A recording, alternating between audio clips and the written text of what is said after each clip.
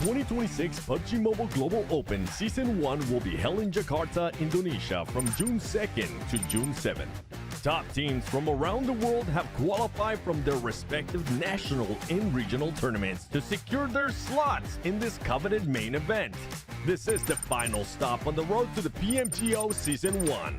32 teams have emerged from millions of competitors. The first 2026 PUBG Mobile World Champion will emerge right here.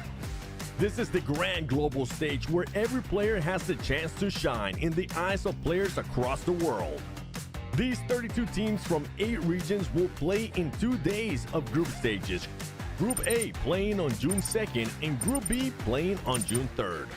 Each group will play 6 matches and the top 6 of each group will advance directly to the grand finals. While teams in rank 7 to 14 from each group move to the survival stage on June 4th. The remaining 16 teams play 6 more matches to keep their dreams alive, but only the top 4 will advance to the grand finals. The stage is set for the epic conclusion. The grand finals will take place from June 6th to June 7th. Day 1, 6 matches, pure fire. Day 2, the smash roll is activated. The smash point will be determined by the total point score of the Day 1 leader plus 10 additional points. Once any team achieves the smash point, they just need a winner-winner chicken dinner to be crowned the champion. If no team wins via smash rule after 6 matches, the top team of the leaderboard will secure their title as the champion. Teams will be competing for a massive prize pool of $500,000.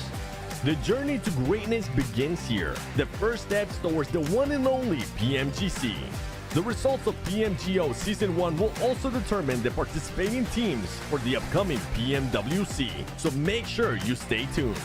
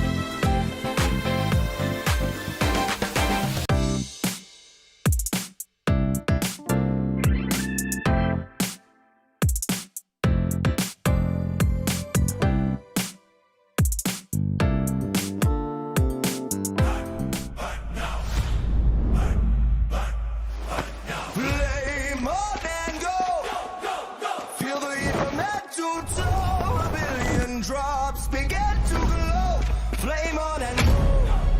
The soul is in our control. From the draw to the last one standing show.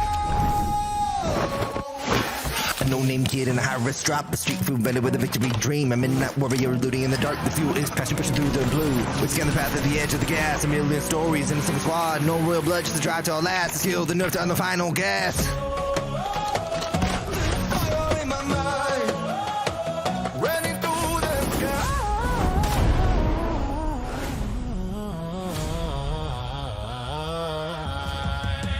Flame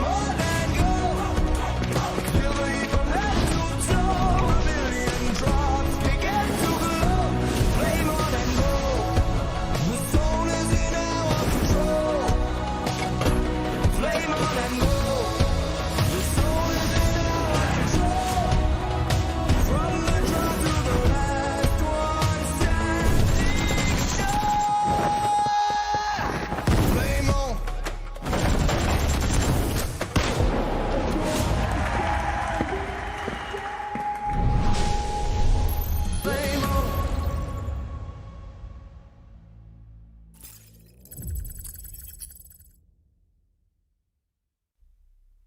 Welcome back to Jakarta, Indonesia, home to the 2026 PUBG Mobile Global Open Season 1. Yesterday, Group A lit the fire. Today, Group B carry the flame. 16 teams, 6 matches, and their dreams are on the line. Some will rise to punch their ticket to the grand finals, whilst others are going to have to face the brutal survival stage. And for the bottom 2, their PMGO journey ends today. As you can see, we are currently in the silence before the storm. Right here in the Tennis Indoor Senayan, home of the great stage of PMGO Day number 2. Hey, but if you watched yesterday, you know what's about to come. And just like the PMGO theme song says, flame on and go. Welcome back to Day 2 of the PUBG Mobile Global Open Season 1 main event. Introducing teams from Group B.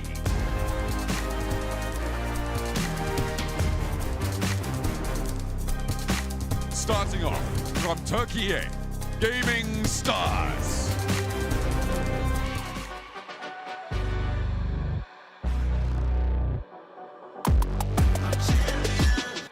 This ain't no regular thing. I came for the ring, you know what I mean. I shoot my shot and it's clean. This is my city, yeah, this is my team. If you talking and talk to me nice, I play with all of my life. You see my name in the lights, better get right, I'm champion.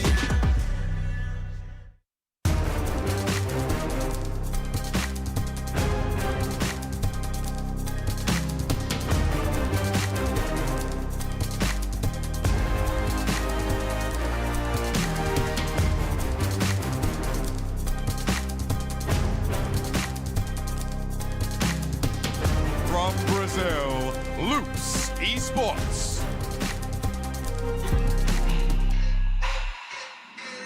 Yeah, get into it. Yeah, I'm the whole package. Yeah, get into it.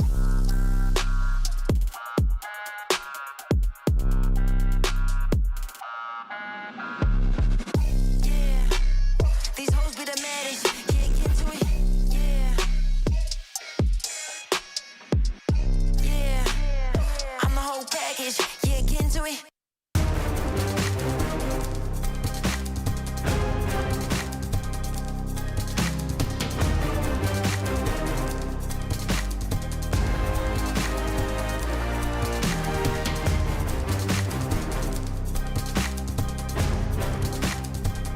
Representing the United Kingdom and the champions of Western Europe, Hustler Crew.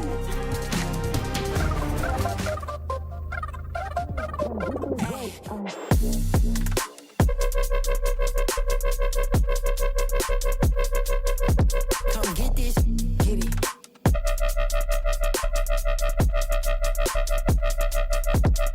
Work.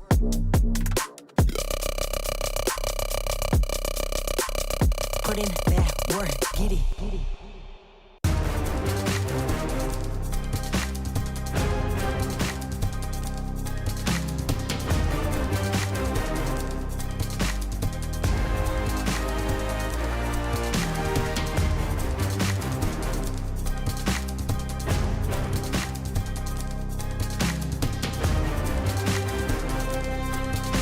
From Kyrgyzstan, TT Project.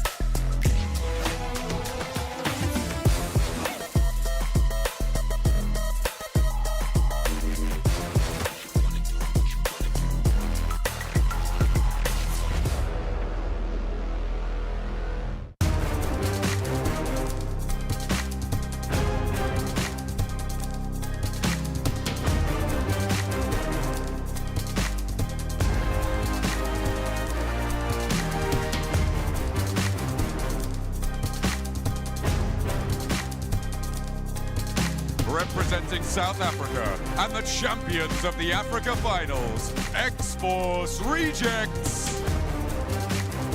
Whoa, who you know that get it it jumping like this. Look, anything I touch is go, they call me Midas. I pull up to the function and I get it right. Just follow the boy, I got the light. Easy.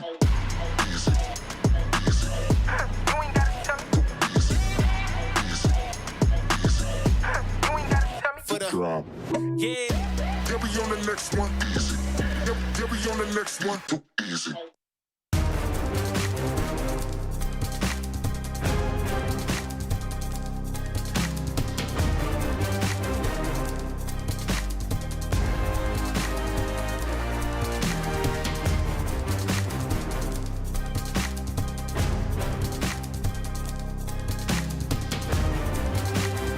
Representing Saudi Arabia, R8 Esports. Let's party. Let's party. Let's party.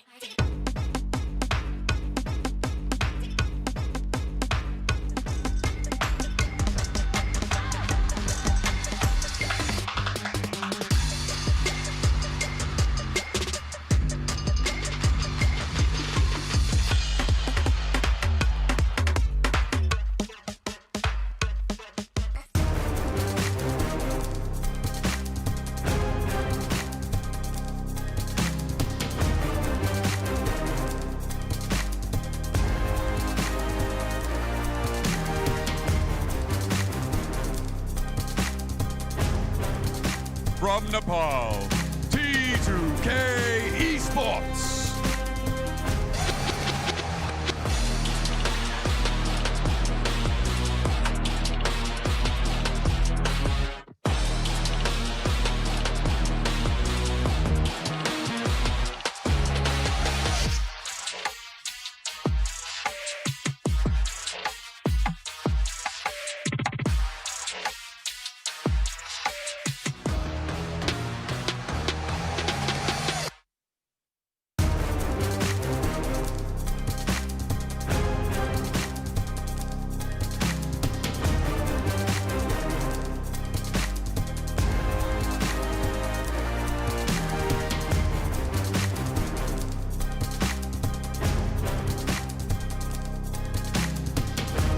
Representing as the champions of North America, Wolves Esports.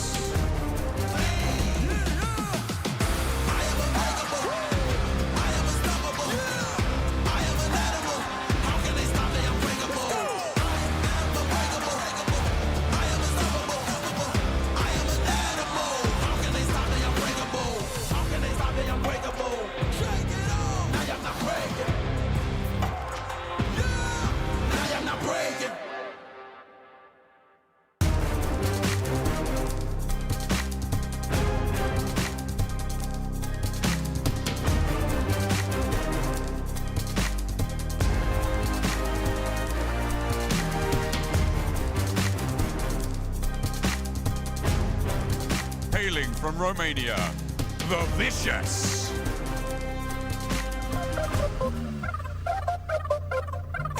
If it's me versus them, just know I'ma kill this shit every time. If you tryna go, just know that you gotta wait in line. I ain't even in my prime, I'm just really ahead of my time. If I don't peak, I just know that I'm fine. Stuck in the grind, I be using that time. Put in that work, cause I know that work. And it's all like work. I be getting on the nerves, I been lit since birth. Come get this.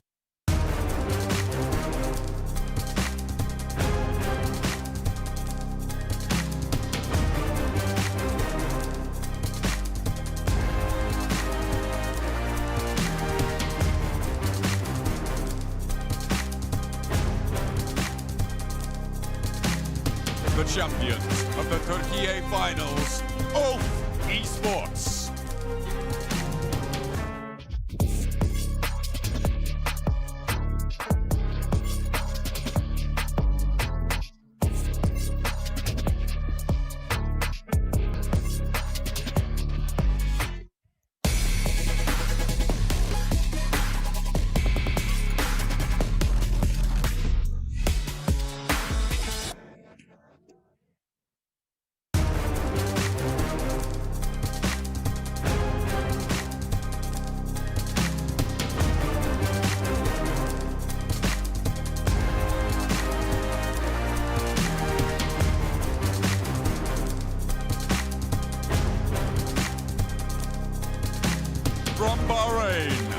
Sigma Galaxy.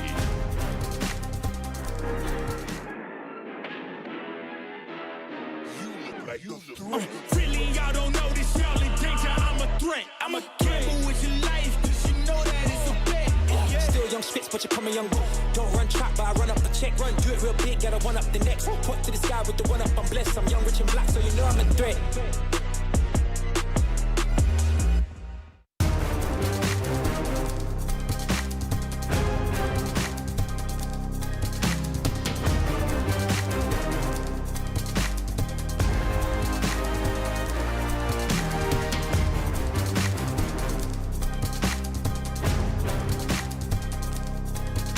Representing Indonesia, RRQ Rio.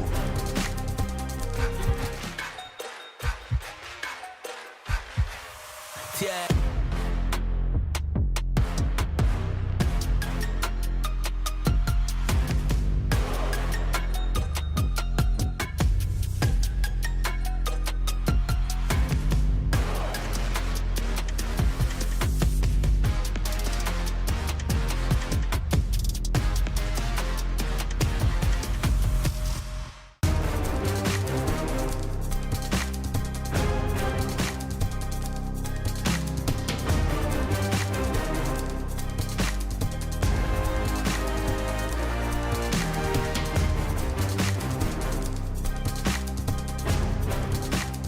Another strong contender from Turkey, but Esports.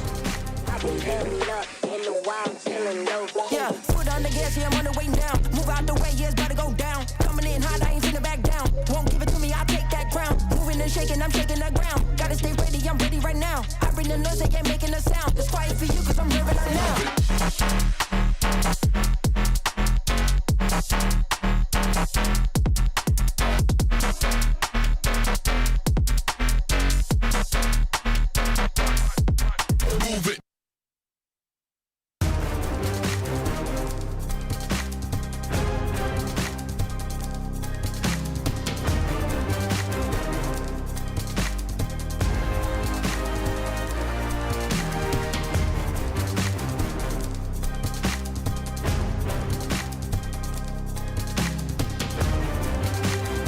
Representing Saudi Arabia, DK Esports. I don't got time for the messing of gold. If this the Olympics, I'm taking a gold.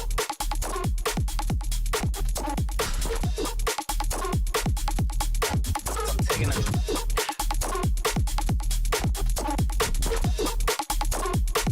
If this the Olympics right now, I might just go get a brand new whip with some brand new clothes and y'all like that. Got me feeling like, whoa.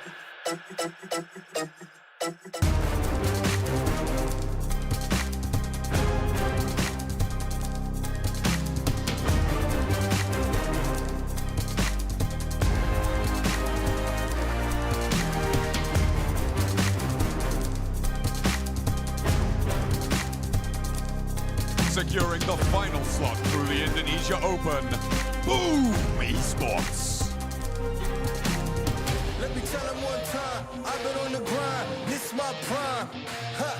Let me tell him one time, I've been on the grind, and this my prime. Yeah, sorry for the wait, didn't think I'd come up, y'all just need a little faith. I've been patient, just waiting on the river with an ace, gotta move real careful. Let me tell him one time, I've been on the grind, feeling real good, yeah, all in my prime. It's about that time, say your goodbyes, cause ain't no match for the way that I grind, yeah, I'm all in my prime.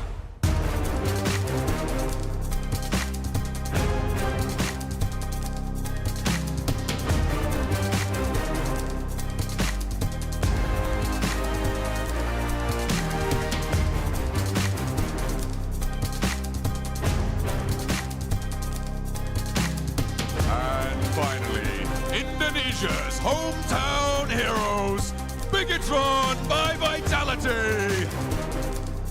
Right, no barging in from the bed to the floor to the couch. Might wake the neighbors up, break you in then break you out. In the end, we gon' make a child. Boss wanna copy my steel. Got my heart no, in the bed. Break you in then. Yeah, this every day. Copy my steel. Face to face. steal. Copy my steal. Face the fact that ain't no cap, I'm real.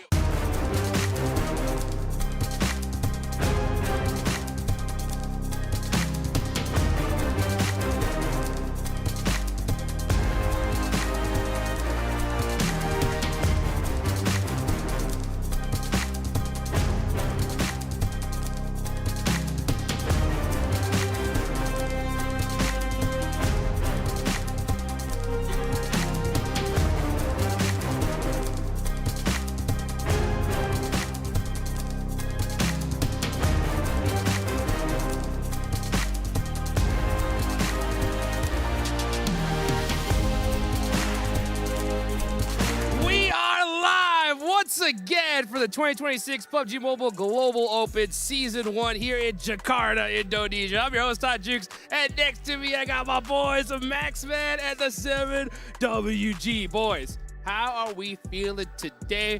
My question off the rip, how are we going to top yesterday, right? I mean, this is crazy. Well, top or like Alpha 7 at the bottom.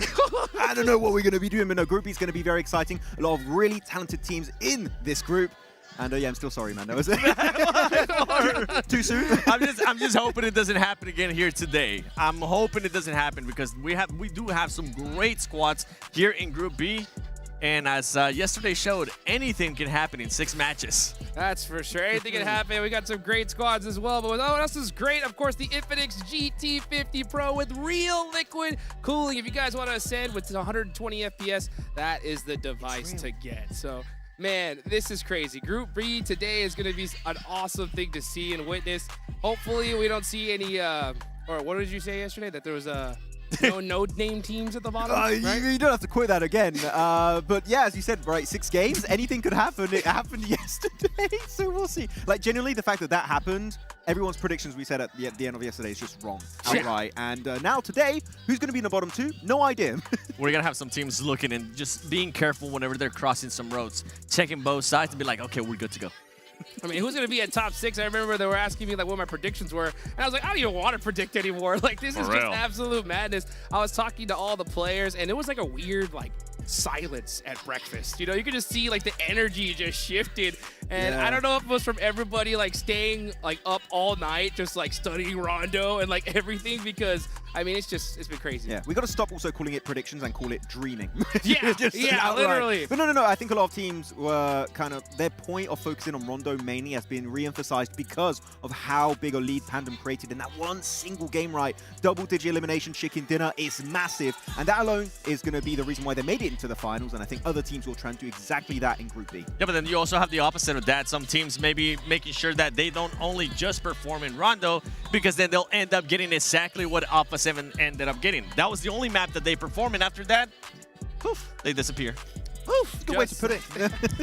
Oh, guys, this is the schedule that we got going on. Obviously, today is Group B, all right? Just 6 matches alone. Let's go ahead and reformat it for everybody that is tuning in for the first time. That is it. Top 6 will be moving straight to those grand finals, and the bottom 2 eliminated today here, Max. Yeah, I mean, I was talking to a few more teams here that are going to be playing into Group B, and they all said, we just don't want to go in survival stage. Like, top 4 in that one is going to be incredibly tough, especially when you have some favorites failing to make it in the top 6. So you're just going to have a mixed bag in that survival stage, but of course the finals is really when things are going to get real dicey that time around 7. Yeah, when you say favorites, I mean, from some of the squads, we were just absolutely shocked to the way that they were able to play. Yeah. There were some squads that were able to be really consistent. I'm talking about Hora with what we saw yesterday, and Pandem as well.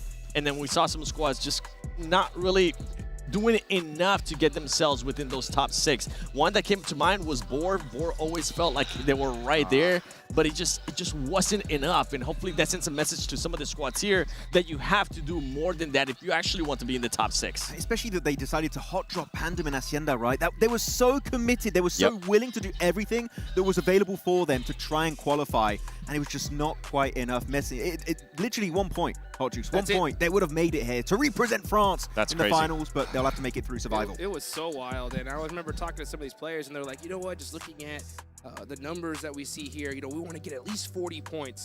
And one thing I really wanted to press was like, guys, there's only 6 matches here, right? You shouldn't be going for just that 40 number. If you get an opportunity to get like a 20 elimination game, you got to go for it, right? We saw Pandem extend themselves and take out Alpha 7 and they were able to put up some serious points. Yeah, exactly. I mean, some teams are going to come in with a few different strats. I was actually talking to Effect just a few minutes ago from TT Project, and he told me we've got a secret strat in terms of drops. We haven't told anyone about the new drops. I think that they might not be the only one. I'm not going to spoil because he told me don't tell anyone, which I won't. So some teams are going to come in trying to surprise the lobby to maybe qualify very early on in these six matches. Yeah, one of the other teams that's going to be doing this is probably going to be GS as well. I mean, we've seen it in the past, and you can see right there team's achievements. These are some teams that we have to keep an eye on. One of them has to be Ulf. I feel like with this squad, the way that they were able to play in PMGC, you can see it, second place finish. This might be a new powerhouse for Turkey, and we have seen Turkey won previously in Indonesia. I mean, yeah, they've been able to dominate in the past, especially Kalsi. He's on the team, right? Newest addition of the roster. Also, they do have Eren, which we called the rising star for the longest time in Turkey. I don't think we can call him that anymore, right? He's just that good. He's built different. He is a star now, just straight up of Turkey. And we did see also Bigatron up there for a second. That when it comes to Indonesia in particular, I mean, they are just the star organization, Bigatron by Vitality. So if they can make it into those finals, man, the crowd is going to go crazy. Man, that's one team I really, really want to see make it. Bigatron, if they do end up going to those finals, like you said, it's going to go absolute craziness over here, some straight madness. I'm looking forward to it. But you know what? We got some other teams as well. And one thing in particular is, like, prior, to even this thing starting, I was doing the research and thinking, like, all right, which Indonesian teams do I think are the favorites, right? Pandem emerged yesterday and said, hey, we are here to play. Which other Indonesian teams do you think are going to be really hunting that role as well? Oh, what's happening on camera? It's been a little bit hot in the studio. He was sweating. He was sweating. Hey, you know what? 6 games, you better be. But you're going to have 6 games today. But no, I'm actually looking at Boom, right? Looking at Boom in particular. This team didn't qualify through PMGO SEA. They made it through PMGO, the Indonesian Open, where their real main competition was Ultra Ego.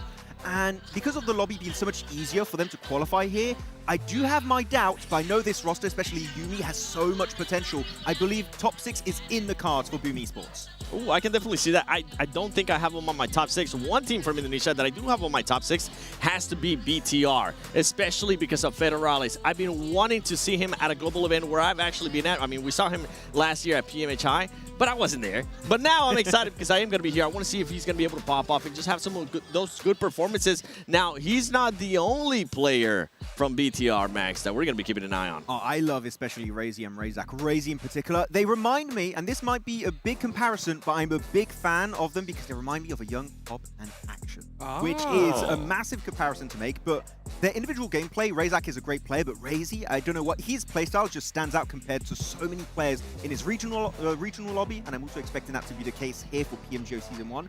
That duo, I'm saying everyone in chat pay attention because they could be MVP potential in this stage. Hey, well, you got to keep an eye on them, and I also keep an eye on all these players, right? And one team in particular that I was looking at, Seven, was Nigma Galaxy, and it seems like they're missing somebody, at least from where I'm looking at. They're definitely missing somebody, and that somebody is going to be one of their stars. This feels like a squad. By the way, when we first saw this roster, it was like the Avengers Assemble of Mina, because you had Satan, you had Lore, you had Rauf, Ado as well, but then on top of that, you had Coops, but Coops is actually not here, and I'm wondering for this squad how that's actually going to end up affecting them, because we know what kind of caliber of gameplay Coops is able to provide. We know the amount of points that he's going to be able to provide for his squad as well, so I'm intrigued to see how this squad is going to be adjusting by not having Coops here. I mean, they have Ado on the roster, which I think that he's been one of the newest additions in the MENA region and has been able to step up massively in recent months, really, so I think that that's been a great addition for this roster. With the likes of Lord, Rauf, and Satan that we know are very experienced, so hopefully they can kind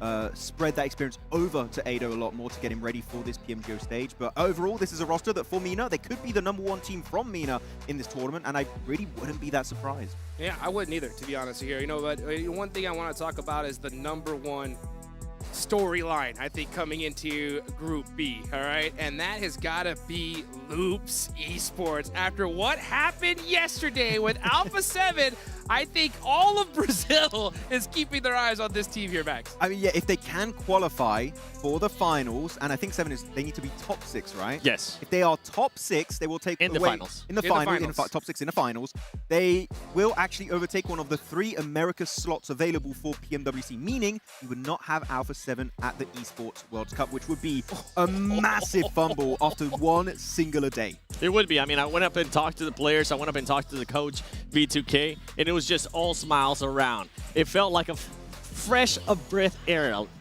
Breath of fresh of air? fresh air. Yeah, there you go. That sounds more like it. But for this squad, I mean, it's just going to be a potential of being able to qualify now to PMWC. This is what they need to do. And I was talking to them and I was trying to see if I could get any intels, but I'm with you, Max. A lot of the squads here, for some reason, maybe because it's 6 matches, they're really not wanting to give out any details in regards to tactics, where they're going to be dropping. A lot of the squads actually think that some squads might be lying on where they might actually be dropping. Exactly, because some teams in previous tournaments might come up with a little bit of a surprise strat on the opening day. It kind of fizzles out because then everyone knows your playstyle. You don't have that comfort here. You literally come out with a surprise play where no one's ready. It works out beautifully, unless it's a terrible playstyle, but why would you do that? Sure. So I think actually some teams are going to be doing so, and it could be do or die for them going into that first day. Well, first and last day. Yeah, first and last day. Yeah, that's the crazy part about this whole situation. I remember I was talking to some of the coaches going into today, and I remember asking them a question. I was like, hey, let's do a little scenario. Let's say you are in first place by a good lead. You got nothing to worry about. Yeah. You're going into the last game. Loops is at 7th, only needs like 2 points. Would you actually think about mixing something up to not have to worry about Alpha 7 come EDWC time? And you know what they told me? They said, you know what? We won't hunt them down, but we also won't chase them. You know, we're just going to kind of just let them do their thing and see what happens. So, if we can trip them, we will. yeah, you know, so that's one thing that we got to look at going into today. You know, I think if you are Loops in particular, you're really looking to go crazy off the rip. Law used to be with Alpha 7 back in the day, right, Max? Yeah, exactly. I mean, Law is great, and I think that you in particular, 7, are really happy about Diego. Yes, sir. Roster, right? I'm really happy about him because I know the potential that he has. We know that he has been MVP in the past of big tournaments, especially in Americas. But for this one, it feels like a completely different squad. I mean, obviously, they have changed the squad. They used to be with Influence. That is not the case anymore. That he used to be the main fragger. Now he's going to be the main fragger here at Loops. And the thing that we do need to point out is that Law is still, even though he is new within the squad, even though there has been players in that squad that have been there for a while, Law is going to be the IGL for Loops. Yeah, we're really happy. And when I think for Brazil in particular, you got Alpha 7. Just below, I always had Federal and Law. I think that those two players are just incredibly talented. And then you had Rataboy, but one day Rataboy will return. Yes. We'll be waiting. But as we're talking about individual players, I kind of want to pivot the conversation to a rising star of last year. I'm using the term rising star a lot, but there's many in Group There's B. a lot. Yeah, there is. Man, PMGC of last year for R8, Omori was such a standout player for all of MENA. Like, Yes. MENA's got so many old stars that have been doing so well over the years in PUBG Mobile Esports, but Omori came out of nowhere and just dominated. I want to see him do something similar here in PMGO because this guy is an absolute gem. Yeah, you're talking about rising stars from last year, especially with R8. One that wasn't necessarily a rising star that I wanted to see more out of it, I'm hoping that's not going to be the case here today, is going to be Marth. Because Marth sometimes would make just mistakes and he would get eliminated very early on, at least with what we saw in PMGC. And something to notate as well is that Ida is no longer with this squad. So how are they going to be adjusting? Yes, you'll be able to perform in your region, but now that the pressure's on, now that it's just 6 matches, you saw what happened yesterday, everybody needs to perform. It cannot just be Omori. Man, I love the fact that we're just talking about these individual players because they make such a massive difference on these squads, especially at this high level, right? And one other player that comes to mind is got to be Z-Wolf, right? I mean, he leaves Regnum Karya. Regnum Karya don't make it. He literally leaves Regnum Karya back in Turkey. Yeah, exactly. Like, he left at the right time. Goodbye. No, but I think he's an incredibly strong individual player. Sometimes he joins a new roster and I feel like it just doesn't really gel as he wants, and he's always looking for opportunities, which is good. He knows his value. He knows what he brings to the table. Yeah. If the synergy is there on the global stage for Z-Wolf, man, he's going to be an absolute menace from start to finish. So I'm really excited to see how he's going to go in his first few games.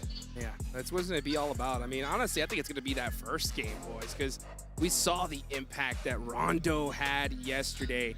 And I want to see something different from these squads here. I mean, I think that it's solidified that that's the map to really make something happen in such a short format. Who are you expecting to have a little bit of success here off the rip, 7? I'm actually going to be looking at, and I wrote this down, Wolves. Wolves! I'm going to throw a curveball. Okay. Because with this squad, that was actually their best performing map in the finals for North America Finals, given it was North America Finals. But that was their best performing map. 12 average eliminations in 1 day in 6 matches. This is your best chance, Wolves, to be able to put up a good performance there at the start and then maybe qualify NA back into a global finals. Ooh, that would be nice to see. But you know what? We're talking about underrepresented regions. We've got North America. I want to go on Africa. No, we don't talk about Africa too much. Yeah. We've got X-Force Rejects, which were going to be acquired, but they didn't get acquired in time, so they're going to be called here X-Force Rejects. And this is a team that has 2 players that have played globally in the past, and 2 players that have never played globally before. And Africa is a region that's been added during the past 2 years, especially in the global scene. So they're still learning. But this roster's looking really strong. Kuza in particular has not played a global event, but I saw how he was playing back in PMGO Africa. Really massive standout player. I think it's going to be a bit of a shock. And because of the format of PMGO, you don't really have that time to pick yourself back up, which that could really hurt them.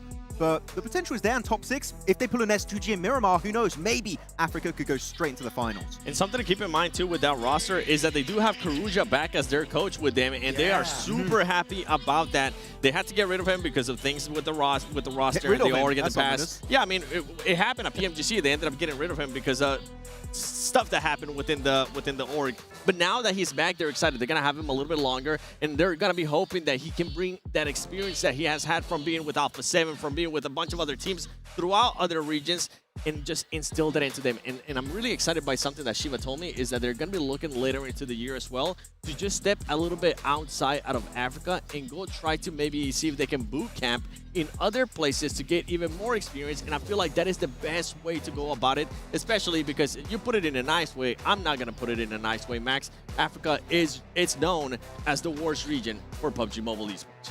I can't argue with that, really. Yeah. There's no results to back it up so far. So, yeah, I think the boot camps would be a good way to kind of express your level of improvement on the global scene. And you want to try and get more global exposure, which is a great step to go for. So if they do that next year, well, even this year, hopefully, if they... Actually, you know They'll what? be doing it this year. Yeah, actually, you know what? To go even further on that, they are 100% sure to make it to PMWC as the only team from Africa. So they don't really have that competition of PMWC, PMGC points.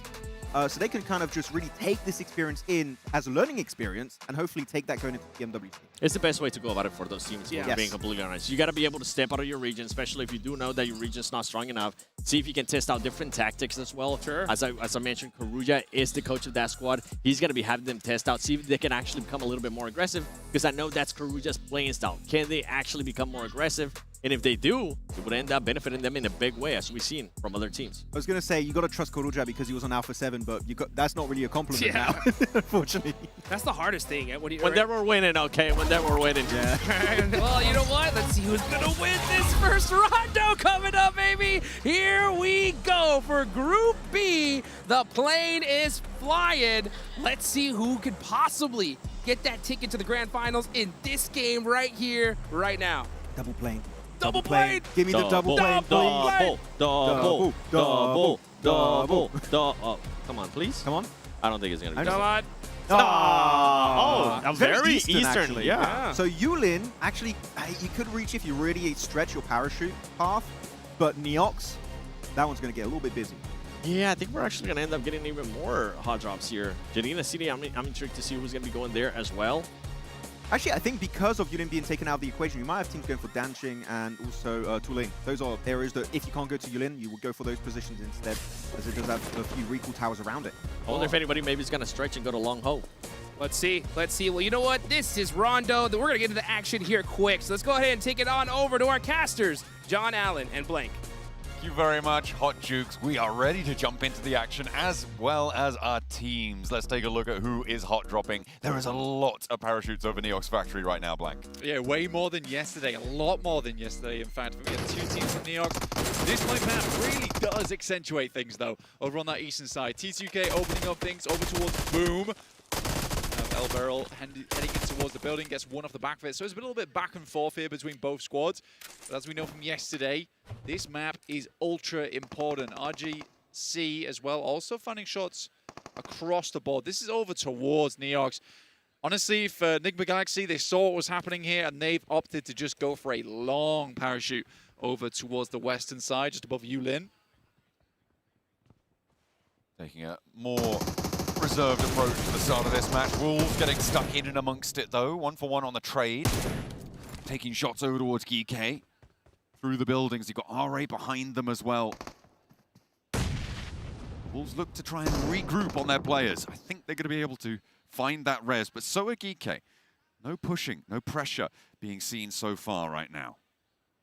We'll see what Wolves has got, considering that A lot of bets on this team doing very well on Rondo, and where they'd earned the vast majority of their points, but right now, looking a little bit dicey. Luckily, Necessary does come out of nowhere, will save Elementrix, and they're back up as 4, but there is a lot of fighting going on down towards Yulin.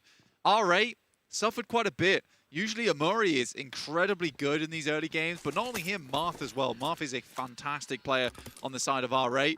They did suffer a little bit down towards that southern side. Losing a couple players. Wait, hang on a minute. Geek are out fully. I didn't expect them to have been completely eliminated there. On the hot drop, they've completely gone. Okay, that is a real nasty start for Geek.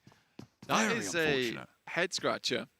We need a bit of a replay of how that happened, actually. Because how does that happen? In fact, that is such a rarity. Seeing a global event is sort of wild. I don't think that's happened 3-5 minutes before. Ever. That is pretty crazy stuff. Okay. To be able to take a team out right here, right now. I mean, we've got 15 teams in the lobby left. Ooh, it looks like the South Africans will be able to rain down Hellfire upon the Wolves on the inside. And that is going to be good news for them. They'll add those points to their tally. They're up to 4. The Wolves should be able to get that recall going, though. Not too worried about that. They do have, they're all the way over to Yulin already. So an easy recall coming through for the Wolves. Yeah, I mean, for Wolves getting themselves back up and back into the picture of things makes a lot of sense. Necessarily actually opted to move out from the building, so they were sort of playing this double back maneuver where you send one player in, one player jump back out again. Luckily, they did send him earlier on to get themselves back into this game for Wolves. They know this is their playground. It's where they want to earn a lot of their points. Sadly, starting off with just the 2 is probably not what they were looking for. Doran running down Slayer from T2K here. T2K down to just 2 now. Again, just looking for these recalls. You imagine that you just want to extract from these spots wherever you can. Bigatron with a challenge against Loops. Two of I would say the front runners in terms of top 6 competitors. Go toe-to-toe right now. Razak around the corner, doesn't find the first, but steps out, finds the second. Easy enough, ducks behind the box as well to stay in cover. His teammate not so lucky, will lose it on the outside, but Razak still full HP, tags a little bit more as well. Has 2 players to face down, Loops with the 2v1 advantage, but Razak, a pretty brutal player in his own right, might just be able to give them a run for their money. Oh, struggle there. Tried to get through the window, quite hit the mantle though. Axel, respect the position, tries to head out on the roof side, support Razak in that moment, but he's quick with it. Instantly over towards the roof now, repositioning all the time. Razak, a player that is incredibly good for the team. A lot of potential on this squad for BTR in what has been such a long time from the top building. We'll find the first here. Looking for the 1v3 coming through from Razak. That looks good. Oh, a little bit too cooked on that one. Yeah, Diego in the corner room as well. Too much cover to get through. Got a 1v1 and against Razak, I mean, we saw the little bunny hop drop down shotgun shell to take the first, and the res actually not coming through. He's inside the building. He's protecting this res. Has 2 rounds now. Looks for the reload. No weapon swap into tow. Will go for the spray around the door frame, and he clips it. What a beautiful stand-up for Razak. Max was talking about him on the desk. You brought him up as well in this pregame, and this is how you deliver. BTR back on top. Yeah, BTR starting things off with a 1v3 was definitely not on my bingo card for this one, but Razak looks bloody good here. Really nice to see. BTR back on form is always such a fantastic thing, and especially here in Indonesia for PMGO Season 1 of 2026. R8 trying to flush out the last of their competitors, but unfortunately T2K have got a little bit of a stalwart defender hopping out. Oh, he's going to go for it with a shotgun, standing in the fire, but it's not going to burn fast enough. Can he get the healing done? I don't know if he can. Just about able to survive it on a sliver of HP. Goodness me, Fearless living up to the name. Yeah, I mean, just moving straight down through the Molotov. It's a bold play, but it does work out this time around. R8 going to recall once again. Been a little bit choppy, but the wave's still looking fairly good for them. R8 with 3 points so far. I think the difficulty right now is that at 7 minutes into the match, you're having to resupply now. I think that's the problem with a lot of teams getting back up. It's always that resupply that's the issue. So teams already towards that center of the map have a big boon on their side of things. Quite like what Enigma Galaxy went for this game. You know, they start off quite slow over towards the western side of test track. Don't get too involved in fights, but instead they opt to use that to get quick rotations through to the circle. Getting right into the middle. We've got a couple of teams who have made their way closer to the middle of this one. I'm looking at Hustler Crew, I'm looking at TT Project as well, playing fairly central. Hustler Crew starting down in Rinjiang earlier on. They were able to find that one fairly convincingly. I think they found an outpost for R8 as well on that south side and tried to guard it out, but they've now managed to move very centrally alongside a couple of other rosters, but those two seemingly the most central right now. For Hustler Crew, I just want to reiterate, this team is a super unknown quantity for pretty much everyone. A lot of these other teams have recognizable names on side. Hustler Crew, on the other hand, they're straight out of nowhere, okay? There is the player loco on side, insane. But we have to admit, in Western Europe, they did things that we've never seen before. They had a 100-point day. Like, it's crazy. That stuff is stuff of myth and legends, yet Hustler Crew were able to pull that off. I'm very curious to see what they'll do on the main stage.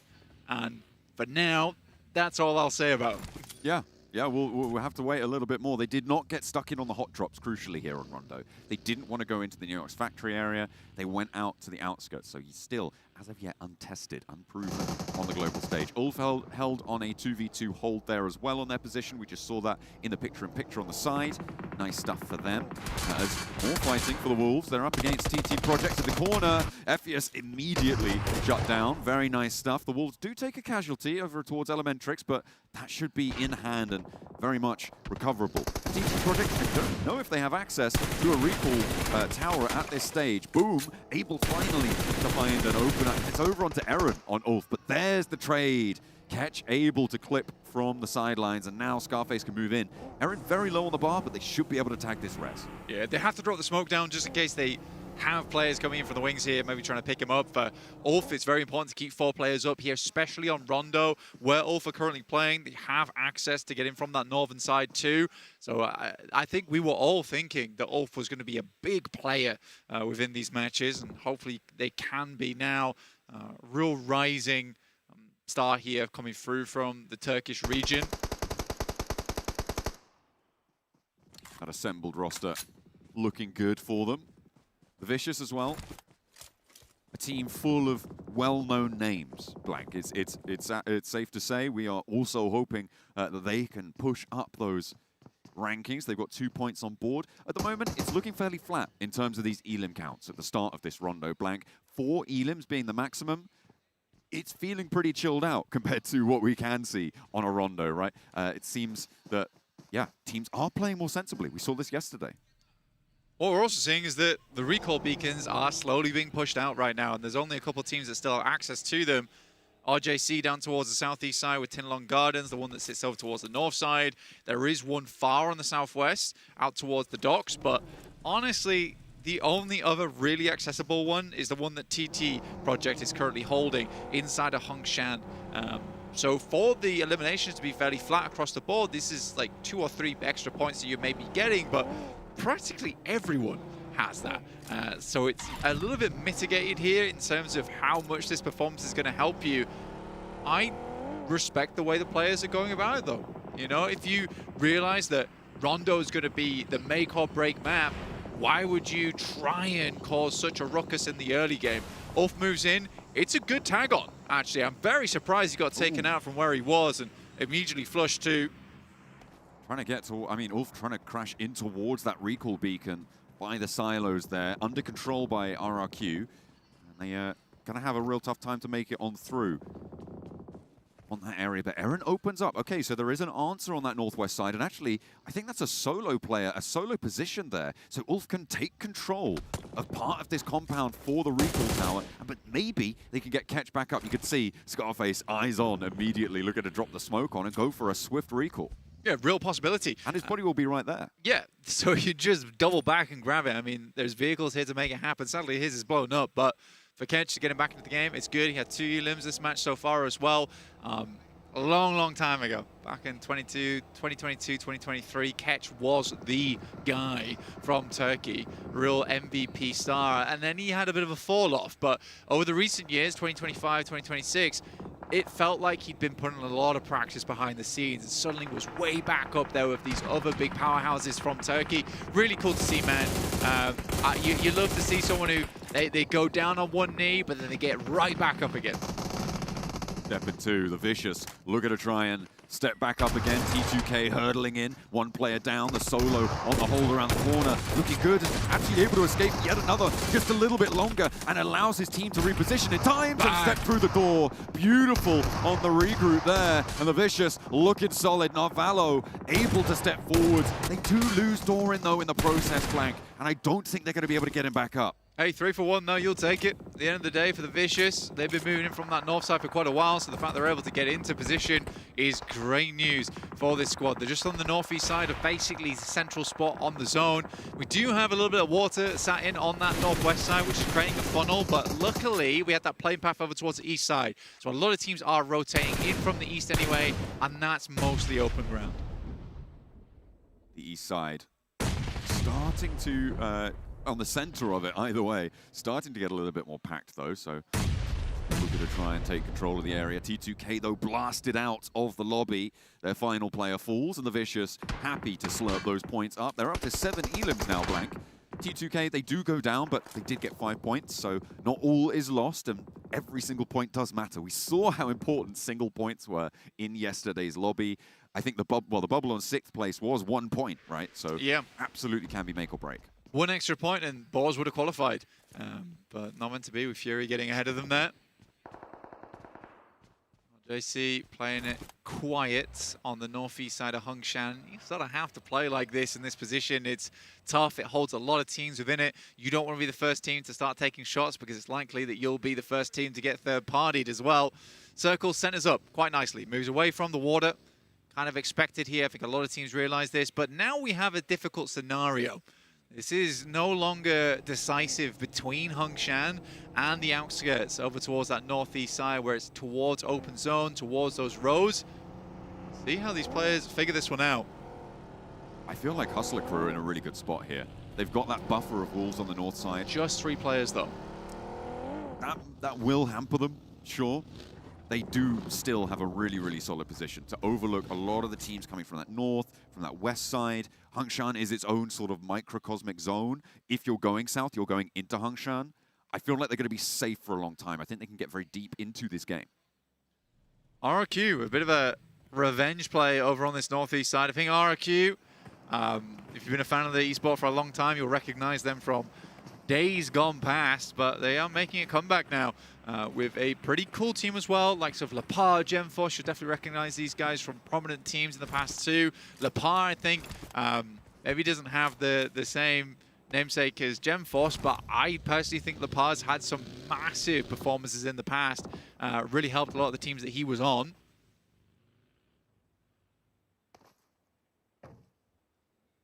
And in these spots, you need all the help you can get. Every single point, as we were saying, so crucial. Grab them while you can. BTR have taken a knock, but it's not getting flushed super quickly. Not going to be out just yet. I think they are going to be able to find that res. Gaming Stars as well, playing on this northeast side, have to make a move, Blank. They've got a lot of teams around them, BTR most notably on their northwest, who also have to move. But ahead of them, they have a very treacherous road. Getting across this road needs BTR to move first. That's what they're waiting for. They are having that oversight over towards BTR, and it seems like they're going to be able to punish quite effectively. Yeah, they should be able to. I think for BTR to get themselves through this, they're going to have to take a full send over towards it, which is what they're going for right now, trying to create as many targets as possible. Aaron, though, with the double spray down is incredible. Slick with it, looking good, and they still have a little bit of... Oh, no, wait, hang on. The recall towers have shut down. We are now into the unrecallable phase of the match. And Ulf happy to be as 4. The double spray down for Aaron, as you said, beautifully found. Might be an opener, but they have to move. Opens up onto Wolves as well. Okay, potential to crash onto the north, but BTR could definitely third-party this. could. They're just going to be worried about the angles that sit down towards that southeast side. BTR is currently just trying to deal with a team that was taking shots over towards them earlier. Ulf, though, yeah, looking to send over towards the southwest. They've got foot over towards that southwest side. Now, that's a nasty position as well, because Foot does have the ridge that sits on the bank. It's a really nice position to kick off from, to take shots towards teams passing by you. It's hard to take shots towards that team. And I'd say that Ulf is going to be very exposed to make their way in. Ketch was the first send out, the first scout, hopefully to anchor on top of them. Trying to get that flank, trying to get that wraparound, but it's at this point the Hustler crew can also start to chime in. Scarface regroups on the Catch, does go down, and he delivers a bomb. The vehicle explodes right next to his teammate, and it takes him out from full. That is nasty stuff. Oh dear, Ulf unhappy on the approach, but the teams around them have to move now as well. Foot will have an easier time of it because they don't have a team right next door to them, but the teams across the way, I'm talking Wolves, I'm talking Hustler crew, are going to be taking shots. The nades are brutal. The nades are so brutal for Ulf. Living that, though, is very surprising. That was a lot of nades sent across, mostly accurate. Instant smoke as well sent through from Solus is a really important smoke in that time where they can't really pinpoint where the players are within that smoke. But I am very surprised that Ulf's able to get 3 up here. But yeah, for Hustler crew, they were taking shots that entire time towards Ulf. They were the one that were able to explode the vehicle that directly hampered Ulf's approach. But Circle goes down towards the southwest, John. We have RJC, Boom, Nigma Galaxy, R8, TT Project, Foot now making their way in as well towards Hongshan. This is a very interesting ending. But like I said before, it's right on the edge of the circle. It's not definite it ends here. And with that, RJC and Boom have a big advantage. They're going to be the ones taking shots towards teams as they try and cross out of Hongshan. Assuming it doesn't hard southwest shift, right? I mean, as it could, but I think you're right. What's interesting to me is who's going to be the team left on the outside. I think that is, whoever that becomes, is going to be a major contender. Unless they all shred each other, then it's going to be tough, because Hongshan sits sort of in quite an open area around it. It's quite difficult to take position, especially when there are teams in Hongshan and teams who are further back and taking shots at you. So the outside conclusion, I think, is potentially a powerhouse position for me. GSTR going up against Loops at the moment. First one does go down, but there is a bit of a clapback here coming through from Rolex. Law moves up and will find another. On. BTR rolling into the fight now. They want a piece of the pie. Immediately stepping forward. Diego is ever watchful, ever waiting. Does go down in the process, but Loops have lost 2 now. BTR a little bit more momentum. Whoa. But they will be able to get the snapback wraparound on the shutdown. Look at that! From BTR, they are clean with it. They can move at speed and take shots with it. Dude, Razak, mid-distance, double headshot. That's an instant knock. I actually am very surprised he even hit that. The speed of when he hits it as well is incredibly surprising. A very impressive play there coming through from Razak, and that's starting the game off with a 1v3 as well. I think we're in our picture-in-picture, we just watched the Wolves take down Hustler crew as they move down south. No more points for them, fortunately, from their central position. Wolves are up to 6, though. They are looking pretty happy with it on the north side. It's not quite in the middle of the circle. In fact, it's quite the opposite. It's right on the edge of the circle. But in about 10 seconds, or a little bit more than that, we'll see where this next zone's going, Blank. And as we talked about, it's going to dictate so much. What teams need right now is emergency cover flares. They need as many as they can handle. Because getting out of Hongshan's going to need them. Getting in towards that eastern side of Hongshan's going to need them. So let's see where this next one goes. And it does cut up over towards that northeast side. So the Vicious now looking very happy with their position currently. But do they have the smokes? Do they have the util to maintain this spot? That is the question. The Vicious with 9 elims already on the northeast side. Pretty happy with their game so far. And now the brawl needs to start. The team's inside of Hongshan. Got TT Project on that western side of Hongshan. Looks like they want to try and wrap around and maybe sweep through the northern side. And there's a good opener. Okay, there's the nade. There's some damage already onto Zed Wolf as well. Are they going to mount up? Okay, down the hill they go. Forwards, leading with Ephius, the rear 2 to regroup, and almost immediately taking it down. Basically no resistance. They're trying to sweep through Ulf next. I mean, for TT Project, these are all teams that they've played against in the past, right? Back in PMPL EUs, when this is like the remnants of Mad Balls, formulated with some of the best players from that region. Really, really cool stuff. And I think for me, it's just nice to see Effect and Zerich on the same team again. A reunited roster a little bit on that one. Wolf, okay, struggling. They got the Wolves to deal with. TT Project have fallen back, but they want to get stuck straight back in. Aaron goes down. It's just Ketch now remaining for Ulf. With 8 elims, they've had a decent match so far. If Ketch can get them a placement or 2, he'll be very happy for it. He'll be pleased with that one. But I don't think it's going to be that easy. Looks like he will. Okay, he finds one. He looks for the spray, but they will fall in the end. A nice knock over towards TT Project. Neos nearly goes down there, but just out of the blue zone in time as they lose 1 to a bleed out. Yeah, Neos, you know, not quite the freezer of Brute Force, but still a really, really good player on that team in the past, and now makes his way onto another squad with some real big boys from the region, which is cool to see. I think he's definitely proved himself in the past as well, has Neos. Pretty reliable player, I think I put it in that sense, because Effect's like your front man, right? You got Zerich, who has always been known as such an unreal off-angler. So this works well. I think the synergy in this team alone is really nice. Wolves amongst the emergency cover flares, really not having a good time. Those nades bouncing around, taking damage, not quite getting the final blow, but there it goes. Out the Wolves fall. They are eliminated in 8th place, and the placement points from now on will start to rack up. Every single point matters. Inside Hanshan, everybody's condensed now, and it's gonna have to happen at some point or other. It seems like R8 might just be able to hold for a little while longer, though. Northeast side of Hanshan, there are still 4 teams in there. Yeah, they can get to the edge of the tents, right? Sit towards there. You're going to live out a little bit longer. It's probably the best thing you can do.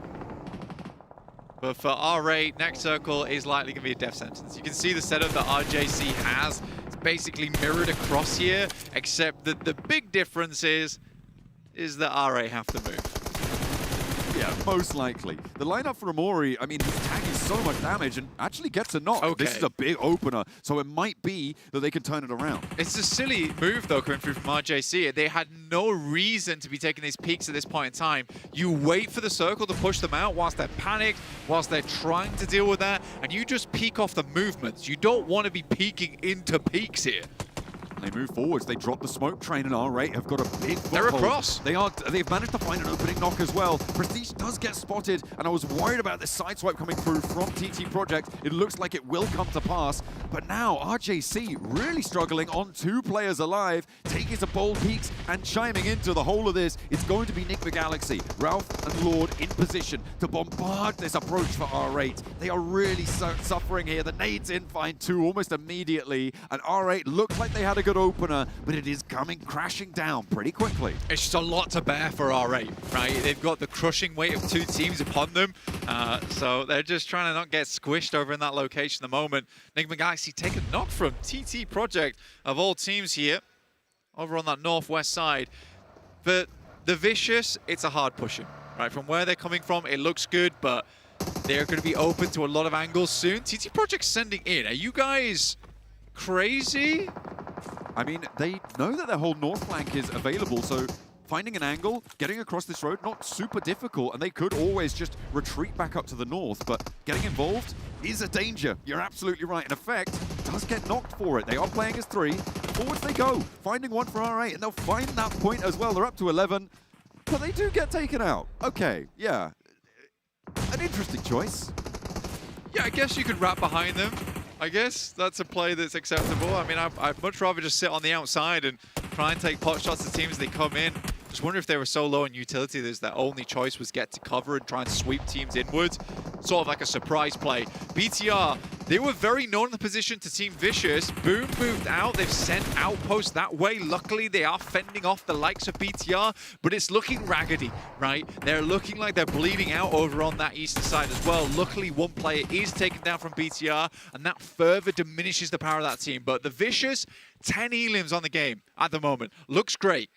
They've been on 2 players and 10 elims for quite a while, though, on this northern side. They are quite isolated, but this circle shift really helps out their potential, as well as with BTR, right? There is a lot now on these teams inside Hongshan to get out of dodge. Like I said, for a while, though, the Vicious, they've had information on BTR. They know where they're playing. Federalis needs Federalis. That's bad. Slapping a question mark on that one. BTR now down to none. They Down to lose none. their final player. And done. They are out, which means that the Vicious, one of 2 teams on the outside. They have 2 players, but the other team is Boom. They have 2 players on the south edge of it, but they have to move. They're in a sticky spot. Yeah, the big thing is, though, is that exiting Hongshan is going to be sticky business, right? You are going to get cut down to size on the way out, so Team Vicious being on 2 players doesn't feel as bad, and it's Icy as well as Narvalo. 2 very, very star-studded players on this squad. Narvalo, the survivor of PUBG Mobile throughout the years and years that he has been playing. Even as a solo, he does well, and here, John, he has backup. Absolutely. He's got a player to play off, and they have the angles on the team trying to leave. Ralph steps forwards. Enigma Galaxy should just be fish in a barrel at this point for the rest of the lobby. Indeed, they are. They go down, stepping forwards. Marth, the last to fall for R8, but he outlasts a lot of teams over there. 3 teams now remain. RJC on the northeast point have done very well.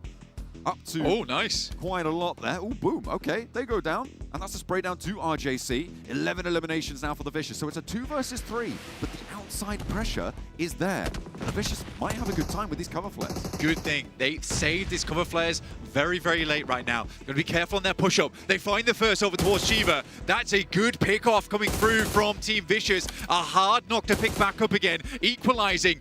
Narvalo's moving forward in the midst of all this. He is not letting up the pressure because the smokes are down. He knows he can gain ground. This is great play from the Vicious. He's stepping around that rock, using it as visual cover and using it to run up, get closer to the center. A big bounce on the nade. I thought that was 2. And he has to step forwards, forced to use the other cover. And there's more nades where that came from. Vicious open up with a blinder. Absolutely. The analysts, they're clapping, and it really is deserving of a round of applause there for Team Vicious. That is a hard game to win. Very, very hard game to win. Obviously, towards Hongshan, as teams are moving out, it gets a little bit easier for them. For RGC, making it out with 3 players, though, is a little bit of a scary business, but they were quick on the trigger, quick to look down the iron sights. And also in that moment, RJC is panic smoking. Narvalo's like, okay, if you want to smoke off your own vision from us, I'll walk forward. Yeah, especially having that rock as that visual cover from the angles they knew they were playing in that building. Great stuff. Yeah. Can't say fairer than that. A couple of really strong elim games. I think the most disappointing in that match was the death of TT Project. I think you would agree with me. They swept out to the north. They were looking clean. They took out 2 teams. They had a lot of pressure on that north side of Hongshan's run out, but they went back into it. They decided to try and get stuck back in. Why? For why? For what? We won't know, but Vicious will be all too happy because they take the chicken dinner.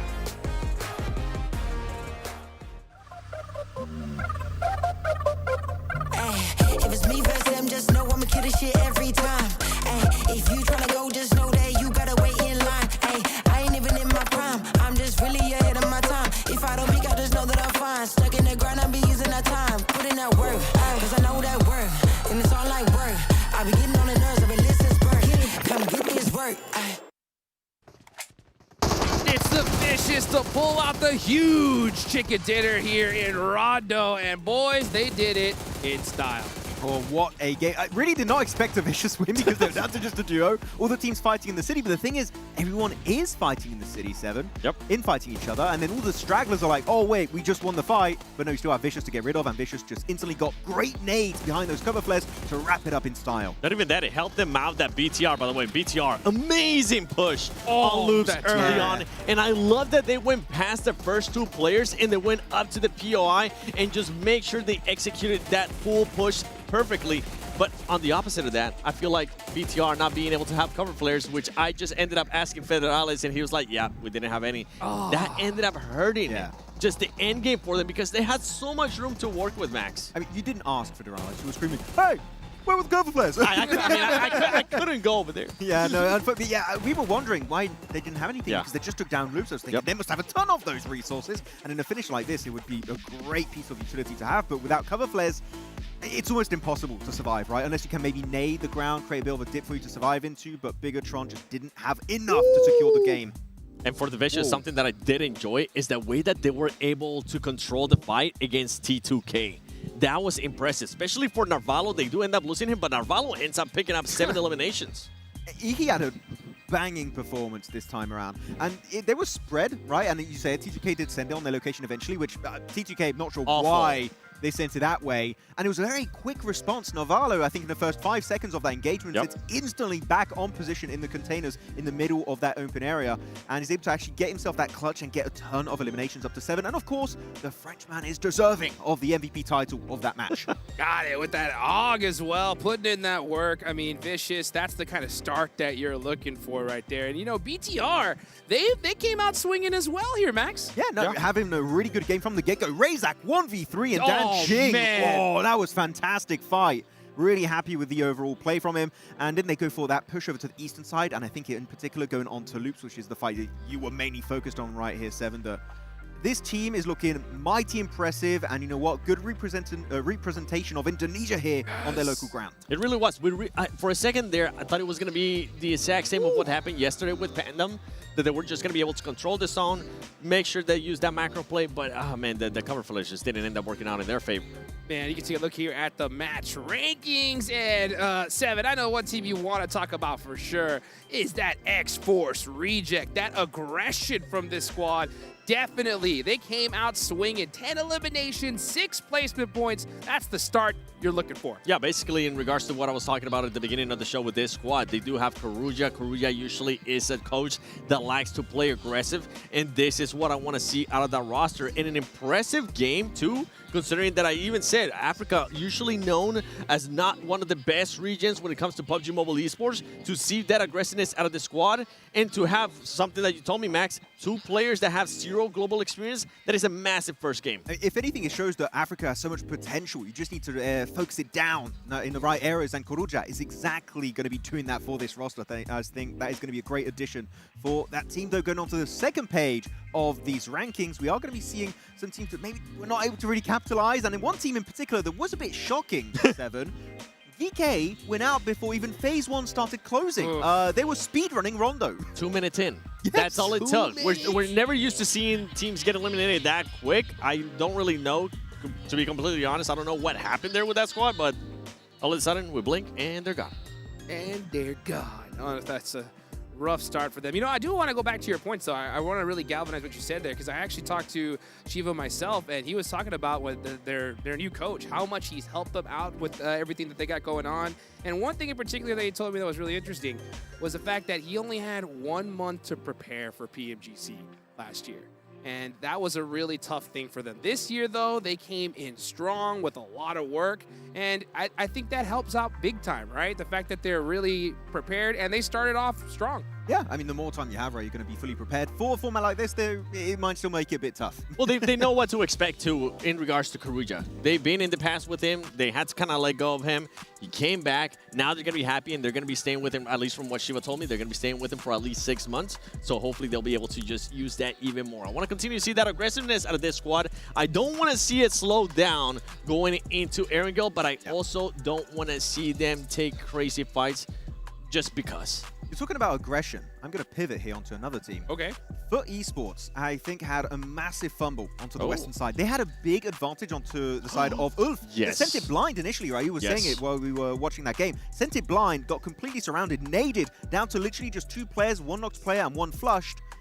And they don't capitalize on that opportunity and instead decide, oh, how about we get between Ulf and TT Project in the safety of the compound. They get pincered, instantly go out. I think FUT had such a golden opportunity and they just missed out on what could have been a massive double-digit elimination game. Perfectly said. One of those passive plays because they decided to prioritize the zone, even though it was a horrible spot when they could have just gotten an advantage too. And then Ulf ultimately ended up putting some pressure on them as well. So yeah, a bit of a mishap there from FUT. Also, in regards to passive games, Nigma I was surprised at how passive that team was playing. And to the end of the game, yes, you're still alive, but with this kind of format, you need to be able to get a lot more eliminations, and they only had 2 when I finally saw them on the screen. I mean, in particular, when you're in a city, right, and you have 5 teams and the circle is shifting away, you need to fight your way out of it if you want to survive. Dude, it's so crazy. Every time you say like misstep, I'm just with this format, I just think it's no longer a misstep. It's like devastating, right? Because it's like one little mistake and you can be out of there. I mean, we saw it yesterday, right?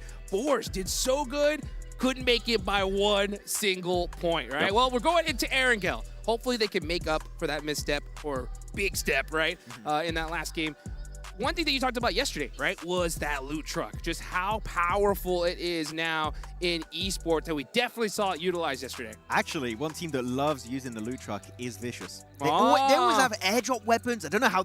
You look at them at like phase 2, they're like, they got 2 MG3s and like a P90. What's going on? We're set, baby, we're set. Definitely a team we want to pay attention to on the looting stage because they're very strategic about that potential moment of the game. Though Novalo stepped up. I was a little bit scared actually looking back at PMGO EECA because it was always icy as an individual stepping up. It's good to see another name doing well for this roster. Well, if we go back to when Narvalo was with Falcons, Narvalo would usually end up being the main player back at PMGC from what I remember. So it's good to see that he's maybe picking up that form again. I know they have another player there on the bench, Redox, that's currently not playing. I know he's eager, so it kind of puts a spark on this squad that everybody needs to start performing. And yesterday, we ended up seeing a team being able to get back-to-back chicken dinners at the end of the day. Maybe we'll end up getting back-to-back chicken dinners here at the beginning of the day. I mean, actually, that's quite interesting because talking about SGG, right, they got himself the 2 wins on Miramar. We're talking about Rondo. Rondo's so important, which it is, right? It's very, very important for you to try and kick off your day and maybe secure your position in game 1 alone. But Erangel Miramar still incredibly important. It's just 2 good games back-to-back. You could be in top 6, literally from bottom 2 games, top 6, and you qualify for the finals. They can solidify their position here and know that they're more than likely going to end up qualifying, and then they could start maybe hunting down teammates, and I know they can definitely do that. You know what? One thing that's great for them is saving grace. There's no Reefers to do 1v4 grenade on Vicious. So you're right. They are safe for now. They're safe. I mean, hey, we're going into Erangel, the bread and butter of PUBG Mobile. That's what's going to be all about here when it comes to esports, right? If you can perform good in Erangel, you're usually going to be set pretty dang good. One thing that I'm looking into Erangel, and we kind of talked about it a little bit earlier, is right, is usually now all these players have a good idea about where they're going to drop, right? Yep. But we also heard that there could be some, you know, little drop shenanigans that could be happening here. So that's going to be interesting to see if everyone's going to actually go to their spots or mix things up. Yeah, I mean, the one team that told me they want to mix things up was TT Project, which I'm still not going to say, okay? I signed an NDA with TT Project. I can't say the strategy. But they're going to be having something a little bit different on the grassy pastures. I'm going to be looking at T2K because that rotation that they did was absolutely mind-blowing. In not a good way. I was hoping that we would end up seeing Nepal once again put up a great performance like we saw yesterday in Group A out of Hora Esports. That was not the case here. They just decided to fully send it down the middle, ends up backfiring with 0 intel. Yes, I know you're trying to do something crazy, but hopefully here, remember, no recall whatsoever. You need to make sure you bring it back up. You don't want to have back-to-back bad games. I'm feeling for DK at this point because, I mean, with such a rough start, they haven't even got a chance to warm up at all. They didn't even get that recall, right? So now that we're going into Erangel, I think I'm going to put him in the hot seat already because with how crazy we saw yesterday, I don't think they can waste any time. Yeah, no, you don't want to waste any time. And actually, one team I want to see step up to the plate massively here. Had a decent start here on Rondo was Boom. They had a good entry point over to the eastern side. They kind of avoid a few of the useless skirmishes that were happening over there. And they actually send it into the city, wait things out. And when they see BTIs at their weakest, they re-engage the fight to try and claim that real estate. It doesn't result in a win, but for me, it's a good showcase that this team has that glimmer of hope to do well here on PMGO Season 1. They're making moves, baby, and they're going to have to make some more moves into Erangel. Here we go as we get ready for match number 2. The plane is flying. And it's a little bit on over to the west side. A little bit. That's a lot on the west side. What is going on here? Yesterday we had a first southern plane. We had an eastern one. Now it's on the west. It's all flip-flop here for Group B. Erangel, come on, man. These zones, these play paths, they were brutal yesterday. And I think that was a big reason why Alpha 7 struggled so much. Let's see, though, if these players can adapt. I mean, they got to do their homework yesterday. Oh my. Oh my, indeed. I'm just trying to figure out where some of these squads are going to be going. I mean, 3 What, the southern military scared. island teams? Yep. Oh, because of it's a very western one, they're just going to pick up a car and go on the eastern bridge. DK is actually going to be going expectation. south. Yeah, but they're just looking for a car. They want to get away from TT Project and the likes of Ulf. You remember where they land by any chance, Max? You know what? Don't put me on It's the okay. spot because My I don't. Well, I'm just trying to figure out. I'm trying to figure out if they're going to end up going Novo, if they're going to be going fully south, because I never seen a team just kind of stay there towards the south military base. There's not a lot of loot there. Yep. That is for sure. So hopefully we'll see them get up and get going because they had a rough game 1. But this is match number 2. Let's see what happens as we take it on over to our casters, John Allen and Blake. It does indeed look like the vehicle prediction is going to come through on that South Island. Blank, the circle is going to be okay. It's going to be quite chill to kick things off. We had some very brutal circles at the start of yesterday's airing goals. More sanity is going to prevail here in Group B. Which is great. Which is very, very nice. I think when we're getting up towards that northwest side of the map as well, always interesting around South George, North George. Tough place of the map to play a lot of times when you're around crates. It really does crush a lot of teams into that area, but there's no guarantee it heads there in the first place. I am looking at T2K right now. This is an extremely aggressive early split. They have the pick of the litter when it comes to the sites around Gatka.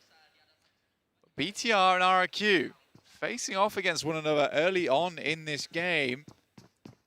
Again, these outlandish things do happen with a playing path like this where there's not really much place to go, and it's Zaki, east side of all places. We're not even in the city itself.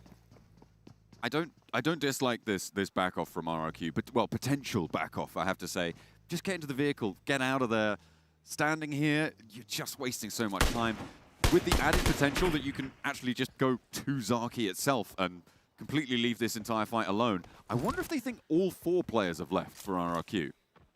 Well, RRQ is doing something fairly interesting here where they're wrapping around the backside towards Zaki. Now, I thought they would take the initiative and move over towards the east here, but they did leave one player behind, so they are invested in this engagement. So a new angle taken for them. There is players with the nade in the building. I think that's smart. You leave your player behind who has the ordnance. He can hold out with this. Big oh nade! My God. Oh, it's so huge! Oh, it's the biggest nade I've ever seen, Blank! Oh, he gets a bit too overzealous, though. There was a third BTR player to ruin it all. He was...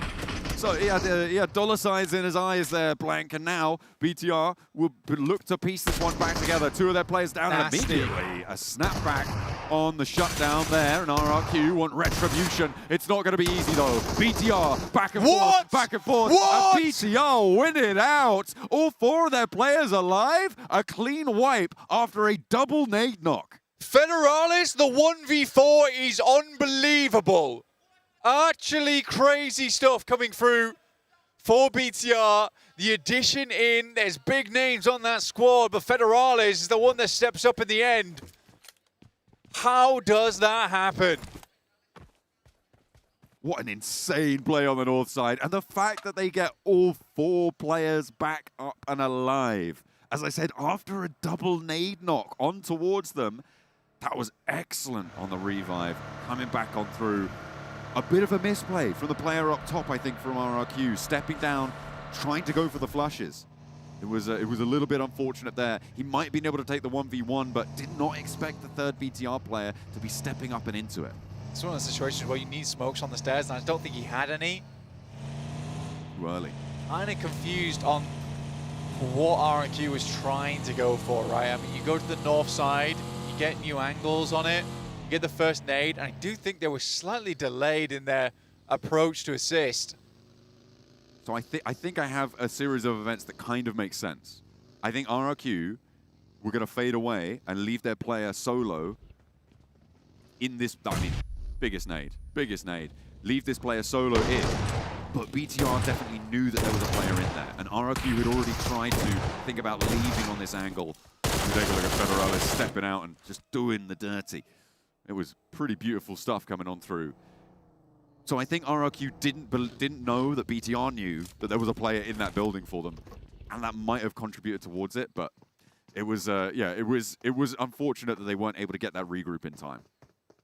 It's a tough task. A gap in knowledge feels like the only explanation. It is tough task. Well, I mean, skill issue. Okay. You got completely outplayed by Federalis. It's sad to say, but it is the case there. For BTR, they're thanking their lucky stars they have him on the squad. See, that's the thing, though, is you bring in like an outside player like Federalis onto the team of a BTR squad that has been primarily Indo-based the entire time. You bring him in, and he adds a little bit of that aggression to the squad. It's really, really cool. You love to see it. Foot, they've moved to the southeast side of Hospital, close up towards Everest foothills as well. Looking to try and have a transitional point. A lot of freedom to go west, to go east, to try and wrap around this. They're closer to the edge of this current zone blank, but they do have, as I said, more freedom to be moving in and around than maybe some of our other teams. Into Zone 2, that's where they'll try and leverage that advantage. We'll see if it will pay off. TT Project, they're holding the bridge right now, and Ulf may just walk into this trap. They didn't really move all that much, and the guys were talking about at the beginning of the game there, since you grab those vehicles and you start figuring out what your direction to leave is, but there's a lot of pressure to leave on the Western Bridge. TT Project knows that, holds over towards here. They should see the beachhead, right? You should have the sight lines on this one, so they probably see Solus leaving over towards our eastern side, but there's been players left behind. I think the TT Project's trying to figure out what's going on here. They are playing very quiet there. They didn't take shots out to Solus. Solus didn't draw any fire. Ulf, very, very cautious on this bridge. To be fair, you might expect that a team is going to try and bridge camp you here. You know that there were at least 3 teams on this island. Are they just stopping off for some late loot? Okay, they're more. I think they're actually more worried about the far side of the bridge. I don't think that's the case. I think they know that TT Project's here. I think that they send Solus to try and distract so the wraparound can't come through. Solus does try and make a pretty insane path back towards the team, though, which I think was unnecessary. Now we need good shots coming through from Darius. This guy used to be the master of the AR. Now looking to bring that back to pass, but misses on the first 2. Scarface should fall down, but he finds the first shots over towards Neos. It is paid back in kind, though. 2 players down for Ulf. They will be moving on as 2. Not going to turn around and get stuck into this one. The res is very possible here. Ulf may try. No, they're not going to. They're not going to try and set up on this far side and get a little bit of revenge. Maybe have to take that back, though. Okay, they do stop off. What's going on? It's okay, bro. I thought they were going to just get out of there. Why not? You're playing as 2. They're picking each other back up again. I wonder if the vehicle is absolutely battered. That might be Would not surprise me. The circle heads very north on this one. Like I said, you're around Crates, you're around South George, you've got North George involved as well as the forest that sits around shooting range. But there is a big old funnel here, right? You know, Everest is a still massive prominent feature inside of this circle. I would say the south side is very tough to play because you're either playing over towards Ruins, which is a place where you want to end the game, not necessarily where you want to start from, rotating through over towards Box Compound, just over towards that northeast side that currently Boom sits around. Difficult game for a lot of teams. Luckily, most players are already on this western side of the map due to the playing path. You can as well, in this early stage of the game, go for a big eastern wrap, right? East of Rozhok, maybe even to Yasnaya, potentially, through that bridge, and enter the circle on the north side. The north positions seem so much freer right now in terms of mobility, in terms of not necessarily, and occupancy right now. Absolutely. I'd agree with you. The north side is so much more open. Unfortunately, getting back towards the south is the difficulty, right? You play on the north side, you're gambling with the circles moving north, because if you are not in Crates, you are not on Everest, you are not in South George, or on the coastal positions, you're locked out. You're not in the game. Yeah. The bar has been dropped and the door is completely barricaded. So I do think it's a tough one. It's a lot of tough decisions. I think Rozhok Bridge probably going to be the most likely point of injection for a lot of these squads. Geeke's already heading up there. You got Wolves coming through. The remnants of Ulf to slip on by stealthily as possible. Don't think they're going to be able to do it, though. I think, yeah, Eren trying to move in behind. Ketch has been spotted by Foot as well, who are playing around Boatyard right now. Wolves are going to go for the crossing. We saw Geeke already get across, so yeah, all of those teams making their way on through. Looks like we've only actually got 3 teams on the south flank. We've got Hustler Crew there. We've got R8. We've got T2K as well, playing on that south side. and everybody else going to try and commit up towards the north edge. Yeah, like you say, it's way more open. You know, it's easier to find a spot here, and a lot of teams were far on that south side to begin with. They realize that the options are looking thin for them. Hustler Crew, they take a very big split across ruins. They've got Castle, they've got the compounds that sit underneath Everest. It's a good way to set up just in case you do get a hard south shift on the circle. How likely that is to be, I'm not sure. T2K do a similar thing with crates as well as Everest. They are trying to confirm as many positions as they can on this south side. We're about to see the circle shift now. See who it favors. TT Project on a very low rotate. They're just past farm, I think. That is, you can see on the picture-in-picture. The circle does really start to commit up towards the north side, Blank. Hey, guess who's over there? It's the Vicious. They're currently central position on the map. You're right. Jukes was talking, is it the back-to-back at the start of the day compared to the back-to-back at the end? Potentially. A back-to-back? Maybe. Could be. We'll have to wait and see. Vicious in their central position, though, do need to hold out these hills. And we saw how many teams had committed up to the north side already. They'll have a lot of people trying to poke their noses in right now. Yeah. And they're playing still fairly split, about 200 meters between some of their players at the moment. They're going to coalesce to a 2-2. It's not how you want to start it. Ooh, very well maybe flushed away. Indeed it is. They're down to 3 players, and that central position just got a lot more untenable. Well, this is a mistake. This is a mistake coming through from the Vicious. Right now, Wolves also taking a lot of damage on side, but it's a mistake from Vicious, right, where your eyes are bigger than your belly, right? That's the problem, where they try to hold so much space there towards the center. They should have known that there is an incredible amount of teams on this north side. I think you become happy with the fact that you got center. You don't try and go for these 200-meter splits. That's unfortunate. Maybe they were just caught in flux and weren't expecting the pace of teams around them. I'm not entirely sure, but you're right. A bit of a misstep there. Loops going to try and challenge them in that central location as well, but turning around, just getting some information, sending a scout out from their compound. Will not fully commit just yet. Still, we have 2 teams on the south, as Hustler Crew have managed to get all 4 players up into the north side. Yeah, it's still passing by on Boatyard towards Middle Island. It's on the river. And they get themselves over towards that southeast. They could deal with TT Project, currently playing a massive split, by the way, on this eastern side. But for them, I think this is more trying to put a little bit of pressure on the bubble, right? See where they can pop it and make their way in. It looks like they're going to go for a south shift on this one. They're going to rotate down, see what they can get done versus Hustler Crew and potentially Boom. A knock over towards Hustler Crew. That is in the main cabal of their team, so they could go for these reses. But yeah, TT, they are just sending it all the way down south very, very quickly. The flush comes out as well, as RJC seem to have angles on this. And TT Project descend almost immediately to try and get their way into this next part of the circle. A nice answer. That's Boom from the north side. Got to slow them down on the approach. So even numbers now between TT and Hustler Crew. But Neos makes short work of that. Opens up with another knock. A roll down from Zerich. Not going to let them get that one back either. So 2 players for Hustler Crew. They're going to get rattled.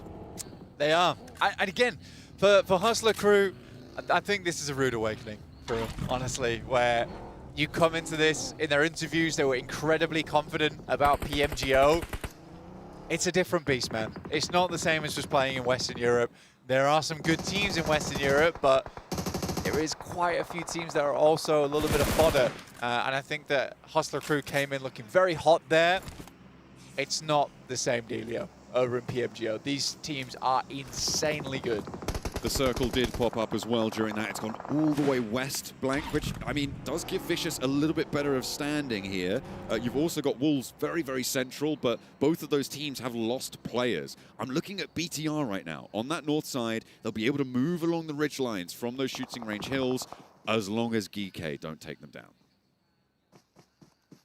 GK, last game, the only team in about a year to go down the first 3 minutes on Rondo.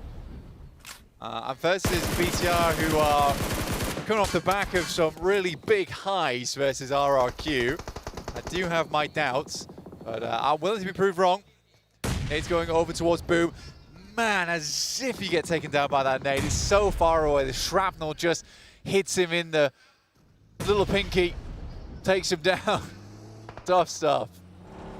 Everyone has to get away from the blue zone, though. It is starting to get a little bit dangerous. Zerich up onto the high ground, has the shots, has the shot down over towards Boom as they roll on forwards. Can't quite find it, but his teammates a lot better faring on that effort. Zerich is worried about the player up to his top and does need to be, but El Beryl able to turn that one around on him. And in from the north side, it's actually Foot who are going to careen down the hill. And this might be the end of both of these two teams. Geeko go down first, and now TT Project might just be next on the chopping block. For Foot, this is a big opportunity, right? You clear out the entirety of the eastern side, way easier pushing. You now can figure out where you want to play on the north. You can play down towards the south, potentially. There's a lot of options given to you for Foot if they are able to clear this out, but it looks like they're backing off a little bit. The Vicious, instead, using the ridge side that sits over towards their west to deny sight lines. I think they've got the same idea. Clearing out the east is the most profitable thing for them to do right now because they can start playing in and dealing with those teams on the west without fear of that 180 on their back. Vicious sent 2 out to try and poke their noses into this east side scrap, but they left Icy on his own and abandoning that hill in the middle of it all. And Foot, yeah, they just get around on the north side. Yeah, I mean, the ridge side for the Vicious right now is not something they want to play on. Because there's a lot of sight lines from the high ground on the western side. So for the Vicious, it's just a case of denying these locations in. Frozen does get up. Doran's going to swing back out again. Surely he hears the vehicles now. Okay, angles over towards Enigma Galaxy, who have currently got a foothold on a building down towards the south, the east points of North George. They can potentially regroup onto it. We're back on board with our duo of Ulf, who have survived from that bridge camp earlier on, who are still alive and in this zone. See if they can survive a little bit longer. Enigma Galaxy wanting to leave a parting gift as they roll over this ridge line. Geeke not wanting to let them go. Send it back in kind. Ooh, a lot of damage over towards Satan, but will not be able to get that knock. A pick up very, very quickly. Some healing ticking up for Lord as well. And off they go down the hill. Real important to get away from this one. Enigma Galaxy needs to stay alive. They didn't have the greatest of performances on that last game. Now that is a big pickup from Koa. Over towards Zedwolf. For the Vicious, it's hard for them to aggress over towards Foot because it's the 3v4. We suddenly even the odds now. Doran starts to move up. Frozen primes the grenade, but Doran is creating a lot of problems in the midst of it. And with Foot playing over towards this north side, there's great angles for them. Swain goes down. That's a second. Koa doing bits right now for his team. Vicious happy to have him on side, able to get the first opener, get that flush, look for that knock. This off angle now coming through from Doran. He does need to be careful. Nades will start to fly. The hop out of the buggy, but it's going to roll away, so no hard cover there. Relying on his teammates, Koa does go down and get flushed as Frozen wins that 1v1 on the angle. It's up to Icy and Doran now. Down in the dirt, needs to try and keep himself alive, keep himself going in this fight. A nade is cooking. There are nades on both sides though. Frozen is still in this fight and Icy not quite able to step up in time. A lot of damage, but not quite the knock. And Doran's still in danger. Doran wrapping back around the side, knows he's got time to throw this grenade. He doubles back, just needs to make sure he gets the distance on it, and he gets it perfect. Airburst straight on his head. Icy pulled himself off from the building, but he doesn't provide any support here. Doran trying to heal up, but the flush will go through to Icy 100%. The Vicious now down to 1. Potentially Icy there needed to come with the team. I think when you're in that situation versus the 3v4, you're absolutely asking for it when you're going for a 2v4 when it could be 3 players on side. Doran now looking to try and get across. Will look to confirm this flush. Frozen won't be able to get his teammate back up, but Frozen did so much for them there as well. For Foot, it looked like they started to wane, but both teams now on 1 player alive, and the east side is now a lot more available potentially. It's Gaming Stars actually stepping up towards BTR, and a big nade to open it. A lot of damage as well, and there's a wraparound on the north. For Enigma Galaxy, this is a great third party. They get themselves over towards that north side. Obviously, the circle is going to be pushing them in, but it's a real good opportunity to take down 2 teams at the same time. But the swing around is real, and they're instantly getting shots over towards them. GSTR was not happy about that. Goodness me, those are the stars in your eyes right now. Gaming Stars rolling over the backlines for Nick Galaxy. 2 players down now. BTR weren't able to chime in. They were too busy getting their teammates back up, but now they can start to march forwards. They can sweep out this northern edge. No one's pushing them. No one's going to stop them as they roll up the hilltop, looking to try and sweep everything aside. Gaming Stars are being dismantled now, and BTR with 4 players alive, 7 elims on side, get rid of the thorns in their side. I think for Nick Galaxy there, understandable push to go for it, but the fight just didn't fully break out in kind. BTR on this game, 8 eliminations for an incredible squad wipe at the beginning of this one, looking to take things further. Wolf still alive, by the way, as a duo. They're going to turn their attention over towards R8 on the riverbanks. This is all the way on the south edge of the circle. Aaron and Ketch, you can't count them out. It could be a top 4. Really, really good players. And they still have the Crescent Moon on the south side of the map to work around with as Ulf starts to work their way over. Frozen off in the distance, just trying to live this one out as long as possible. Placement points today are so incredibly important. Now, how does BTR figure this out? I think potentially you can try and crash the shack that currently Wolves are playing. It's very open ground around there, and then potentially try and work your way down towards that Crescent and clear up the stragglers. But BTR doesn't really have a huge amount of information on that. They have mostly been looking over towards the western side. And obviously up to that north side on that last fight as well. They could potentially go for a wide east wrap and try and sweep through Frozen and approach the riverbank, but I mean, that's a pretty wild rotation, and it all relies on info, right, as to where and when they think they can move. Just don't know for BTR right now if there's a 4-man team on the east. That's the big issue. They're not entirely 100% on it because it easily could be R8 playing that position. They've seen them been clearing in the elimination feed. So for BTR, the option sort of is where Wolves is currently playing, or some really big scouting missions in the near future. R8 trying to make their way up from the riverbank now. A knock here may give the game away as to where R8 are playing, because BTR should be able to hear these shots. They'll know this location. Dear. A big nade from Aaron, and another comes on through from Ketch as well. And 2 players down for R8. No way! On the money. Oh my goodness me. Ulfers 2 just roll these boulders down the hill, and R8 are caught lacking. With Marth on the backline, he's in no position to go for these reses, but the info could be fed back over. They'll spot these players running forwards. Loops flying into this one. This is 3 points for the boys, and they're happy to pick them up. Ulf now step a little bit too far forward maybe, but they've just taken on a 4-man squad. BTR. Possible to do it again. Good shots from BTR. They spot the push across, and Loops are forced to leave that compound of relative safety on that southwest side. BTR making the move. They're moving in from that northern edge. Wolves are going to try and slow them down, but can they make the crossing? It looks like maybe they can. Loops really don't have the pressure right now to stop them as they approach from that northern side. A mad dash across, and they are over the ridgeline now.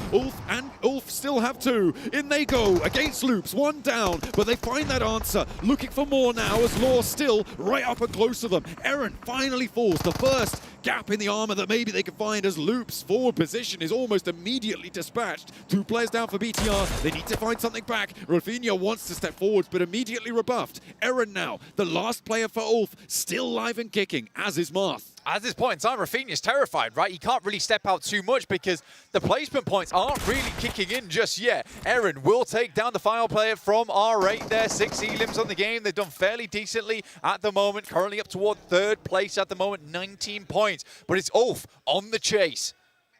BTR looking to piece themselves back together after a mad dash across. I think they've got all 4 players there, but that's a big nade. Okay. Oh, huge. What an opener from Aaron. I don't know how many more he's got left in the pocket. He's got 5 nades.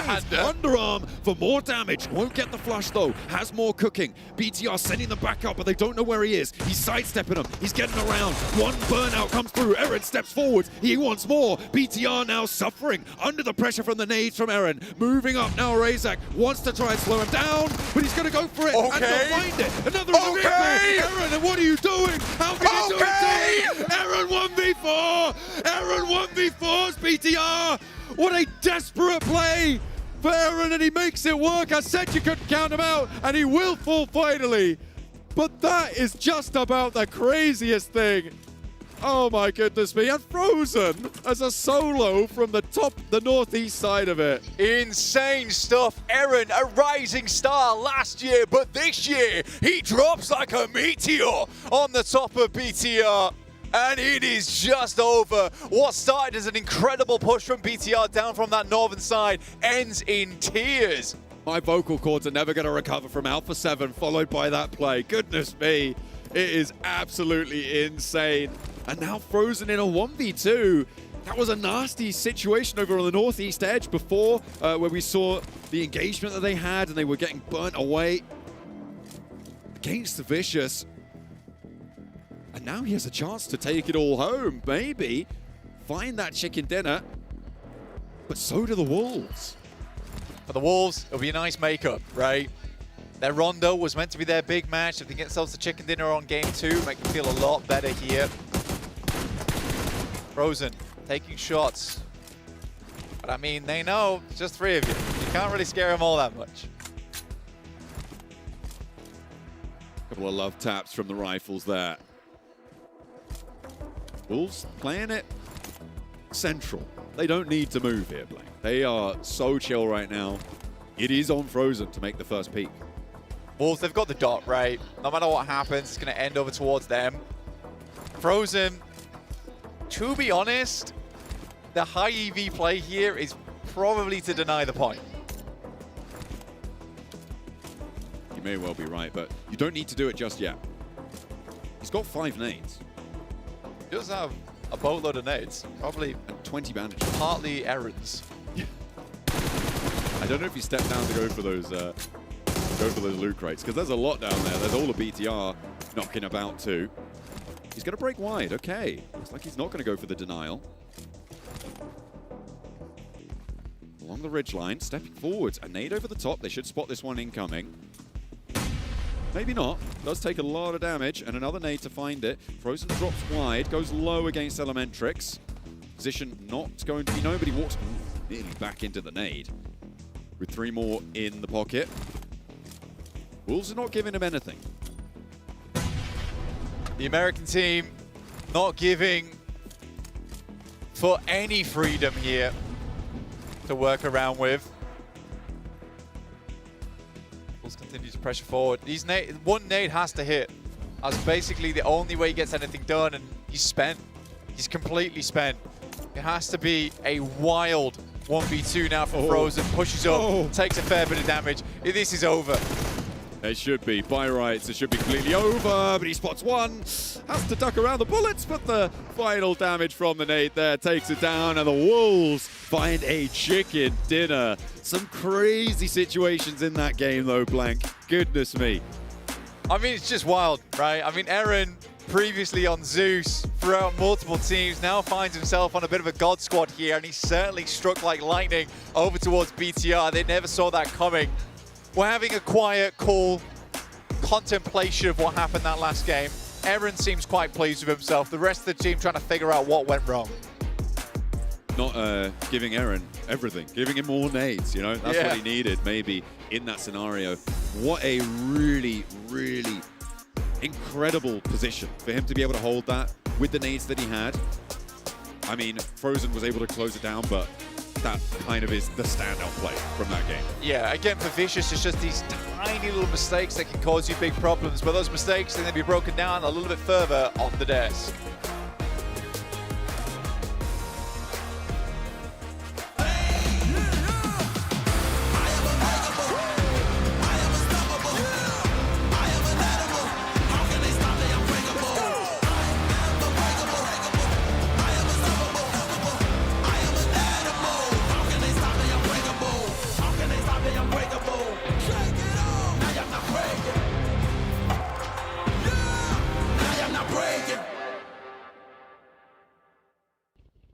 USA! USA! USA! Let's go! The Wolves end up getting a chicken dinner, but hey, you know, who cares about that? We gotta talk about that end game, guys. That end game was absolutely ridiculous! Okay, we need a 2-hour podcast to break down whatever happened there. Welcome to our podcast. Yeah, there was so much happening on that eastern George Pole mountaintop. Yep. Initially held down by the duo of Ulf, pushing up by R8, and then when that fight kind of falls apart, Loop send it, followed up Great by awareness, then by the Bigatron. The steps there were just absolutely crazy from start to finish, Seven. I would even go to say that was the best single moment of the entire tournament. It honestly was. First of all, I got to give some props for BTR because they were able to spot what Loops was trying to do, and they just fully sent it to them. Yeah. And they were looking so good until a player named Aaron decided to just dust off whatever strategy they had on their mind. Well, yeah, so, okay, props to Aaron, right? Aaron had some really good moments. You might have seen their drink, but actually Really good moments. They push one by one. One by one by one. They just give the opportunity for him to just clap back with the DBS. Aaron had an incredible moment, but it was definitely thrown by the other side. Aaron, that was the best play we have seen so far in PMGO Season 1. Oh, man, that was so hype. Yeah, agreed. We literally jumped out of our dank seats, dude. When we saw that, it was so absolutely ridiculous. Cool stats and all. You know, one thing I want to ask, though, right? When it comes to Loops in that play, what do you think about them leaving Rafina there in the back line? I don't hate it because what it does is it stops any teams like Ulf, for example, to actually peek over the ridgeline, and it keeps the entire ridgeline in check. And then it actually kind of worked out versus BTR a little bit. We just get eliminated. But a 3-1 split in that position, I think, is exactly what Loops had to do. But staying in that dip, though, was a little bit risky because there, in that situation, 7, BTR had the angle. In a way, it kind of prolonged that fight, too, because it forced BTR to slow down. They expected everybody from Loops to be there, especially once they got that knock from far away. They were not expecting Rafina. Rafina fully slowed that down. And it ultimately ended up helping out Ulf as well because he was able to kind of set himself up, and they do end up pushing one by one. But overall, great plays. I do have to go back, and I want to kind of point this out. And I know we were, I guess, in a way negative in regards to this team after Rondo, but I got to be negative in regards to this team once again, Max, and it's none other than T2K. Because they had a great split, and you're going to be looking at the match ranking here. They had a great split on Everest. They had 3 on Everest and 1 on Giorgio crates, but instead of going to crates, they decide to go south, away from the circle as well. They went to ruins, but the thing is that you're not saying there is Kratos was still in the circle. Yeah. they had so much room to work with. Like, literally, I'm not even joking, if they took that position, they would have been in the spot R8 were in that match, playing under the bridge, on the rocks near the bridge, able to push up onto the duo of Ulf. Maybe off the back of that fight, they could have won the entire game, but they went for this more passive rotation. Passive is fine sometimes, but I feel like this was definitely over passive from T2K. So 2 bad games they need to learn right now and have a big step up if they want to be in the top 6. Yeah, you don't really want to be I just honestly don't know what they were thinking in regards to that. You don't want to be passive. You had a bad run, though. You don't want to have a bad Ariel. Now you have a bad Ariel. You're going to end up being forced to do something erratic, and that's not the position you want to put yourself in with just 4 matches left. Yeah. Let's look at this. Overall rankings right there, and it's Vicious leading the charge with 27 points. Well, that's the Rondo effect right there happening here for Vicious. But actually, you know what? We're going to talk about Bigatron. Because, oh my gosh. Oh my goodness, these guys love hot drops. Danching in the last game here on the outskirts of Zaki versus RRQ. And this time it was not my boy Razak stepping up, right? It was your boy stepping up. Federales! But that's what we want to see out of this squad. And I feel like that might be one thing that actually hindered BTR there at the end. Yes, they were able to make a push at the beginning on Loops as a squad, not as individuals. But at the end, when they ended up going against Aaron, it seems like they were just too eager to finish off the fight. They weren't thinking as a team, and they were just thinking as individuals, and it hurt them in a big way. I'm going to bring you up on another topic here that you were very passionate about. Northwestern side, there were 3 teams fighting outside of the zone. BTR looking to actually gatekeep them. Yeah. And they got kind of saved by Nigma Galaxy, right? In the weirdest fashion possible. We were calling out the game out perfectly. It was working out in weird ways. And yes, it was Nigma Galaxy that was able to just save the life of BTR. I don't remember who they were fighting with at the moment, but for them, they were about to get fully wiped out. Nigma Galaxy saved them in a big way, and it was good. It was good. Yeah, it was good recovery for BTR. But yeah, at the end, I mean, it's just great plays. But at the end, you need to make sure you end up playing as a squad and not as individuals. I think even Bigatron was surprised they were alive. Dude, like, right? We're alive. I guess we go for like a poker. Great recovery though from them. Home court advantage is a thing at this point, right? I mean, we saw it happen yesterday. We see it happen here. BTR is coming out swinging here. They're representing, and that's what I love to see. You know, I know Group A was like the group of death and everything. When it comes to Group B, though, I don't know if it's like the the group of like tacticians, or I don't know what those actually describe it as, because they're all playing this so dang well. Everybody is just making the right plays at the right time. There's not one team that's currently dominating. Yeah. And that's kind of what it comes down to. Yesterday, what we saw a lot of is one team that was just dominating in a way that they were getting most of the points.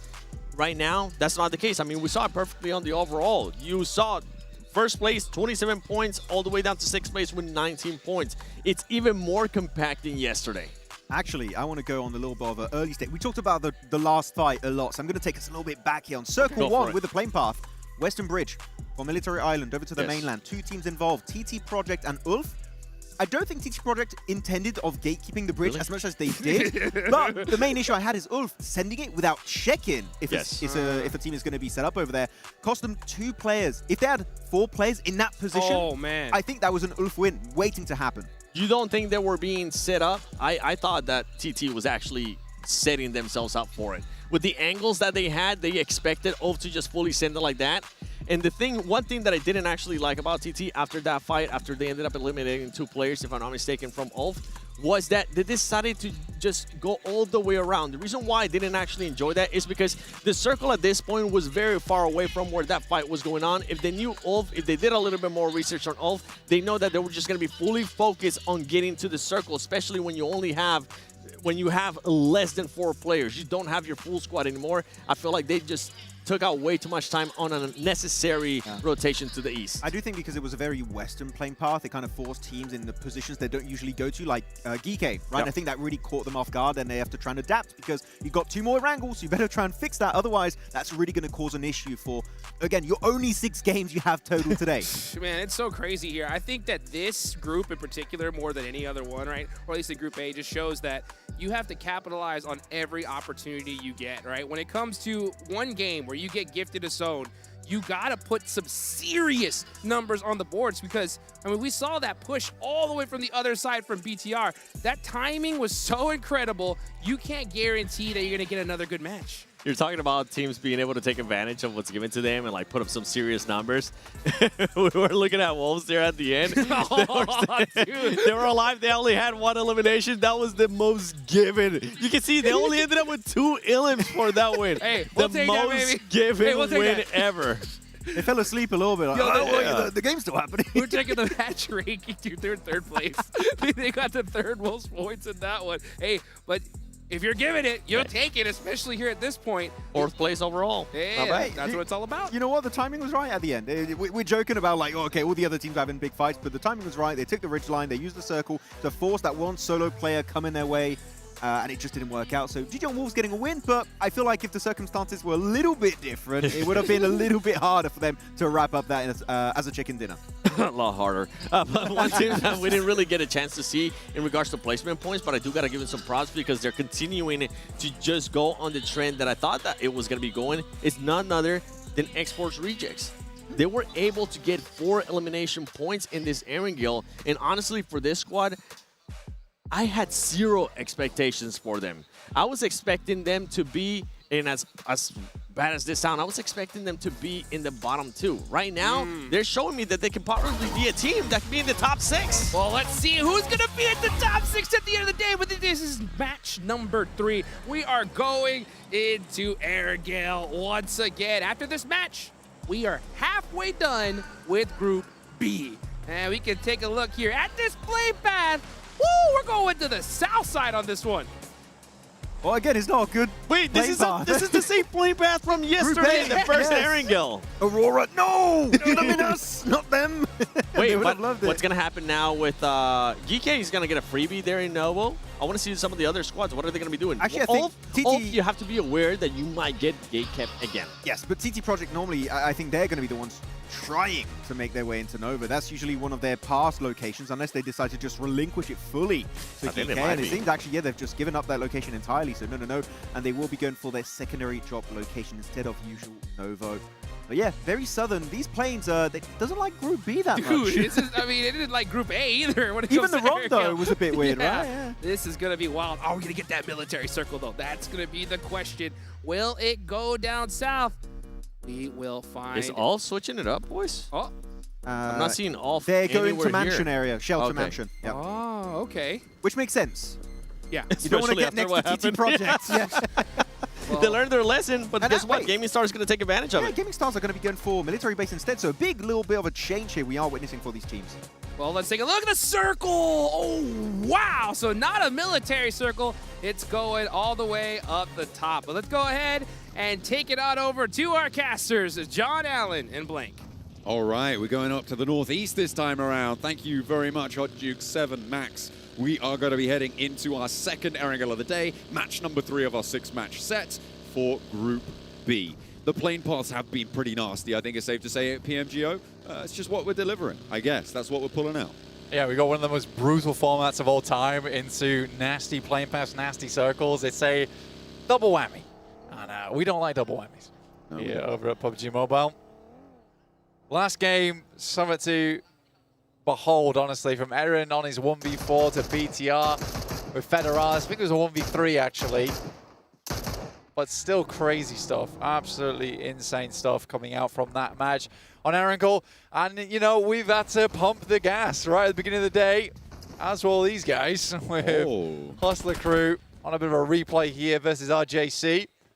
Get themselves their second point. I thought they'd been dropped in with 3. I thought there was something going on, and I was looking over at their player booth, and I was thinking, what's going on? But no, they just died, unfortunately. A little bit of a stab from Hustler Crew to actually, they're sat next to each other in the booths. So, you know, that could get a little bit nasty. That could get a little bit nasty, that's all I'm saying. But Hustler Crew going to defend their apartments drop, spreading out to the east. They've got a lot of access to areas like Yasnaya. Yeah, it's a good spot to be in to start off with. Over on that southwest side, you've got a lot of ground that you can cover, a lot of ground to be taken. Yasnaya being completely open is kind of not what I expected here over on this plane, well, on this circle, but with the plane path being where it was, very hard to make the distance to get over towards Yasnaya in the first place. For RJC, they made the most instantaneous of rollouts over towards Severny at the start of this game. Unfortunately, they lost a player, though, to that hot drop, right? Which is not great. They were talking about Ulf as well, adjusting over towards this area. I believe that their military drop in the first game was actually a backup drop, because remember, the plane path was so far on the west. I think they'd wanted to go out east anyway initially, and they're going back to that now, which may explain why they weren't super prepared for their bridge crossing situation. Yeah, I would say so. I mean, I like what they tried to do with Solar standing over towards the eastern side, trying to create a little bit of chaos in the midst of it whilst wrapping around, but wasn't meant to be. There's Eren happily with 13 elims on the day so far. That's over 2 matches, which is a kind of wild result, right? Almost looking at a 7 elim average per game. It would be doubtful to see that go up. Yeah. But more than likely, he's going to go down over the next 6 matches. But again, Ulf is a big favorite for PMGO Season 1. Even going through to the Grand Finals, I think a lot of teams peg this squad as 100% being in the top 6, at least in Group B, and having a good chance at the top 6 over towards Grand Finals. I'm taking a look at the top 6 right now, Blank, and I'm looking at the score lines, right? Right now, it is so much closer overall than we saw being the case in Group A at this point in the day. There is a very, very close gap between, you know, 7th really to 1st. That is a surmountable gap of 9 points between them. So very much possible for anyone to slip and fall, bonk their head and get dropped down towards the middle block, or even further beyond that if they're not careful. And the bubble sat at between 40 and 41 points. That was the bubble spot that we saw in that last game. So as teams start to cross that, they will start to feel safer and safer as these matches go on, which will hopefully feel good for them. At the moment, Vicious obviously leading the charge on 27 with 2 solid games. Unfortunately, losing too many players in that last match. And on that northeast side, if 4 of them had survived, it would have been a different story. It would have been a very different story. We got Boom on our screens, playing towards Rozhok, heading over towards the east side. Yaz fields are just so empty. Yaz is empty. Good shot from RQ over towards GK. Saf G goes down. Weren't expecting this one. RRQ on a holdout on the south side of Milta here, and more shots raining through over towards Geeky. They've got the hovercraft too, so quick maneuverability and a tanky vehicle to be running around in. Geeky just going to try and slip under the purview of them, but RRQ are right there with that backstop position as well. Genforce does get spotted though, and knocked. Okay, this should be a flush over onto Genforce. Don't think they're going to be able to keep him under control. Ragnarok should have enough cover to just go for all that flush. Nasty stuff. So RRQ try and lay a trap for Geeky, but they bite back. Genforce going down is really bad news because honestly, for Genforce, he was the big piece of the puzzle here for RRQ. The hovercraft does come through. The player goes down in the front lines. It's not good for either side though at the moment. The Par able to get his teammate back up and into action. Much less likely the Ragnarok's going to get his teammates back on through. A solo survival effort may be what it's going to take there. After the revive, the Par will just step on forwards and get that flush. Still at 3, but yeah, losing a player like this early on in the game, we do need to keep saying this over and over that for a lot of our squads here, one bad game can be the difference between being out in survival stage and getting into the top 6. For instance, for Hustler Crew, DK, both teams with 3 and 2 points apiece. You look at that, and right now, we're sort of thinking survival stage at the minimum. It may well be the case, but right now Hustler Crew are pretty convincingly in a central area. They've got an elim point already on this game.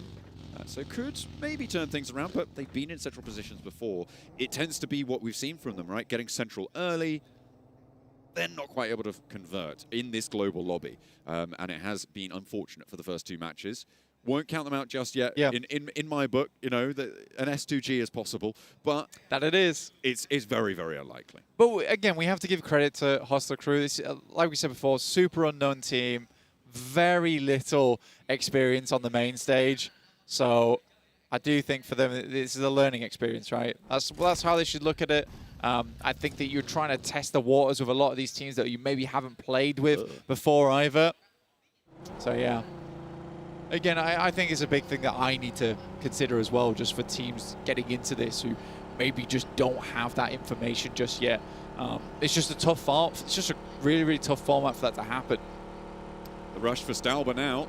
That circle is hard up to the north side, Blank. It's even catching Kameshki in there on the northern edge. A lot of that coastline too. Teams starting to move fast. We saw T2K surrounding Severny and will cost RJC another player, so they're playing on us too, as everybody starts to go for this dash. Foot and Enigma Galaxy both on your screens right now. They're kind of at the back of the queue on the east point of Yasnaya. There are so many teams already making their hasty path north. Hustler Crew, fast on the mark here, but very split, like you say. They're going the distance, but anchoring is going to be the difficulty here. BTR, one of the first teams to get up towards that northern side. The Vicious made a wide wrap over towards the western side of Stalber, actually getting a little bit further ahead of BTR. They're one of the only teams on the northern side. I'd even go as far as to say they are the only team on the northern side of this circle at the moment. So it's going to get very messy on the south. Oh, T2K on that northern side. Going to have a good time, potentially. Enigma Galaxy losing Ralph. They are now down to 3. Wolves take a knock as well as Gaming Stars step up to it. They are going to struggle to get that one back up. I don't think they're really going to have any hope of getting that one back into play. They're just going to have to hunker down and play on as 3. We'll have to try and regroup as well onto Baton. This location as BTR stand to their south. Yeah, I don't think they're getting him.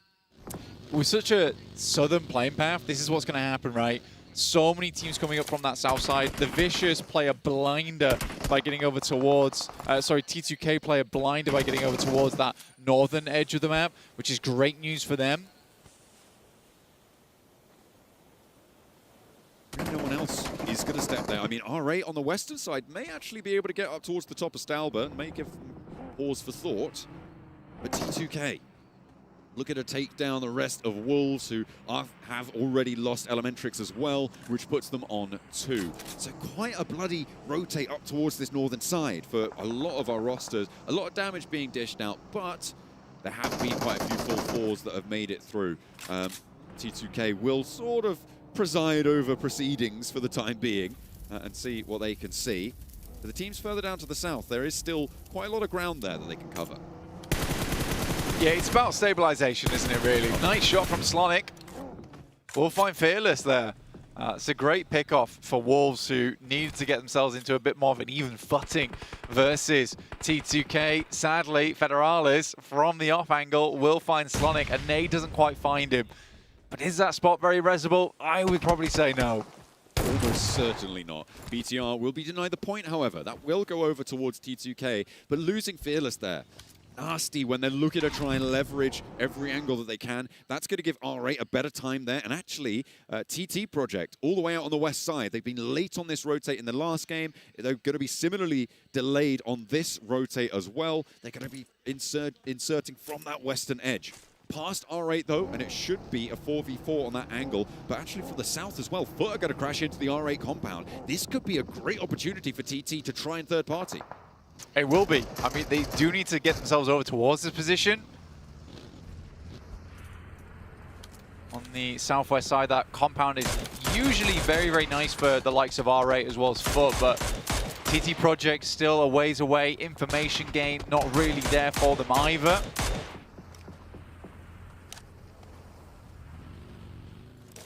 Rez has come out over onto Frozen.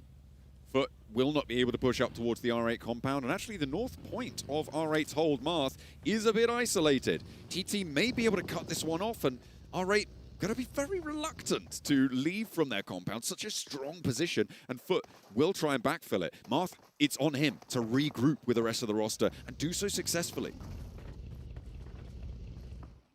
For Marth, on R8, he's looking like he's going to regroup with the squad right now. Heads down towards that south side, past the zip lines. Again, TT Project, they've got to be careful. They really have to be careful. They don't have all the information in the world to work with here. They're being very cautious on their push through. They're going to scout over towards Stalber at the moment. They might be able to wrap around that north side. The time is running out to make that play, though, at the moment, but certainly possible. On board with Vicious at the moment. These guys are down towards the very southern edge, just outside the northern fields of Yaz. Yet to make their way in just yet. I think for a lot of our squads, they found themselves play some homes on the map at the moment. When you look over towards Stalber on that north side, you do have that almost stairway up towards Stalber where you can sit yourself in the midst of the rocky outcrops. That's going to assist a lot of teams in terms of placement, in terms of area that they can play in. I mean, speaking of playing an area, BTR currently on a 2-1-1 split on 3 of those locations and playing very bold with it. And fortunately for them, the number of teams around them with the oversight from T2K, I think it's fairly safe. I mean, getting pushed from the west is maybe the biggest threat. Potentially loops, actually, over towards the east side of it as well, but this is, I think, the right time to be holding this 2-1-1 split. That does need to start to collapse, potentially in the next minute, minute and a half, 2 minutes. That sort of time frame. And with this next circle, yeah, okay, now they do need to regroup and they need to pick a point to go to. Yeah, you're likely going to regroup on top of Razak here and try and start clearing teams on that north side. Makes the most sense to them at the moment. They do need to pass over the top of Hustler Crew, but like we said, this is a bit of a slope up towards that north side, so Hustler Crew might not have the angles down towards it. This is that big wrap we were talking about earlier. They did end up going for it. They thought it's more optimal for us to clear the entirety of the northern side, then we can know where all the players are and know we just need to fight south. Like Vicious and Foot is going to pop off there. Koa gets knocked and flushed for Vicious. That is unfortunate. They found an Elim, but they are going to just divert around this one, try and sneak their way through the rest of this. Past Foot, past R8 potentially, as they roll up on the side of this cliff. R8 up on top of them, and it will be dangerous. The shots will rain down upon them as Amori's there. Doran goes very, very low, but just about wins that trade. A nice result, but Amori once more. A nade up behind him, forces him to take the peak, but he's all too happy to go for it. A shutdown maybe on the cards. That is a beautiful step through with Narvalo able to go down there, and R8 do lose one in the meantime. It is very, very difficult to make your way past this roadblock. Vicious just go for a bit of a salvage play here. They leave one player behind to defend off against those angles and send a bit further forward into the circle. I think that's a smart play coming through from the Vicious. Obviously, it's not going to net them a lot of points, but you got to do what you got to do. Unfortunately, they are spotted out by RJC. Oh dear, it's just Icy now remaining. He's going to drop back, get some supplies maybe on board. RRQ back and forth with Enigma Galaxy all the way on the south edge here, playing on the road ridges. Nades back and forth. Already one knock sent towards RRQ. A long-range shutdown over towards Satan on Enigma Galaxy, taking away that off angle. And no res there available. RRQ pulling themselves back up, want to stay alive as 3. A nade does not quite connect either. Unfortunate stuff. As R8 and Foot still going at it. It's raging over this side. I mean, Frozen, last player alive last game, last player alive here once again. Ketch does find Lord. That's Ulf who are starting to make their way in from that southeast. And I think that R8 should comfortably clear. Frozen, you say that, starts to pop off with the S12K. I mean, he got into second place in the last match. Enigma Galaxy, they've only got one player around the rock. 1 and 2 nearly go down. That res, though, going to be very, very difficult. I don't think they've got time to get that fourth player, or that third player, rather, back up in an action. Frozen is still going against R8 here. Gets that first aid off as well. Slips down the cliff, unfortunately. And Marth is cooking an aid to try and send after him. Yeah, Marth's going to try and launch it. Goes a little bit further than he might have expected. One player down in the front does not have time to go for this res here. The second goes even further. He is sort of whiffing here just a little bit.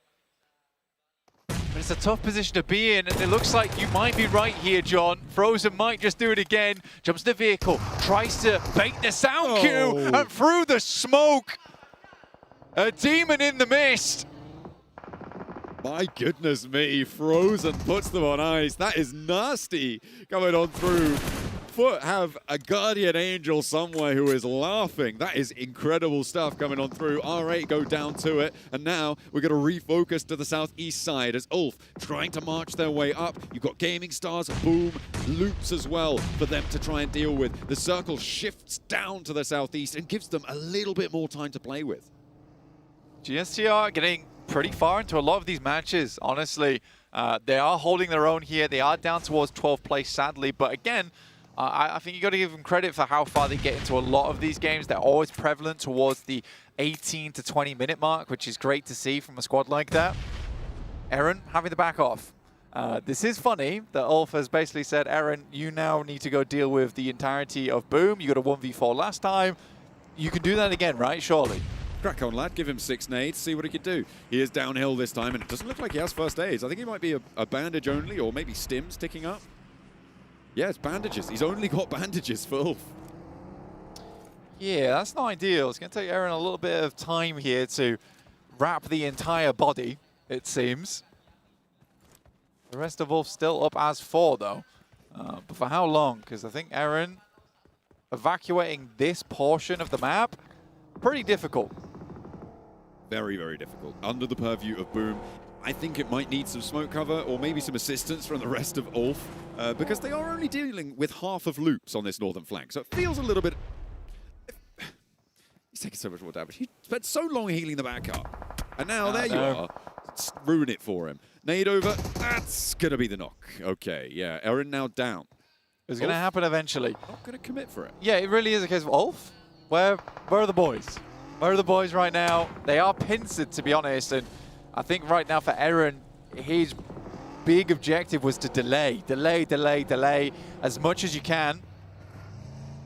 But Boom are moving in, and they're about to be stuck between a rock and a hard place. Up to the other 3 of Ulf. Loops going to be moving in. They had 2 players in here. Now they're going to move in as a full roster. All 4 of them in the action. Ketch does have the bunker. I mean, this is probably the saving grace, although it can eat nades and just trap them underneath your feet. Really nowhere to go if you're able to pop one in there. But it can also give you cover from those bullets. And if Boom step up, no, okay. Boom completely back off the angle. They're gonna go west. Off the side here. I mean, for Boom, sort of understand it. You hear the fighting going on that east side. You've cleared a little bit of the west anyway, so now you start to pull on back this way, see what else you can find. Frozen is on a mission, by the way, an absolute mission to look for somewhere to stay, and finally does go down to RJC. The angle's just not going to work out for him, and now with 10 teams remaining, looks like Ulf will have their fight, but already a lot of damage to go down. That is TT Project as well chiming in onto the engagement. More nades pouring out from the bunkers.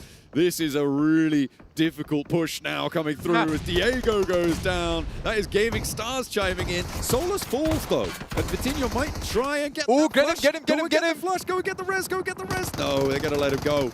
Ulf, unfortunate. They are going to be playing on us too though, and with 4 elims, they'll be happy. Boom, who could have pushed into that fight, now stepping towards RJS, as well as T2K and BTR, still up on that northern side. This is a difficult approach as well.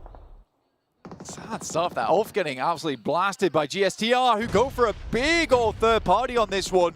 It's the remainder of Ulf, and they just send directly down. This is a very aggressive send out coming through from GSTR.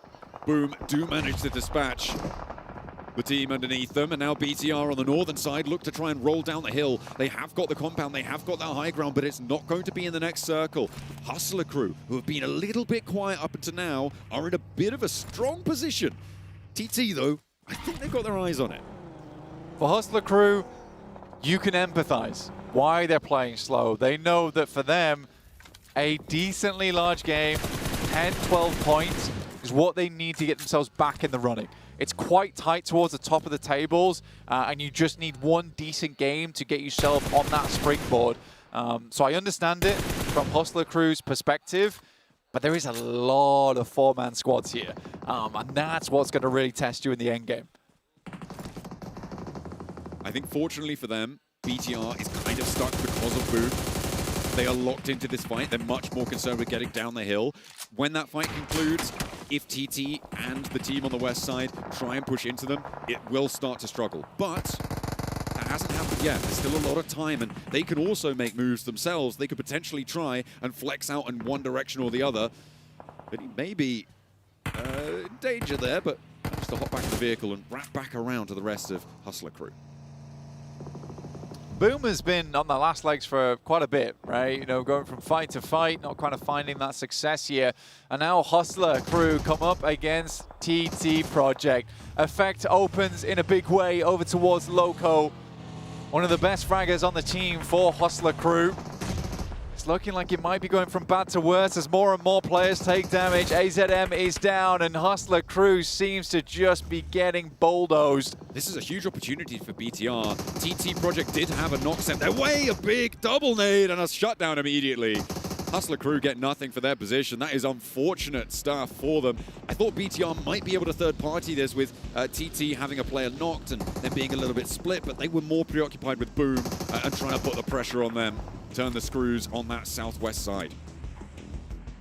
Interesting endgame. You don't often get endgames like this. 4-man squads. Anything can happen. Third party's going to be a big deal. Yumi moves up to the plate here, gets the first knock over towards BTR. Razy desperately edging his way back to the rest of the squad, trying to get that knock res, but an instant off angle sent through, a rundown from Boom, but they are getting torn to bits. There is an off angle coming through from TT Project. BTR, I don't think they make it out of this, but I don't think Boom do either. They didn't see the approaching danger from across the ridgeline, and now TT Project have complete control over this entire fight with the numbers just going their way. A flush does come through with a nade from Boom, but I don't know how much further they can go. GSTR looking to wrap over towards the west. TT Project doing the same, and in that moment, the circle moves east, John. Okay, everybody has to move back over towards the east side.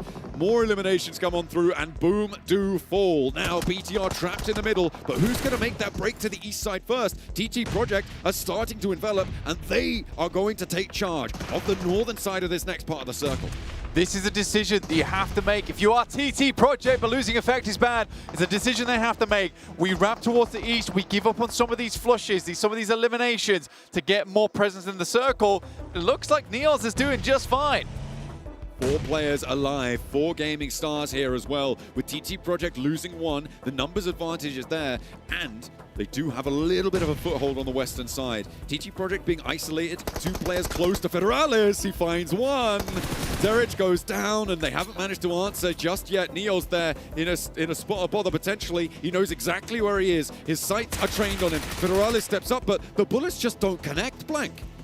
I think that's a classic case of pulling your thumb off of the aim down sights button. M79 pulled out here, tries to get the res off, but The shots are coming through so quickly. Mini 14 also at distance here, getting a good amount of damage done. Gaming Stars, they forced TT, well, rather TT had to go for a regroup. They moved their solo player from the north side back on in, and immediately that vacuum was filled. Gaming Stars able to take the chicken dinner, and with a decent elim count as well. Yeah, it's a slow-paced game. Love their wrap down towards the southeast side to take down Ulf. They moved out of the circle to do that, but they've already cleared out so much of the space on the northern edge that they had time to do it. Overall, though, TT Project, their rotation on the north side was pretty cool too, the way they went about it.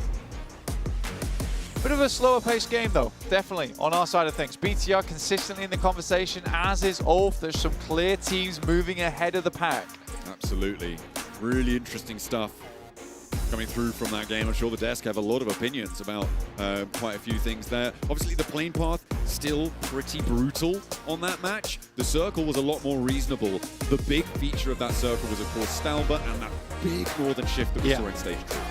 Yeah, I think for Stalber, it's such a problematic area of the map to play in a lot of times for these teams where you're trying to cross up the uphill, you've got all these rocky outcrops to deal with. A lot of times it isolates those fights when you don't really want them to be isolated. You want to get the third parties in.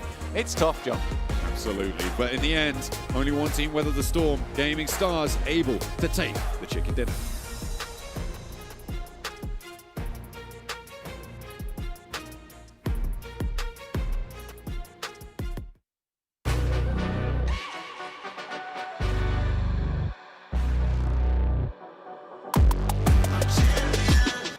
This ain't no regular thing. I came for the ring, you know what I mean. I shoot my shot and it's clean. This is my city, yeah, this is my team. If you talking and talk to me nice, I play with all of my life. You see my name in the lights, better get right, I'm champion. And that's Gaming Stars with the pop-off chicken dinner. Oh, we saw some knife action at the start as well, dude. These circles have been just getting crazy, guys. They are ping-ponging all over the place. We headed all the way up to Stalber on that one. And with that nice little circle shift on over to the east side, Gaming Stars, they took advantage and were able to get the win. Yeah, I mean, to be completely honest, Gaming Stars were gifted a great position in the circle. Like, the circle magnet was present, but in this game in particular, Seven, they were not too passive. They were actually getting involved in the conversation. That third party onto Loops and Ulf actually is what allowed them to get even more control at the end of their match and make sure they secure that chicken dinner. It was a better win than what we saw at the Wolves. I'm not going to lie. Oh, a much better win. But I'm hoping we get even better wins. Now, something I do want to mention is with BTR, I thought they were going to end up being a little bit more proactive, but they just ended up being sandwiched. I wish they would have just set their mind to whether it was the south where Boom was or the north where TT Project was, and just try to take care of business with one of those teams instead of just waiting so long. I'll tell you what, man, I love that ferocity from BTR. They've been hard to take down. Let's take a look at the final blow. Bende Mek bende. Burada çocuk. Çektim kili. Nice. Son iki. Canaz solda bir şimdi sana. Biri solda, diğeri nerede? Lava sürdüm bir. Smoke içinde kanka. Mek sürüyor benim buraya. Mek bana sürüyor. Bekle. Araba süreceğim, geleceğim sana. Bize düşün. Nice lan. I heard nice, right? That's what I got from that one. So they were excited. A good communication from the squad, right? And a good solid win for this team. Yeah, I mean, a gamer screaming nice transcends every language. That's right. That's every right. time. But a really good step up at the end, able to just suffocate TT Project outside on the edge of the circle, making sure they were not going to be missing out on that win. So overall, good controlling game. I feel like I still need to see a little bit more to be truly sold on Gaming Stars, but you know what? Here's still showing a little bit of presence and, well, a little bit of presence. It was a win, so it was a lot of presence. But overall, also good elimination spread, right? Maniac, Rolex, USF, and also Swash able to get up to 3 eliminations apiece. So overall, it's a team-wide effort here, Seven, on this match. I think it's safe to say that we were not expecting this to be the Turkish team that was going to get the first win of today. Where's Ulf? Exactly. Yeah. I mean, Ulf was getting third party by Gaming Stars. Actually, yeah. That's what they were. My brothers. Right, I got to give these guys definitely their flowers. You know what I'm saying? To be able to come here to this stage with all these different teams, regardless of any situation, pulling out a chicken dinner ain't easy, and they were able to do it. You can see our MVP here, Maniac, 3 eliminations, 351 damage, and regardless of how it happened, this could be that catalyst for them, right? It could be like, hey, you know what? We got that win. Let's see if we can get another. I mean, especially doing it with a Mini 14 as his main weapon. And you were happy, Hot Cheeks. You were like, yes, he's playing with the FPP mode for a little bit there to actually peek that ridgeline. Yep. And he got some really good shots initially. Not a lot of knocks off the back of that, but just to get sure he has that information headed his way, the FPP worked out great with a Mini 14. Absolutely. For anybody out there that's looking to kind of transcend to this esports level, that FPP switch is an absolute necessity here. And yeah, to see him busting out the Mini 14, I'm just happy to see anything besides an AUG and M4 at this point. You know what I'm saying? I'm with you. I want to start seeing more snipers, though. Where's their snipers? Come on, please give us a buff. We had a Lynx AMR with Snowix, right? So we are seeing a little bit of it, but not that much. I want to see more. Yeah, okay, yeah, sure. it all. Let's take a look here, though, as we get to see some of the rotations. And man, some of these people had to travel pretty far.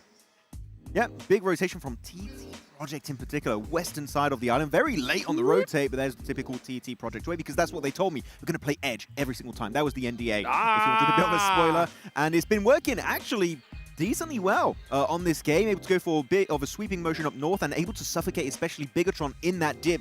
The utility usage from TT Project was a thing of absolute beauty, in my opinion. By the way, we're starting to see Bigatron just keep up with great performances here. Now, back-to-back great performances where they're able to put up those eliminations. This is a squad that's looking like they're going to be going to the grand finals, and this is a squad that's going to be looking to take points away from teams that are going to be wanting to be within those top 6. And remember what happened yesterday. Those squads are just going to tighten up that overall leaderboard. Looking at Bigatron, this is another double-digit game. I'm going to call it. For me, they're qualified top 6. They're not budging. They've just been so consistent. And again, in a format where you get only 6 matches for entirety of Group B, and they've got double digits every single time, BT are bringing the heat. Yeah, I mean, they showed to me that they got it. I mean, the tenacity from this squad, even when they were sandwiched, they were still very difficult to take out. They're fighting tooth and nail all the way up to the end there. You think I'm stuck with you? No, you're stuck with me. Right, that's right. And especially, I mean, I love to see when you're in your hometown, right? You're fired up, you're making something happen. And they, in my eyes, have been the most consistent squad, right? For these 3 matches, without a doubt. We are hitting that midway point, though. And yeah, because of that, look at BTR up on top, 35 points. I am so excited for this hometown team. I really am, too. And I think we're all in agreement that this squad is going to end up going towards the finals. Something to keep in mind is Ulf, even though Ulf isn't really putting up those wins like we just saw at Gaming Stars, they're just putting up so many eliminations that it doesn't even matter. They're in contention there within the top 6. Now, if we go to Boom in R8, once again, that top 6 only separated by just that 1 point in Esports Reject, even though you've been putting up the Illims. You need to find that happy marriage between aggression and also making sure that you stay alive later into the match. Oh, most definitely, though. Looking on the second page, things starting to look a little bit dicey for Geeky. The 3 games, 3 points to 1 point average. They have not been looking too good. And the thing is, they don't have a terrible dropping spot. With these planes in particular, they drop Novo. They've done it back-to-back. The plane is great, but they just can't get into that play zone itself. Really struggling to get towards that mid to late stage of these games. So Geeky, they got to go back to rework the entire strat, because so far on the halfway point, it's not working out whatsoever. Maybe they start studying some S2G action. You know what I'm saying? That could be a strategy. It worked. It worked. We're reaching the second half here for Group B, and one thing I did notice looking at those leaderboards is they're very spread among the top, right? We don't see like a crazy point sponge here. So I remember talking to X-Force Rejects, and they were like, hey, 40 points is what, if we can get 40 points, I'm pretty sure we're going to actually going to get there. Yep. I don't know if that might be the case here with how well so many teams are playing. For some of those teams towards the bottom, on the second page of the overall, we do have some surprising names there. Okay. Teams that we were expecting them to at least be in contention. One of them has to be Enigma Galaxy. It has to be said, if you for some reason missed the beginning of the show, Coops isn't here. Coops is not going to be playing during this PMGO. So it's currently just showing that they are missing that fragging power. They're missing those extra points. Another squad that hasn't really been able to put up the performances that we expected to see more out of them, especially with what happened in Group A, is Loops. Loops has just been absolutely throwing today, especially with one of the pushes that they try to do. Yeah, they have one of the best potential storylines in the entirety of this PMGO Season 1, where they could overtake Alpha 7 in their Regional Americas points and push them out of PMWC realistically. Exactly. But so far, they've not been hungry for that opportunity. And the push up onto Ulf this last game was a good play, in my opinion, but the execution is so weird, and I see it happen so often, even in lobbies like this, where a team is looking to crash a compound, and they just stop just before are in nade range, and they start smoking it like that's going to save them. You don't have cover flares. It's not Rondo, so you're going to go down, and Ulf had the easiest cleanup on the entirety of Loops. Oh, man, Loops need to do something quick. Honestly, I think everybody on that second page really need to make something happen here. We're going into the last Aaron Gale of this entire group. Which team do you think, looking at the bottom half, needs it the most? Enigma Galaxy. I was expecting a lot more. That's one. T2K. I want to see them snap out of it. I got really hyped yesterday with what Hora Esports was able to do, and I'm happy that to see Nepal now going to be back at a global event, at a global finals event. I was hoping we would get another team from Nepal, but right now, with the way that T2K is playing, I don't think it's going to be happening. I want to see them just switch it up. Fair enough. I'm going to go with Foot, actually. I think since the Rondo game, they were just very hesitant, and I've seen that every once in a while, so I think that Foot is a team that has just so much bloody potential, and they just haven't capitalized fully on it yet, so we still got 3 games. I feel like this is a team that could easily make a little bit of a jump in the top 6. Well, let's see what's going to happen, guys, right? We got 3 more matches left to go. Make sure you get your popcorn, get your drinks ready, tell your friends, and we're going to be right back right after this short break.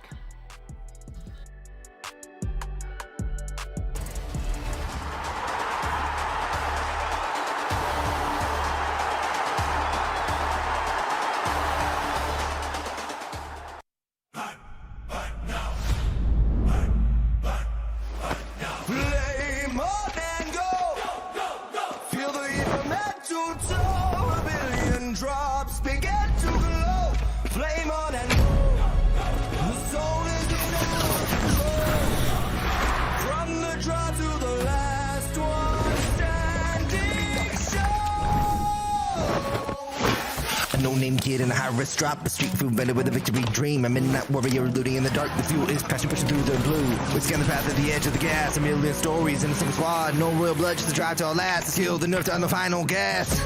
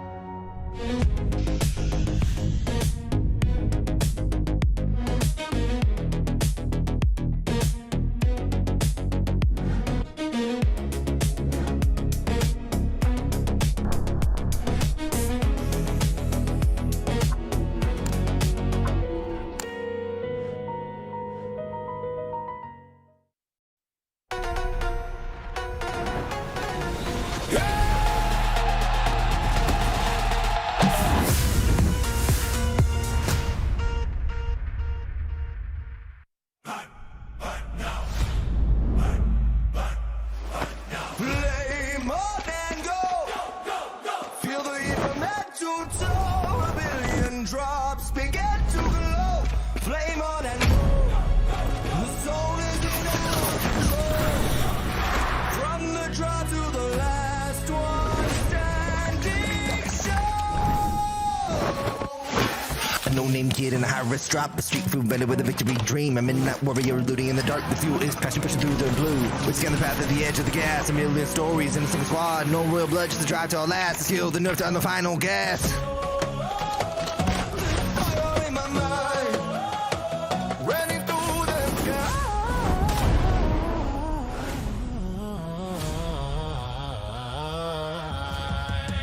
Flame on and go. Feel the heat from head to toe. A million drops begin to glow. Flame on and go. The soul is in our control. Flame on and go. The soul is in our control. From the draw to the last one standing show. Flame on.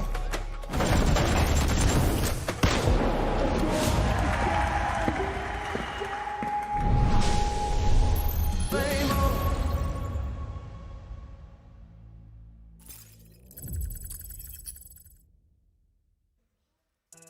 Welcome back, everybody, to Jakarta, Indonesia for the 2026 PUBG Mobile Global Open Season number 1. I got 7WG, I got Max, and of course myself, Hot Jukes, here as we're getting ready for that second half for Group B. Boys, we know what's on the line. We saw what happened yesterday. We saw what teams need to get these points here in this last Aaron Gale coming up. But I got some, we got some time. Why don't we go bring up some kind of wild card questions, right?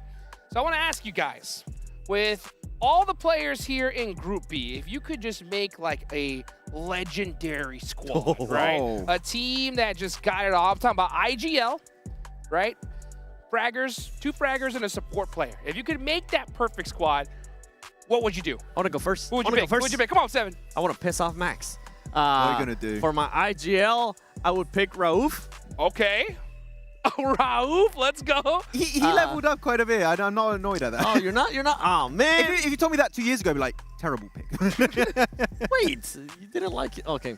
Anyways. Rauf, Nigga Galaxy. Narvalo. Okay. Federales. Okay. And it's either between a Turkish player or a Brazilian player. Gonna take Catch. Aaron? Yeah, I was gonna go with Aaron. Yeah, Aaron. That's a good squad. Aaron. That's a deadly, deadly team. What do you think, Max? Didn't give me any prep time, so I have no idea. We didn't get any prep time. It's off the top of your head. There's no wrong answer. I would take Razy Razak because I love the fragging duo. I think that from Bigatron, they're looking good. So I'm going to go with that. Narvalo also because, well, French, so I have to go with it, right? And IGL, that's the one I'm struggling on. I actually don't know who I would pick as an IGL. So many choices, right? Yeah, no, Ralph is good, IGL, but I don't think I would pick him here. You know what? I don't know. Pass. Okay. All right. Hey, well, you know what? Hopefully, we'll see which IGL is going to win this thing, and then maybe that's the pick right there. We'll see. But of course, guys, we got the Esports World Cup coming around the corner from PMGO to PMWC at the Esports World Cup. Every match matters. Teams aren't just fighting for trophies; they are battling for EWC Club Championship points, global prestige, and a place at the top tier of PUBG Mobile Esports, with PMWC set for August 6th to the 18th. Make sure you mark your calendars, guys, because we're going to be in Paris. I can't wait to see that. That's the homeland of my man Max Man here. And, man, you better show me around, bro, because that's going to be my first time ever going. We're going to the bakery right away. Let's go! Yes. Now, my belly. Whoever wins, I'll bring everything to you, okay? All the croissants, everything, all the best drink. Don't worry. Can we get some? Do you want $3 million or Maxman taking you to the best bakeries in Paris? 3 million. Okay, that's an easy question. That's a lot of croissants, yeah. Sorry, Max. I'll be set for I life. think I'll just take that money and just start going to random bakeries, dude. I think I'll figure out where you're taking me. You're set for life right there. Yeah, pretty quick. All right, guys, you know what? I got to ask a question. I always ask you guys questions, right? Wait, hold on. Oh, what? Hold on. Let's bring it down a bit. Yeah. I almost got it. Okay. We gave our answers. Okay. I'll give you mine. All right. Give you mine. IGL, I'm going to go with Doran, right? Ooh. The reason why is because my boy Juancho told me that he is the best IGL he's ever been with. and that he has a good head on his shoulders. So you know what? I'll take his advice on that one, right? When it comes to gunners, that's where I think things get a little bit interesting. So many really phenomenal players out here. Honestly, I really like what we saw from BTR today. Just some of those crazy turn plays. I'm going to go with almost every fragger on that team so far. What, Razy Razak What for the heck? Honestly. Yeah. Take BTR, yeet the IGL. Yeah. You know what? Why not? Why not? You know, because at this, you know what? They have the same communication, the synergy. You know what I'm saying? Just we get to mix things up a little bit. Why not? Doran is like, I don't speak Indonesian. How do I talk with my fraggers? All he's gotta do is say nice, nice. You know, pinpointing stuff in the map. Using pings. Go, get out of there. Just like when we had Sarah, right? For Rangdom Kari in London. Oh, that'll be a fun callback. Oh my goodness, craziness here as we get into the second half there. Look at that TT Project scratching their head, trying to figure out what we're gonna do in this last match. I mean, they're in second place right now. They're pretty happy in their position. I think they're going to be just looking to make sure they maintain that place, because now with what happened yesterday in regards to STG getting back-to-back and showcasing that you can go from 15th place all the way up into the top 6, you cannot just let your foot off the pedal. You got to keep pressing it down. And I think TT Project have been fully tested, even on the game on Rondo, which technically their compound was dead center of the circle, right? Yes, it was. But there were 5 teams in the compound. Yeah, it was a lot. It's a little bit different from what we've seen with the past, like Wolves, for example, or even the likes of Gaming Stars in that last game. But they've been able to consistently get into the late game scenarios, get a bunch of eliminations with circles that were very unfriendly to them on Erangel in particular. So I think so far, macro-wise, they're one of the best teams in this lobby and have been doing pretty good for themselves. And I think the IGLing has been definitely top tier on TT Project. Yeah, I mean, it definitely has been. Hopefully we could see them reach that top 6, but anything can happen, guys. So, you know, just looking at the numbers as they're sitting right now, and we can literally see, right, that second to last place team hop all the way up into the top 6. So let's see if any of those bottom teams can reach their way out, as this is the final Erangel for Group B. And the playing path is down south once again. It's reverse. What? This is crazy. Wait, can we stop? Not one middle play path. Wait, what is Ulf going to do now? Because earlier, they changed it up. They switched it up again. Are you going to switch it up again? No, this is better. This is better. They went north next to Mansion Shelter. That's where they dropped last game, so they can reach it. And TT Project is going to be going to Primor. So if they do end up going military, they will be fine. One team actually going into this last Erangel, I want to see Esports Rejects do something amazing here, because they started off the day so well. I kind of wanted them to be rewarded even more. An African team in the finals would be insane. I mean, they're like, what, 1-2 points away from making it in top 6? Yeah. Would this be the first time an African team in a global final? I think so. I think so. Oh, it's possible. That could be a really sick storyline. Actually, I don't think so. I know so. I don't remember one from, like, ever. Better memory than me. Let's see what they can do, and hopefully they don't kind of go for that 40-point mark. I think they're going to need a little bit more than that, so they got to take as much advantage as they can here in this final Erangel as we take it on over to our casters, John Allen and Blank. The circle's going to be coming in soon, and we're going to check out where teams are going to go. Ooh, potential danger for the area just east of school, near apartments, that sort of area, looking for vehicles potentially. And it's a west side circle, Blank. Not up to the north on this, so a little bit more sensible over to the Gatka Fields. Yeah, this is a much nicer circle, I would say. It's really reasonable in terms of where this could go. I mean, we had a very similar circle to this on the last game, and it headed all the way up towards North George, which is bit unfortunate. It's on our first Erangel of the day. But overall, this encompasses a lot more area that the players are already in. I think a lot of the wraps are going to come through over towards the top side of Kameshki, over the Yaz Lake, Yaz Bridge, wrapping back into things. So I think this is a comfortable circle that you can get a lot of teams crammed in on. Some teams are going to move faster than others. Unfortunately, Scarface does not move fast enough. He is out of the game. So Ulf going to be playing as 3 now, which is far from ideal, I think. It's safe to say. Their mansion prison split area, their shelter mansion split rather, sorry, isn't going to go well for them. Not this time around. They do lose one. And a difficult path towards the west now. A lot harder now they're on 3. Definitely. I think for Ulf as well, currently in 3rd place, like that's a tough loss at the start of the 4th match of the day. still possible to get some more points on board. For them right now, they're looking at 6-5 points. Like, that's a comfortable margin to hit to stay in the running. For RJC, on the other hand, the boys we just talked about on the desk there, for Africans, it would be amazing to get this team in, and with that 1 point, they make it into top 6. Currently 24 points. Obviously, it's pretty close, you know, 24 points down to 18th in 18 points on 10th. But definitely doable. Very, very much definitely doable. Would be a huge achievement for that region. There's the replay on it. Finding it in a vehicle rundown. That is a nice little spray out. Nice to find. R8 moving past the hospital now. Likely going to post up and see what they can find in the area. They've already got a little bit of looting on board. They can grab some vehicles, get towards South George and pick through there should they want to. A couple of those compounds in the area too. GK probably have one of the, well, not longest if they go for the West Bridge, but unlikely that they do. That East Bridge rotate, putting them at the back of the queue, potentially make it difficult for them to get through. So many teams now on that south side. Difficult path on in. First time we actually see Yaz in play as well with that playing path. Vicious actually able to pick that one up. Likely looking for the loot vehicle as well. Grab yourself some weapons, vests, helmets potentially, which is nice. Head to head of two of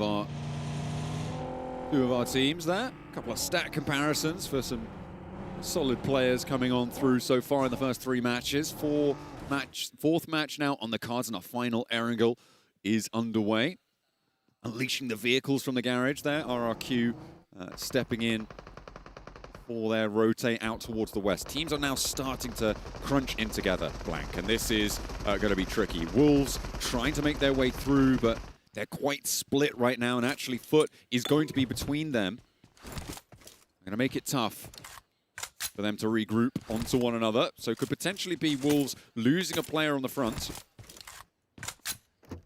We'll have to wait and see if they are able to get that regroup. Because right now, it's not super important for Foot to push out to it. They may just be able to isolate it and play for that one later on.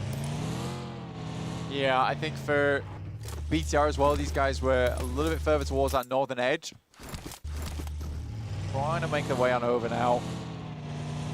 They 5 minutes to go for. I think this is far east side. We were looking towards the center there. T2K, it was a big one coming through from the guys over on the desk for that team to do better. You know, try and have a similar performance to Horror from yesterday. Represent that region. Yeah, you can see BTR all the way in Kameshki at the moment. So a long drive in for these guys. Hustler Crew, once again, I think their macro in the early game is great, but it's a case of winning fights, which seems to be the defining factor. Yeah, or rather the lack thereof of any one fight so far. I think they got 1 elim in that last match, and then went down to that north side engagement. They haven't stuck to their Ruins split here, but they are 2-1-1, leaving 2 back up towards Ruins and Boatyard, and moved 2 forwards towards the Gatka fields to be that opener. The big difference, though, right, for a lot of our squads at the moment is with yesterday, there were teams clear and ahead away at this point, right? Pandem was very secure at this point. But I still think there's quite a bit of opportunity towards the bottom of the tables. You know, looking at a little bit more now as time has gone on. No team is speeding that far ahead. For DK and Hustler Crew, I will say at this point in time, you know, chicken dinner, get yourself 20 points. You're at 25 there for Hustler Crew. You're 23 for DK. Suddenly you're in range, and I think that's due to a lot of teams profiting over the day. There's been a lot of different teams getting some good, strong matches as things have gone on. It's very, very important because, again, with this format, sometimes by match 3 it can be over. Sometimes by match 3 it can still be all open, and that's what we're currently looking at right now coming into match 4. Yeah, I mean, nobody is even over that 40-point threshold at this point. If BTR absolutely lose it over these next 3 matches, there's no guarantee that they're in, even though they've been performing pretty pretty solidly, I think it's safe to say. Most consistent team in the lobby by far. But yeah, it's not all done and dusted for them. They still got a little bit more to do, as does everybody else. So definitely wanting to keep things going. What I will say is, though, there are a lot of teams that are safe from full elimination, including BTR. Probably anyone in the top 6 right now is pretty much totally safe. Yeah, you're cleared. I think the big thing, though, is that going off that 40-point threshold like you were talking about earlier, that's kind of where we ended up yesterday. This is with teams that were doing so much more than other squads, right? It was exponential towards that top side of the lobby, but it was around 41, which sat on the 6th place margin. So that's what teams are looking for. If BTR can hit 41, I think, 42, 43 points, that's a nice position to put yourself in where even if you're down to top 6, to 6th place, you're fine. Once again, you've got Hustler Crew on a bit of a wide split right now. They've tried to confirm a lot of spots. I think that this makes sense when the circle isn't defined over towards this location of the map. But at this stage of the game, I think this split is ill-advised. Well, I think they have realized that it's ill-advised at least, which is good news, and have seemingly managed to regroup, or certainly started to regroup. Okay, gets caught in the corner of a building that I don't think you could even stop off here. I think even this split is bold right now for Hustler Crew. But they want to go for it. Okay, they're going 2-2 right now in a very, very important set of compounds. Yeah, very important compounds, actually. I think that you're going to get crashed on at some point, especially if it comes further down towards the south. Again, we got to take into account it's stage 2, right? Stage 3 is likely where this is going to come a little bit more to bear if the circle centers up once again, in which case, Hustler Crew, you have to decide. You have to decide on a building to take at that point. I think the northeast building is usually better, but depending on the circle, if you go down towards the southwest, you might want to head down there in the first place. But you do want access to that backside of Everest eventually. Vicious taking out tires on the vehicle as well. Going to make that regroup even harder if they want to go for it. Vicious currently occupying the top of Everest, so they do have oversight on it. But I'm imagining that they're going to get some neighbors fairly soon. Top of Everest will be in the sights of many, I'm sure. And Gaming Stars looking to try and get up there right now. They're pushing up on the western side, and they've got a foothold further out to that west edge. And actually trying to get past Enigma Galaxy, who sit just down to the southwest point of Everest. They have 2 splits, actually. I think Enigma Galaxy split's probably a little bit more aggressive than even Hustlers. They're currently playing over towards the western side and over towards just underneath Castle in Ruins. Yeah, curious split there coming through from them. Hustler Crew yet to move either. The Vicious took the opportunity to move on the top of Everest at the moment. GSTR are moving in. They're coming off a lot of momentum today. This team was not on our minds that much. We thought that they were a decent squad, but to do this well today is very, very surprising, but also impressive. I mean, they are one of many Turkish teams in this tournament right now. Obviously, only 2 of them in Group B. We saw 2 Turkish teams in Group A as well. And I feel like of the 4 of them, Gaming Stars is maybe the least notable, yeah, I think that's right to say. I am asking for forgiveness because always calling someone not notable feels a bit mean. But I think it's safe to say when you're comparing with Ida, with Foot, with S2G, very obviously, it's definitely a lot less recognition, and the players on side as well don't quite have that same recognition in that front. So it's great to see that they're stepping up with the best of them. And now they might have to step down because it is from the top of Everest down towards the south side with Circle Shift. Yeah, I think most people won't recognize Swash on the squad, but there is some of the names there that maybe people won't recognize from previous tournaments. Just going ball with TT Project there for just a second. RJC, another one over towards Loops.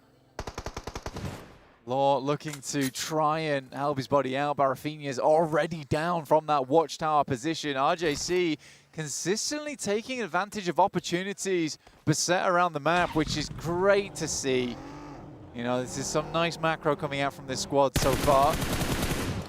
Shots from Law still keeping enemies at bay. Loops already losing one is not great news. RJC will be all too happy to keep them locked in, although they do have to get a move on as well. They don't have a lot of time to be playing this one out. Taking a look at our splits, both Enigma Galaxy and Hustler Crew have regrouped onto compounds in the circle, which is good news, I think it's safe to say. Both teams will be playing as 4 as well, so they'll be in some fairly controlling compounds. Loops try and make their move. They're going to leave from that position across the river, and RJC not really going to be able to stop them, although they were able to take down the player earlier, of course. Yeah, TT Project had to swing over towards Everest, but they knew it was going to have to be through the field. So they did get caught out on one player here. BTR also making their way in. R8 doing a fantastic job today, actually holding the outer edges of the circle. Because although maybe not a huge amount of super big endgame finishes, they've been picking up a fair amount of points just through eliminations alone.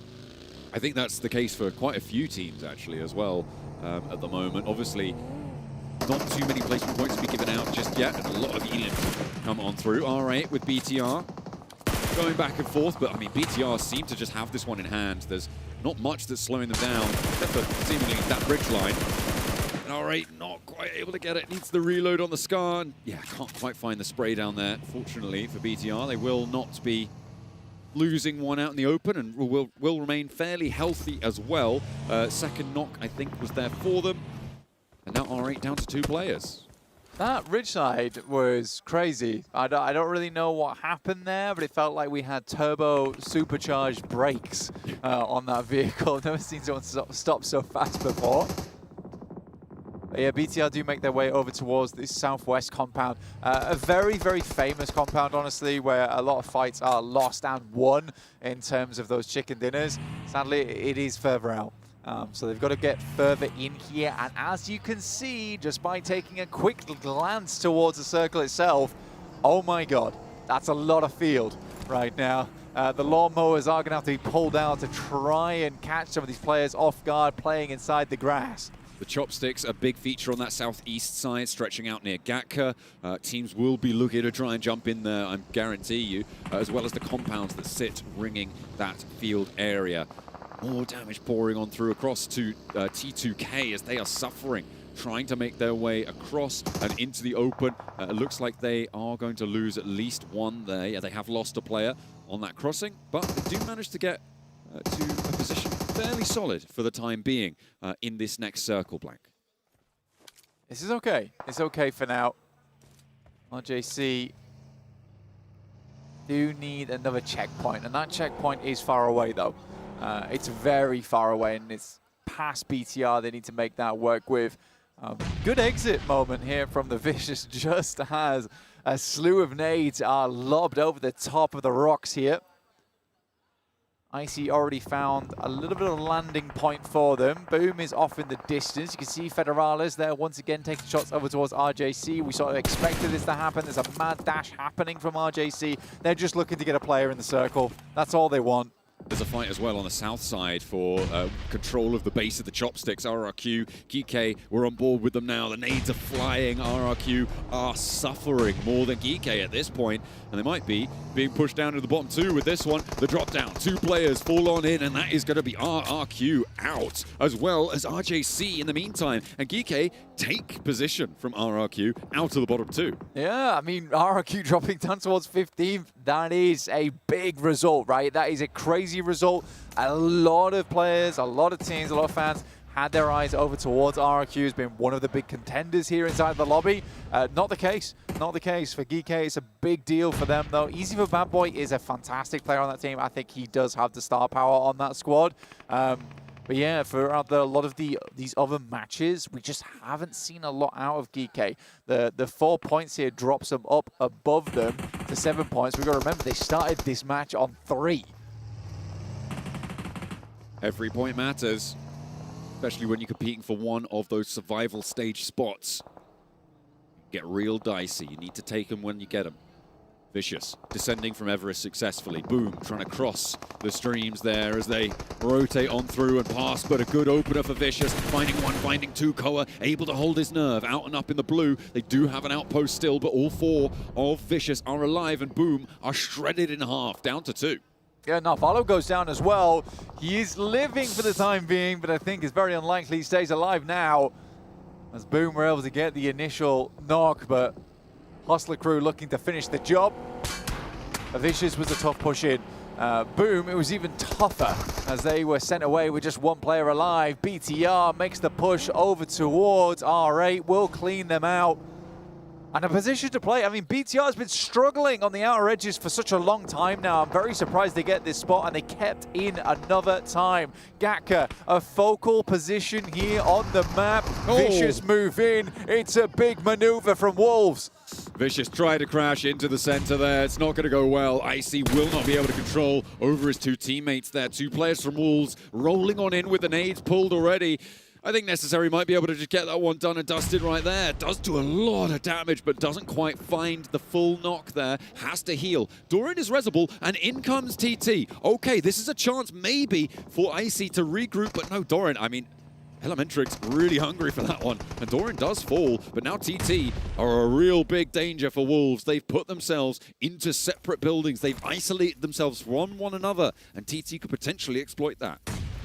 There's tons of teams here. I mean, you've got TT, you've got Vicious, Wolves, as well as the lone player from Boom on the northeast side of Gatka. It is one of the final compounds still left in this lobby. It makes sense considering its horrible zone around the rest of the map. Most teams are going to be looking for third parties here. It's going to be third party central over towards Gatka at the moment. Absolutely, there's some replays on how RRQ went down with the drop down the passenger seat. Spin out, and another team joins in Gatka as we hop back into the action. Gaming Stars, fresh off their chicken dinner, with all four of their players, roll on in blank. They are wanting to get stuck straight on through, and the Wolves, with one of their players in that corner, the other three up on the other end, will have to try and hold it off. Zedwolf for foot, holding the window, doing so very, very nicely, and spins for a second as well. He's good for a 1v2, of course he is, but his teammates, not so lucky. Swain down, and he's last left alive now. Like I said, though, you're going to have to get the rolling pin out over in Gatka because it's time to make that bread. I think this is the only way you can earn enough points over towards Gatka's side is if you come out on top of a lot of these engagements. Zedwolf finally goes down to rules here from T2K, but similarly, the final player left alive. And we wanted to see more out of the Nepali squad, but not meant to be. It's unfortunate. Denied yet another performance with 3 elims and 1 player alive. Gotta wonder how much further he can go. Hustler Crew, again, they're on 2 elims now. But on this north side, if they can get rid of Enigma Galaxy, they're gonna have a lot of latitude to play around with. Ulf will make it hard though. They are taking shots out that way as the Lone Ranger from T2K is gonna send up towards the north side across the open field. Does have some terrain cover here. Can slow it down potentially, but I think that was a tire. Yeah, is there a tire out on that one? I think he might have just been able to survive it, but still on half HP, has to drift a little bit further forwards. There's a knock from Enigma Galaxy over towards Hustler Crew, which might make his approach even easier. Ketch, however, definitely knows where he is. Yeah, Satan finding that one, it's a great maneuver from them. Hustler Crew have to move out from their compound, immediately lose a player in the process. They had the lineup to take shots over towards Enigma Galaxy here. They do get one down, but like you say, very resable. Gaming Stars up against Necessary on the top floor. They're looking a little bit raggedy, a little bit worse for wear on the bottom floor there, but, you know, just living out for the time being. Hard Southern shift. This feels likely that it's going to remove itself from Gatka as well, and so many teams already pushed in here from earlier. I mean, Geeke might be onto a winner here on that south side. You're talking about the jump-up potential. They're on 5 elims. They have a solid compound for now. They have the ability to get out into the field where the teams in Gatka don't, right? They don't have that ability to lead because everybody else is going to try and go for it. Wolves on the hold, on the solo hold on the inside of the building. His 3 teammates nowhere to be seen across the other side of the town. So close yet so far. Won't be able to have an impact on that hold at all. The Gaming Stars get their building all to themselves. It's a good building to hold as well, you know, the double story, a lot of windows to work with, so a lot of sight lines. Equally, that means a lot of holes in the building to send the nades through, which is always a little bit worrying, but they can use the sound cues to their advantage. Hustler Crew, Loco immediately down to the guys on Enigma Galaxy. There is a slight clapback here coming through from Vinny, but it's not meant to be, and they don't find much more off this match. They do manage to get the points to break the tie at the top there, and they are in 14th, but with Geeke on 4 players alive, it's unlikely that they're going to stay there. The placement points will be kicking in very, very soon. You imagine that maybe Boo is going to go down, although they are in Gatka, so maybe a little bit easier. But yeah, Enigma Galaxy give that placement point, and Geeky will be back up on towards the top 14 to evade those bottom 2 spots. Wolves, okay, nades back and forth on the inside, but there's still scraps happening around the edges, and Ulf have got a fighting chance on the east side. Great nade, really good nade, and once again it comes through from Eren. Who else? Beautiful pin. Will be able to open up that eastern side with 3 players alive. They are a force to be reckoned with in this position too. Everybody in here needs to conclude this fight. They need this fight to conclude because it is just such a standoff. Nobody can leave whilst another team survives inside this one. The good news is that they don't have to leave just yet. Well, no one wants to make the first move. No one wants to push their pawn 2 spaces forward here. Because immediately as soon as they do that, they're going to get a huge amount of other squads coming in. And this game of chess does get nasty. Gaming Stars do get a cross, though, so they have more buildings to work around with. Having the southeast side is also pretty cool. BTR, are you real? Okay. They're going for the southwest side. I mean, you don't have much choice, honestly, so BTR need to be consistent here, and TT just tried to spread across in the meantime. There was a flush immediately onto BTR, and they're only playing as 2. They're the only 2. Upstairs for 1. Federales in the corner trying to hide, and Razy keeps them safe for now. Axel wants to find the final shoulder of that one, but it's not going to work out. And BTR lose another. On the outside, they do find another for them, but TT does go down. So the corner is theirs, but at the cost of 2. The big thing, though, TT get themselves up towards 37 points. BTR, 43. I think at this point in time, BTR can probably go down and be very safe going in towards the final 2 matches of the day. Any more points they earn right now is just a lovely bit of buffer for them.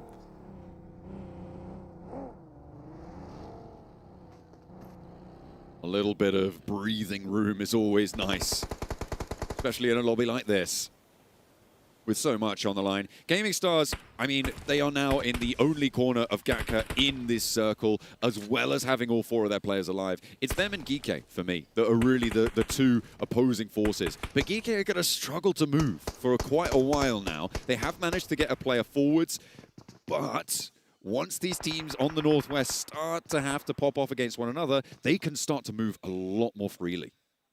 For Geeke, all this is about is trying to get control over as much of the field as possible as early as they can. They should know that most of the teams are going to be in Gatka at this point in time, which is why they want to start moving up, because the closer you are towards the center, the better setup you have, the easier it's going to be to win this endgame. I think what they're most worried about right now is that team on their north in Ulf, but they're down to just 1 final player, is Eren. Scary player to go up against, but should be fine. Yeah, my guy can 1v4 you easy. Easy. I mean, if you can do it to BTR, do it to Geeke, surely. It's just a question of having a really good hill and nades, and also lots of pressure from loads of other teams. But maybe he has that. Maybe he does. Maybe he does. Doesn't have the uphill. Wolves. Molotov in hand. Looking to send it through. I mean, both BTR and Wolves have similar ideas here. But what a nade from Maniac, and it certainly was a Maniac of a play to start things off. Wolves in disarray. 2 players down, 1 now to stand. The flush is coming through thick and fast. Maniac is not going to go down to the nade out the window either, as Elementrix looks to try and chase him back. Will go down, and it's the burn from BTR because they've pushed in the meantime. They want a third party. They want to get stuck in even further to this one. Nades up on the high, looking for a lot of damage towards Gaming Stars, and they have been able to find it.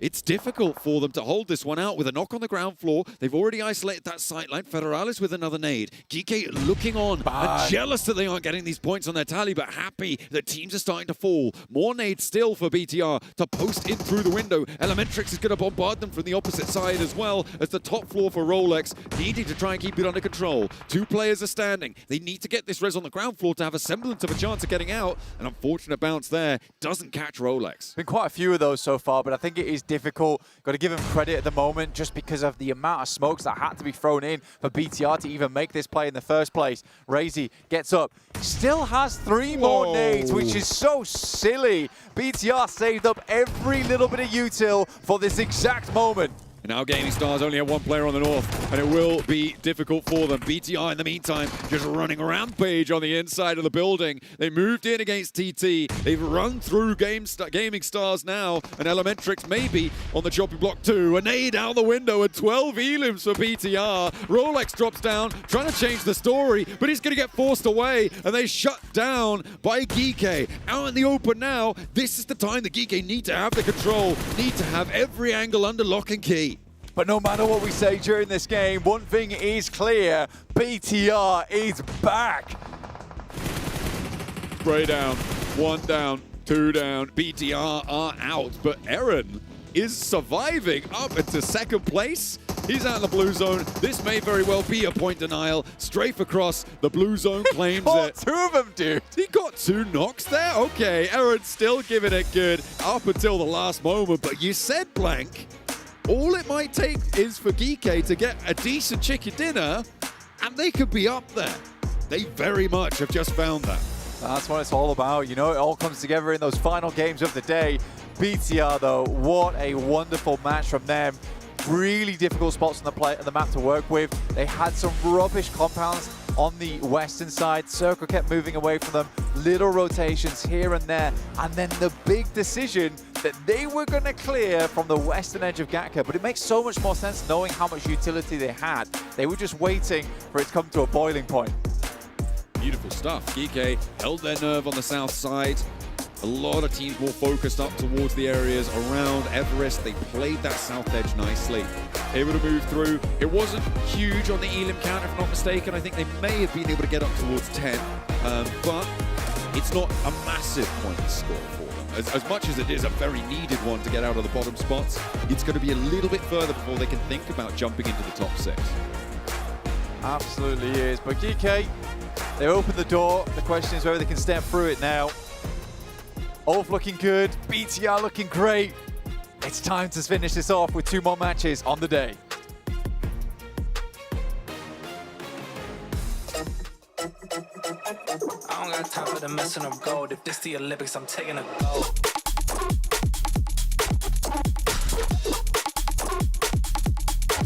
I'm taking a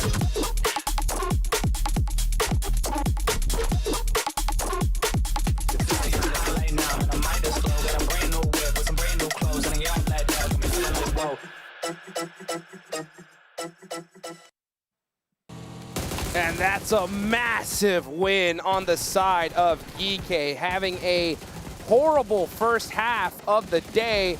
Now finally getting a chicken dinner and pulling them out of the fire here, Max. Can we say they pulled an S2G? Can we start to use that here for this event? Really, what happened? But yeah, no, they were playing it safe. I think they knew, right, that a lot of the teams were just focused on that northern position in the compound, trying to exit outside of Gatka. So they just were able to bide their time and wait for the teams to be at their weakest to strike and get a relatively low elimination chicken dinner at the end of the day, but still one that will keep them safe from that bottom 2.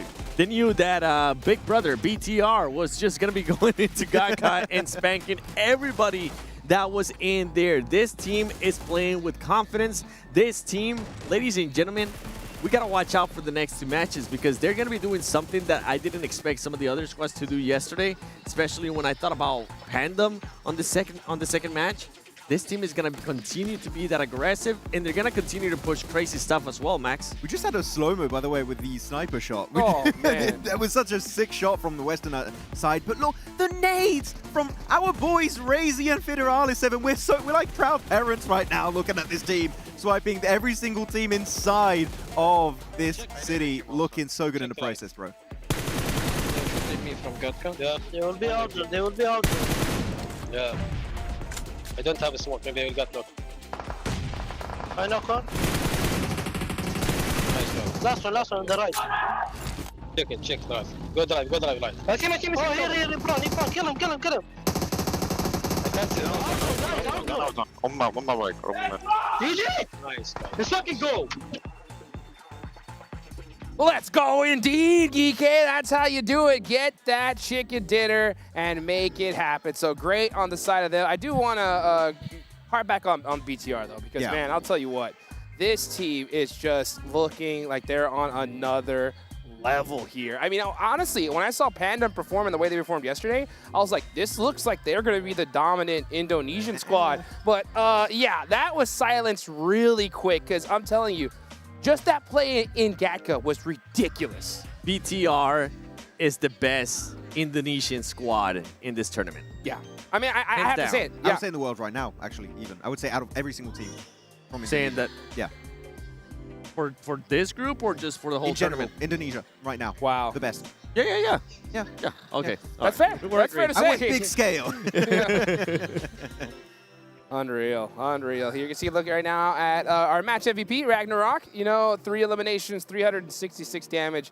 That is great for them as well. But you know what? I want to talk about another team here, Seven, right? And that is Nigma Galaxy, right? What do you think about them in that last match? I'm getting flashbacks, boys. I'm getting flashbacks as we look at the top 4 players here. Our boys! Racy, got him, Federalis, putting up those numbers for the squad. By the way, shout out to Wolves. They actually ended up getting more eliminations in this match. 1 player lot alone. Slonic ended up getting more eliminations by himself than they did when they got the win. But we were talking about Nigma Galaxy. I'm starting to get flashbacks of what happened yesterday to Alpha 7.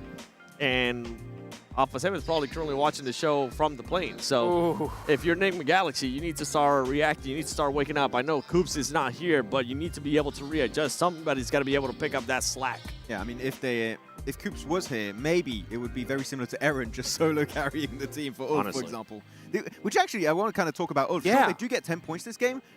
I'm not impressed. I am not seeing the PMGC second place squad of 2025 we saw in Thailand. We keep seeing them as a solo or duo in the late game. Where's that full team presence, Hot Jukes, that we've seen in that past global tournament? So far, it's not been happening, and Eren alone might be the reason they can make it in top 6, so we need to see more team effort around Eren, because as a solo, those wins, it's just not going to happen. I see your frustration, you know. On the other hand, you know, they're in 3rd place with 39 points without a full team, which is pretty crazy, right? I'm going for finals, right? Yeah, exactly, yeah. If they did have that full squad, I mean, I think we'd see them here at the pretty much on top. But the way BTR has been playing, though, so dang good. 36 eliminations, 52 points total. Welcome to the finals, BTR. We're going to see Megatron in the finals in their hometown in Indonesia. We're going to be seeing BTR probably dominate the next 2 matches too, because now this squad has absolutely nothing to lose, and they're going to be in a position where they're going to be very confident. So for all those other rosters that are trying to make sure they stay within close range of the top 6 or trying to stay within the top 6, you have to watch out for BTR, because they just showcase that they don't really give a damn. If they see you, they're going to push you. Yeah, next Force Reject, though, in 9th position. The jump up is still possible for this team heading into Miramar. And actually, looking back at PMGO Africa, Miramar was actually a really good map of this. I don't know if it's their favorite, but gameplay-wise, looking really strong, really consistent. I feel like that could be their one opportunity to make it in the top 6 and finally leave that pesky second page that we just don't like to see a team be on.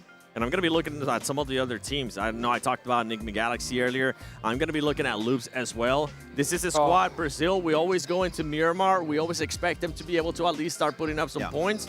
They need to take advantage of this. Right now, they are just 3 points clear of being in the bottom 2. Ladies and gentlemen, this was a team that we were hyping up as saying, if they go to the finals, if they finish more than top 6 in the finals of this PMGO Season 1, they could end up knocking out Alpha 7. Alpha 7 right now, they're really happy with Loop's performance. Man, all I know is that if I'm Alpha 7, I'm talking to Bigatron right now, and I'm being like, guys, you know, we're friends. You know what I'm saying? Like, y'all guys, I really like the way you play. You know, I loved your hometown of Indonesia. You know what I'm saying? That is not permitted. You can't do that. I know. You can Hot Jukes, you're evil, man. Don't I'm get them to kidding. do bad stuff. I'm just joking. I mean, yeah, look at that. I mean, Loops are right now, they're in the hot seat big time going into Miramar. And it'd be crazy to see them not make it, to be honest. Actually, there's a team that I want to see make it, but so far has been slipping very slightly. It's going to be R8, right? Sure, Enigma Galaxy struggling a lot, but R8, they were in the top 6 until this game, where they did slip just below Wolves, because Wolves were inside that city, got some eliminations on Vicious, which actually really good fight from Wolves there. Really enjoyed it. One of the best fights from them so far, the entirety of today's games. But I do need to see R8 step up a little bit more here, because they only have, what is it, 6 placement points? Which, over the course of 4 games, 3 Wrangles, 1 Rondo, that is nowhere near enough what we need to see from this squad. And it's definitely not enough. And they're kind of lucky in a way that BTR is going to continue to steal points from some of their squads because they're just going to keep compacting this leaderboard even more and more. Now, ladies and gentlemen, just to refresh your memory, what happened yesterday before we went into the last 2 Miramars, we did have a team go from 15th place into the top 6. So anything can happen going into this next 2 Miramars. And I just don't know which team might end up doing what S2G was able to do yesterday. Well, you know, GK won already. You know what I'm saying? If they win a back-to-back one here, that could put them in a good position. You're right, though. I mean, we could see the last place team rocket launch themselves in these last 2 Miramars of the day. One team I want to see respond, you were talking about R8, right, Max? Yeah. The Vicious. The Vicious. Where have they been? That's another team that has been going down on the leaderboard. They really haven't been able to showcase themselves. You can see right now, Enigma Galaxy on your screen, they're happy, they're in good mood, but you don't want to go home. And for the Vicious, I mean, you've been able to put up the eliminations. You did end up getting a chicken dinner, but besides that chicken dinner, they have gotten 0 placement points outside of that chicken dinner. I feel like the main issue with Vicious is sometimes they tend to assume things. They sense inside the buildings of Gatka that there were teams parked up right there, and they instantly get naded out of position pretty much, and they lose most of their players. It's down to just Icy, and as a solo, when you have literally 5 teams in that city, we've got 5 teams in cities a lot today, actually. Yeah, It's a trend, but it's just not going to work out. So we'd just like them to be a little bit more methodical on their approaches to fights, and if they can do so, I think they can easily lower the amount of casualties they'll take in those engagements. Yes, indeed. Yes, indeed. Well, we're going to go ahead and get into this Miramar match in just a moment. Now that we're going into Miramar, are there any squads in particular that you're going to think that are going to pop off here, Max? I'm going to say R8. All right. It's their map. Let's go. Let's go. Vamos! Miramar! We're headed to the desert. Finally here in Group B. Last 2 matches, folks. Remember, top 6 moving straight into the grand finals. Bottom 2 are going home. Make or break moment right here, 7. I'm going to be looking at Wolves, actually. Wolves right now, they have a really happy marriage in regards to placement points with that win that they were able to get. They have a happy marriage in regards to elimination points as well, because they do have 15 elimination points, but I'm just not sold.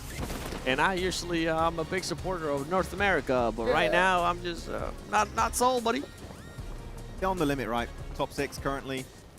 They're just playing too passive at times for me. I like that they stepped it up in a big way in that last match, but from previous matches, they're just being too passive for my liking. It wasn't them being aggressive. It's teams pushing on them and them defending it. I want to see them being the one to engage those fights and actually taking home those wins. Yep.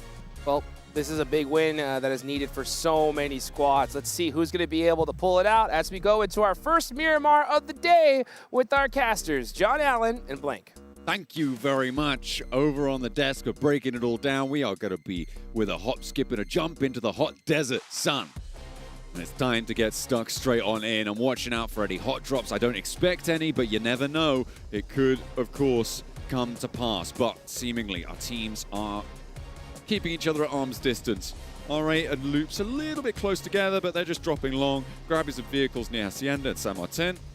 They'll be getting on their way, extricating themselves from one another's clasps, grasps, grips, something like that. Choose one of those 3. Yeah, one of those. One of those is all good. Very eastern playing path, though, so it does force a lot of teams over towards that eastern slope down towards the water. It's a bit unfortunate. We don't really get to see a lot of Monte Nuevo, Chumacera, El Pozo. That's a bit more difficult to get towards, as is La Cobreria. So there's going to be a bit of a migrate over towards that western side of the map coming through. R8 starting Hacienda, though. It's a good position to begin in. Picado held by RRQ, and RRQ is desperate for points, so Picado is a big boon to them.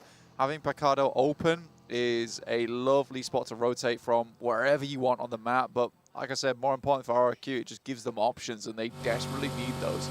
Wolves going to be one of the first teams to make that western migrate that we're talking about. Seems like they're going to post up probably towards Monte Nuevo. I imagine that's where they want to draw short. I think going up towards all the way in El Pozo, I think that's a bit too far, given that you have to wrap back around and reinsert essentially from where you just came from. I think Monte Nuevo is a much more sensible idea for Wolves. We'll see if that's where they stop off, if they're going to go the full distance, go the full Monte Nuevo. As you like that one. Yeah, that was a tickler. Yeah, that was good. That was a bit of a tickler. Okay, it's a Partona drop coming through from Gaming Stars there. In second place right now, and definitely not the Turkish team that we thought we'd see at the top. No, not at all. I think that, honestly, with this format, we did predictions before this started. Yep. But at the end of the day, it's so volatile with 6 matches. It's very hard to predict the top 6. I think that we got 3 out of the 6 so far, which is great. I think we both had RRQ. Yeah, we did both have RRQ, which is a bit of a nightmare. But again, this is what we're talking about. Yesterday, I think we'd have all predicted Alpha 7. They went out. It's tough to say. I think you really do need to be locked in on the day when it comes through. But for TT Project, I was tempted to talk about these guys, tempted to predict them. They have a lot of my favorite players from in the past, from Mad Bulls. We loved that team back in the day, and then they sort of dissipated for reasons unknown at the time.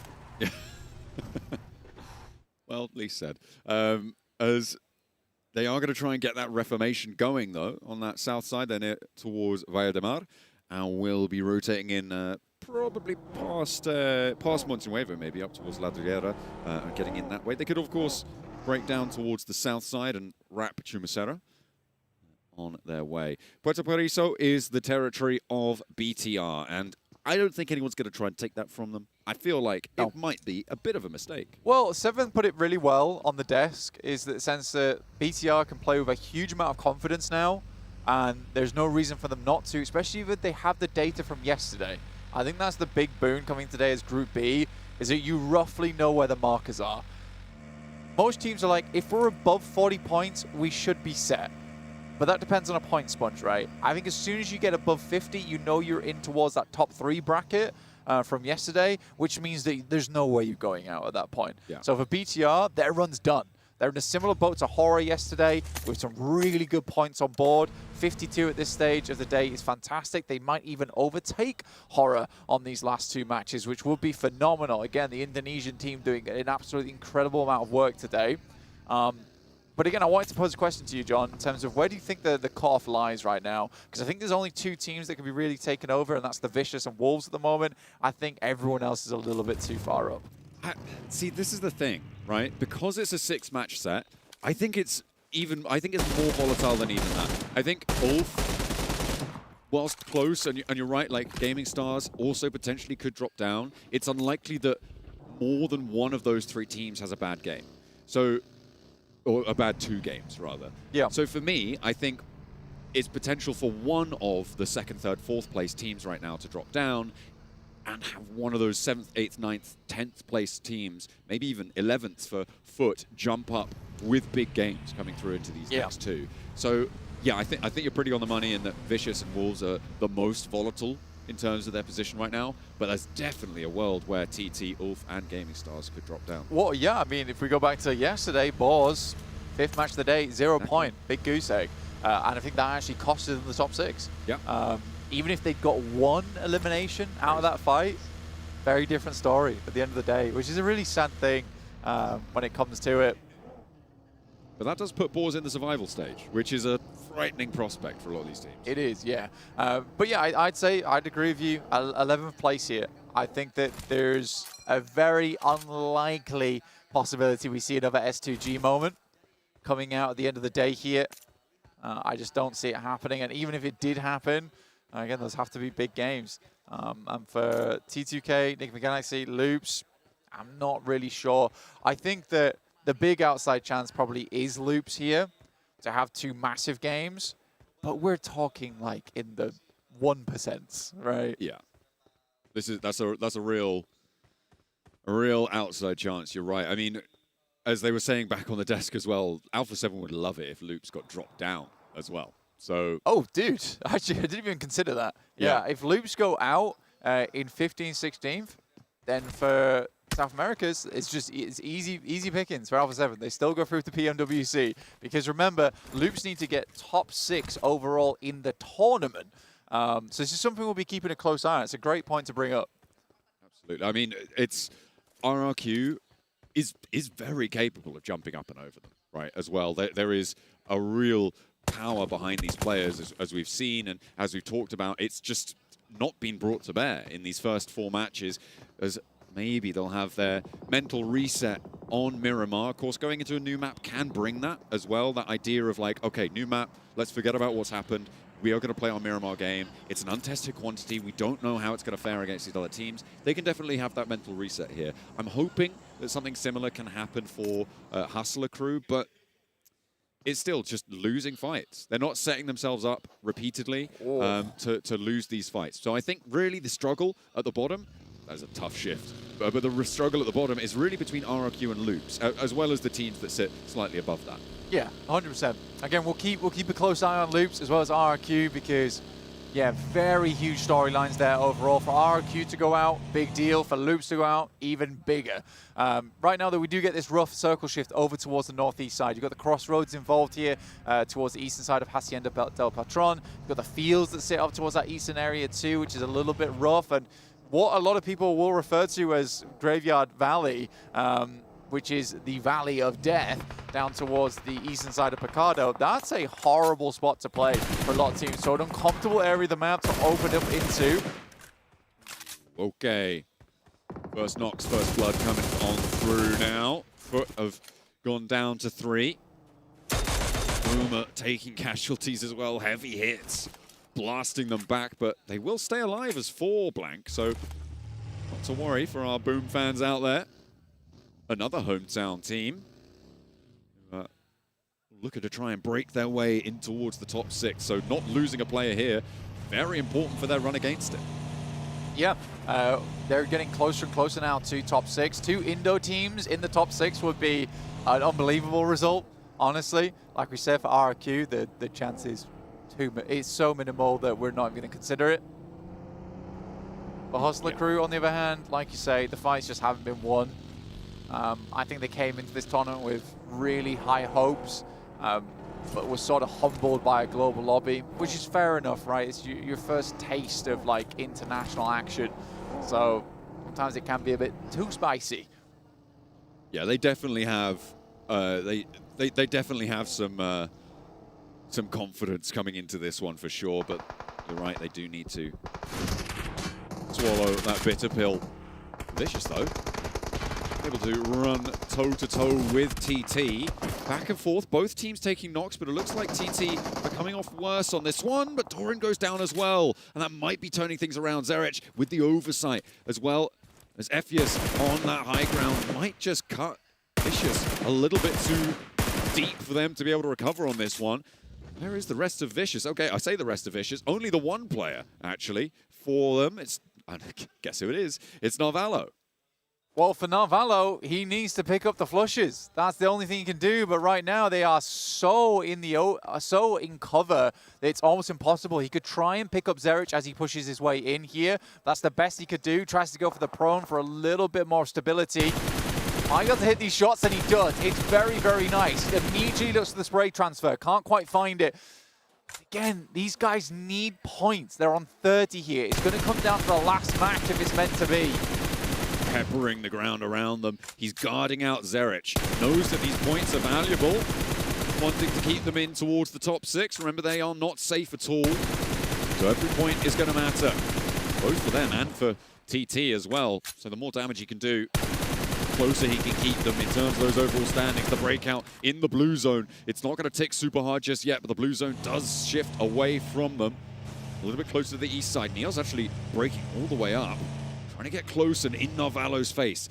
Bandages being popped as well. Narvalo is on half HP. Does have to worry. 2 first aids there. And he's going to pop one now. Again, you can see exactly what he's doing there. He was trying to guard out Zerich, like you say. Swings up the road, needs to hit these shots over towards Neos. Gets a double tag, but it's not enough. And Neos is just playing distract at the moment. Nade pulled out, but he just keeps backing it up. This is infuriating for the Vicious. That is beautiful stuff for Neos to be able to stay alive there, but he goes back in. This is really dangerous stuff. The rest of his team are now back up and alive. Maybe they're going to just try and get rid of Navallo entirely. Steps forwards, and the blue zone and the micros is just too much. The Vicious go down. Nil point. Yeah, bad news. And for Navallo, the longest time playing alongside with Robs, finds himself now in a very similar situation today. The Vicious have one more shot at it. Round about a 10-12 point match on their final game. Not an easy task, and there's a huge amount of pressure bearing down upon you like a hydraulic press on that final match. Unfun, I would say, for the Vicious. They've got to hope a lot of these teams underneath don't do really all that well. RRQ with a nice little tag on there. Over towards R8. This is on the western side of the circle, just on the breakout from San Martin. The downhill approach to this circle towards R8 is going to be tough for RRQ, so a nice little opening softener is all too welcome for them, and they will be happy to make their south escape as well without R8 giving them too much trouble because of it. In the meantime, TT with all 4 of their players are going to be swinging out past water treatment, north of San Martin, north of Hacienda, and entering on the northern edge against RJC on that side of things. RRQ, are they going to get stuck straight in against R8? They're going to try and split the middle. Get it done. I mean, moving over towards Longhouse, not a bad idea. You know, split them up, like you say. Whether you know they're playing this really aggro split is a very different thing indeed, but looks like they're getting into clearing formation here versus R8. Prestige inside the building, it's easy. Yeah, they just too many angles, and it was a 3-1 split. Can't really do too much about that. For RRQ, it's a great pickup. Now R8, isolated with 3, will not be able to regroup up to that north side with a circle shifting away again. RRQ are much more mobile because R8 will have been set up for a while now, but it looks like they are starting to loosen the belt a bit on their hold on the position because they know they have to move east. Yeah, circle moves over towards that eastern side as well. Like you say, ridge sides galore around this area, but we move off of Minas Generalis, but also I think the players aren't too unhappy about that considering we're moving away from the fields too on this northwest side. TT Project surrounding Ralph at the moment, as well as Ado. Enigma Galaxy currently playing themselves a 2-2 split across the road. They are vulnerable here. A lot of stretched, drawn positions here, making life hard for our teams. With the 4 elims that they've been able to find, TT Project actually now looking to start getting safer and safer by the point, over that 41-point threshold. And they will look to go a lot further as well, closer to 50 points. Anything more than that will just be gravy. As it is, it's very likely they've already done enough to qualify in our top 6.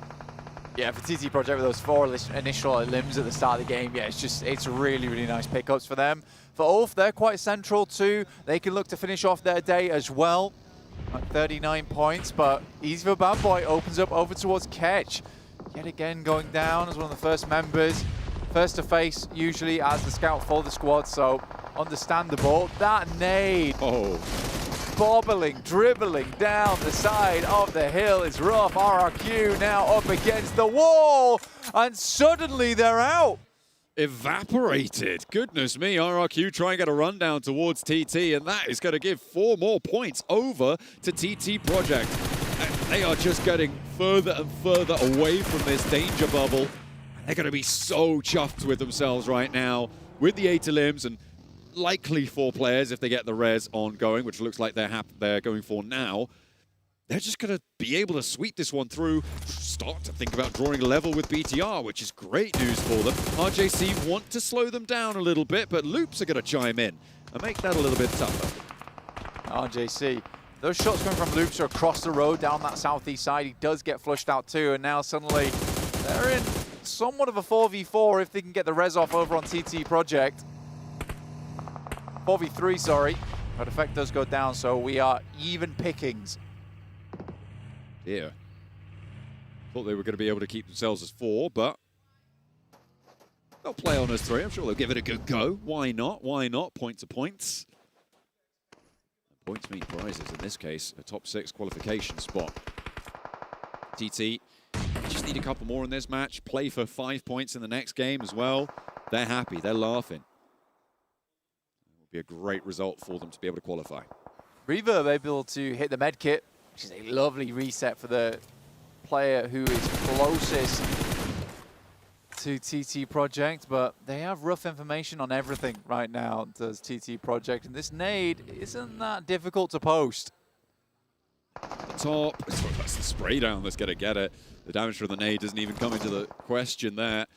As the circle shifts down south, worried about Loops' position as well as this fight does pop off now. One player downhill and TT just keep things in hand. That's 2 more points very likely to be added to their tally, getting up towards 10 elims almost certainly. The first added there, and the answer just doesn't come. Devil not able to drag them back down, to be closer to them on the numbers. Devil just not able to hit these shots, playing on the off angle here, but TT Project smartly didn't expose themselves whatsoever, and now looking to go for the 2v1. A little bit of attack is nice, the roll by, the roll up, and it looks like Devil will be going down here, and that is RJC out. So a big game needed now for them on the next to overtake into the top 6. So one of the chasers is down. For Vicious, that's going to be a little bit more relieving, but there are still plenty of players left, plenty of teams left looking to hound them down. If the Wolves as well pass them by, they will be in that bubble spot, which is not where you want to sit. Marth wants to try and help them out, but that's not going to happen. Fortunate there. Loops had another point to their tally, and they are now all of a sudden up in 12th place, Blank. A lot of the chasing teams are gone, right? Boom being the only team remaining left, and they're far on the south side of the map, which is great news for the Vicious. But they wish they'd taken out TT Project because they could have been the recipient of these 11 eliminations instead. Well, you just never know. You just never know what sits on the other side of the next fight. And the Vicious need to regroup for the next match. Movement now coming through as the Wolves on the southwest side need to choose a direction, pick a spot and go towards Ulf. Maybe what they're electing to try, but the Wolves are low. Shots over towards Geek. This could be a third-party potential for Wolves, but they've been spotted on the off angle coming through from Boom.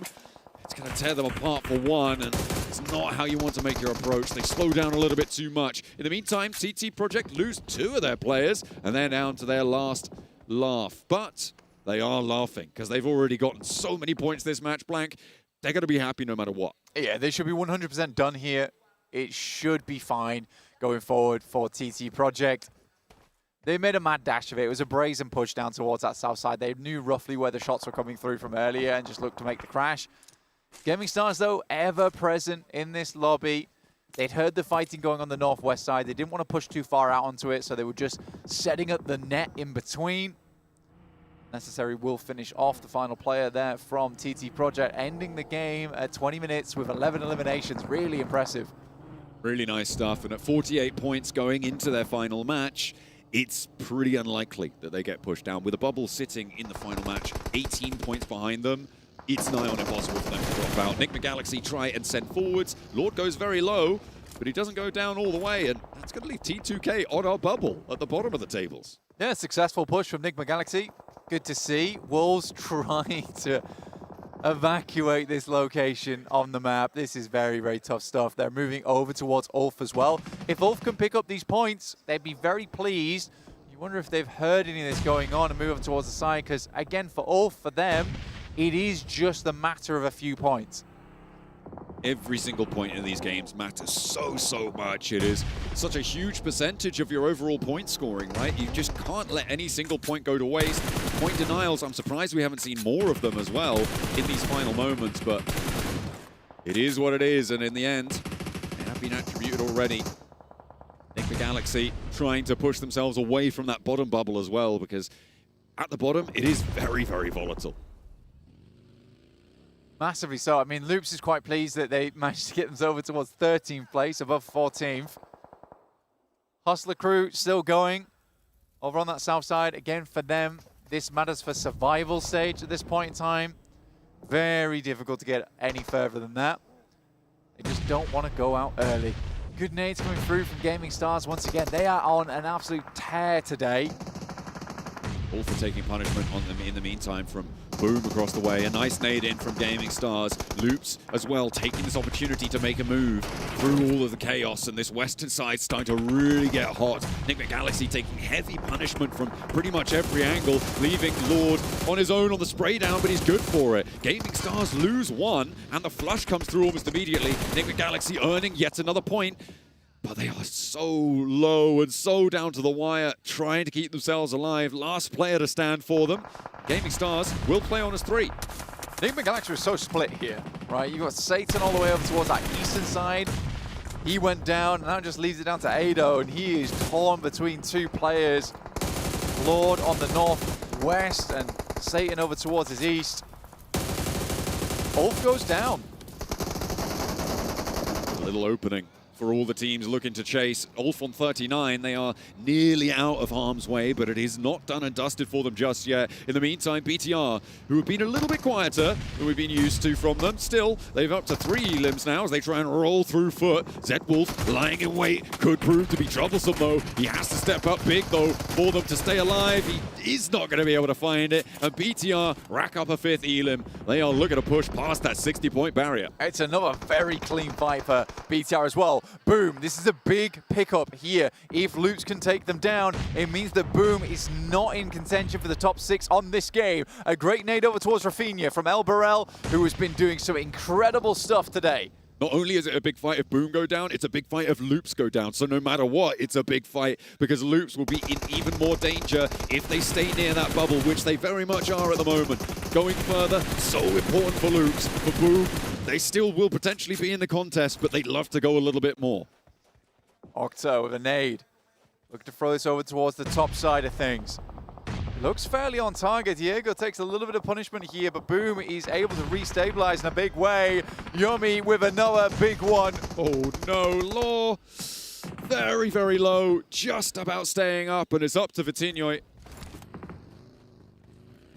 to try and keep things together for Loops. Placements are in already, Blank, so they do have a little bit of a bump no matter what towards the end, and there's a lovely pickup. Able to find one. Can't quite look for the flush though, has to step into the fight. Now it's all up to Law on the inside, who did manage to get healed through. Nearly looked like a goner to the nades from Boom, but was able to piece himself back together. The flush not going to add to their tally either, and everybody looking to start to encircle them. We're at that point in the game now where Boom is likely ahead just on placement points alone. They should be in the top 6 after this match, which is huge, which is definitely huge for them. But it's not a huge game, right, at the moment. They could go further. Wolves going down early as well. A little bit rough. They're scared on their position. They're not secured just yet. Ulf on 39. We know that that's not enough from looking at yesterday. Not enough to be secure, but it's possible that it stays in, right? Security is lacking in big ways, but the back and forth, this conversation around the 6th place bubble has been really, really multifaceted over the course of today. Gaming Stars, they're looking to try and push all the way up, and they've done a bloody good job of it. 8 elims so far this match. Placements will be added to their tally as actually we lose another team in the meantime. Hustler Crew do leapfrog RRQ in terms of the bottom 2, but won't go any further. There they go. Fortunate, but Gaming Stars fall. But 52 points, that should very well be enough. The big news here, though, is Loops fell as well earlier on, and Boom are looking to try and push themselves as far up those tables as they can. That's the main thing, right? Because can Boom make it on this match for Chicken Dinner, where there's only one real slot available at the end of the day today? He's a bad boy from GK. GK having a bit of a step up performance towards the end of the day today, which is kind of cool. But Boom would love a Chicken Dinner, like I say, to secure their spot towards that top 6, but it's not looking likely as Kevin gets the off angle. Oh, and another knock over towards Boom, leaving them on one player under the buggy. It's not going to work as BTR had their number. But with 9 elims and a 3rd place Blank, they are definitely looking good to try and keep this one going. They are going to be a lot safer than a lot of teams could hope for. With GK leaving their last player alive, they've had a great run in these last 2 matches. BTR, though, blasting out of control. Honestly, Like we said before, these guys have got little to lose now and are just looking to flex on the lobby here in Indonesia. The BTR of old rearing its head here as they will get themselves the chicken dinner. What a game coming through. They were a little bit quiet in the earlier stages, but Blank, they knew when to strike. Like a viper in the desert, they were able to just chomp their way through everybody else's fights, everybody else's positions. No one really stood in their way. It didn't look like they were ever in a bad spot. No, I think BTR has just been playing incredible so far, from little rotations here and there to just the gun skill, which is something that we've been lacking from some of these Indonesian teams at the top of the level for a long, long time. But here, Razy and Razak just absolutely insane. They are clearing some of the best teams in the world. I mean, Frozen is a sick player on the side of foot, and they just swiftly removed him. Wasn't even barely a threat to BTR at all. But going into this last match, the big things to highlight here is that there are 3 spots up for grabs, I would say. 3 spots up for grabs. Ulf is very tight, right? They're 39 points. They could secure it a little bit earlier. Boom stopped their push earlier in the game than they might have liked here. Vicious are definitely down. There is so much on the line going into the final match, but here, Bigatron proved themselves dominant on their home turf in Jakarta.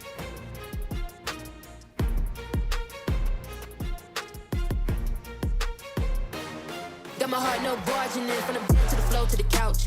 Might wake the neighbors up, break you in and break you out. In the end, we gon' make the child. Bars from a copy my steel. Got my heart no in the bed. Break you in and get us every day. Copy my steel. Face the fact that ain't no cap, I'm real. Ain't no cap, I'm real. The plastic bars from a copy my steel. Copy my steel. Face the fact that ain't no cap, I'm real.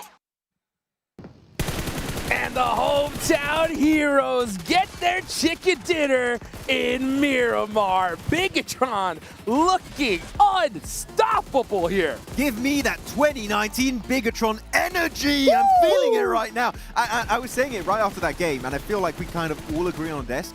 I have nothing even remotely bad or critical to say about Bigatron and how they played today. It's been stellar from Rondo to Erangel and now on Miramar. If I have to be realistic, the only wrong thing that we saw is a push of 1 by 1 by 1 against Aaron that gave us a highlight play of the tournament so far. But besides that, this team has played out so good. And for the viewers, I don't want to tell you I told you so, but I told you so. This team is just going to continue to play with confidence. They're going to continue to just absorb all those points that the squads trying to get into top 6 or stay within top 6 are wanting to get, and it's just going to make it even tighter, and I can't wait to see what the overall looks like when we go into the last match, because there's going to be so many teams that are going to be able to just jump up to the top 6.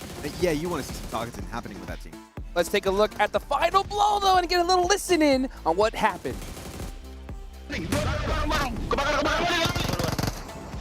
Pergo, bener nice banget. Kolom gua. Bareng. Lagi sir. Go. Iya. Oh, jangan dia pas satu set. Aman aja, Bang. Gua pegangin ini. Aman aja. Iya, aman. Let's go. Aman bantu ini coba. Tanda gua. Coba. Tambah ini sih, bosan gini. Ambil kanan jauh. Tanda gua. Gua ambil ke pasar. Aman. Nih, tanda gua. Itu loh. Itu dia kan. Aman. Let's go, baby. That's what I'm talking about. Bigatron. Look at that. Hey, Razak with 4 eliminations. Making it happen, boys. I'm going to need to buy some dang earplugs for these finals, because I'm telling you what, this crowd is going to go bananas. I need to see some drums. Oh, back yeah. when we had PMGC here. You remember the drums or no? Yeah, with Alter Ego every time. Yes. I would take the drums, just don't bring T-shirt cannons. Blank is here. He doesn't like those. But otherwise, what can I BTR? The elimination spread. Razak, Federalis, Razy putting up big numbers. Axel, don't have an issue. He's more of a supportive assistant player for the rest of the team to set them up successfully, so I think he's doing completely fine. But Razak, the man, once again, is going to be up there, and he will be MVP of match number 5 out of 6 on Miramar.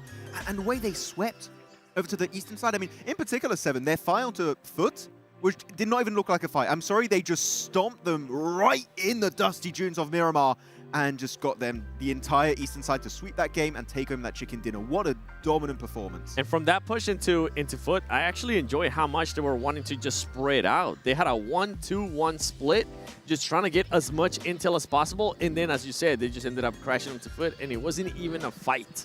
Well, you know what? One thing I want to talk about is another team, right? And that is Boom. You can see Yummy up on top when it comes to the top 4 players. 4 eliminations, over 1,000 damage. This was a huge game for them, guys. I mean, actually, this does make sense because for those who were paying attention to the map feed in particular, by the way, you got map feed stream if you want to check it out. Yeah. They were playing Minas Generalis on the mountaintop, and they had a good scope of the land. From there, I believe, I don't know exactly what weapon Yummy was playing with. I'm pretty sure it was maybe a Mini 14, just trying to pop a few heads here and there. And from that position, if you just spot a player, you're going to get some really high damage. So good scouting in general from Boom and actually making it very fine that game. So Boom, again, showing that potential to be a top 6 contender. Sorry. I mean, I think they might just be in there. I can't wait to see those overalls, but 9 eliminations on that game is going to be huge as we start seeing these rotations. Yeah, I'm going to be looking at TT Project because this squad, I mean, they were playing aggressive as well. And that's another squad that looks like it's going to be going to the finals, if we're being completely honest. Even though we've been talking about BTR just getting all those points, TT was able to get 11 eliminations here. They were taking fights with anybody that came close. And I don't remember, X4 Rejects. I really enjoyed that the way they ended up pushing that. They saw a disadvantage. Yes. They made sure they pounced on it quick, took care of it, and then started focusing on what was next. Wow, 20 points, guys. Goodness gracious. TT Project, what the hell is a placement point? We don't know. Hey, we need that. Actually, you know what? For TT Project, genuinely, for those who watch PMGO ECA, Eastern Europe, Central Asia, yes.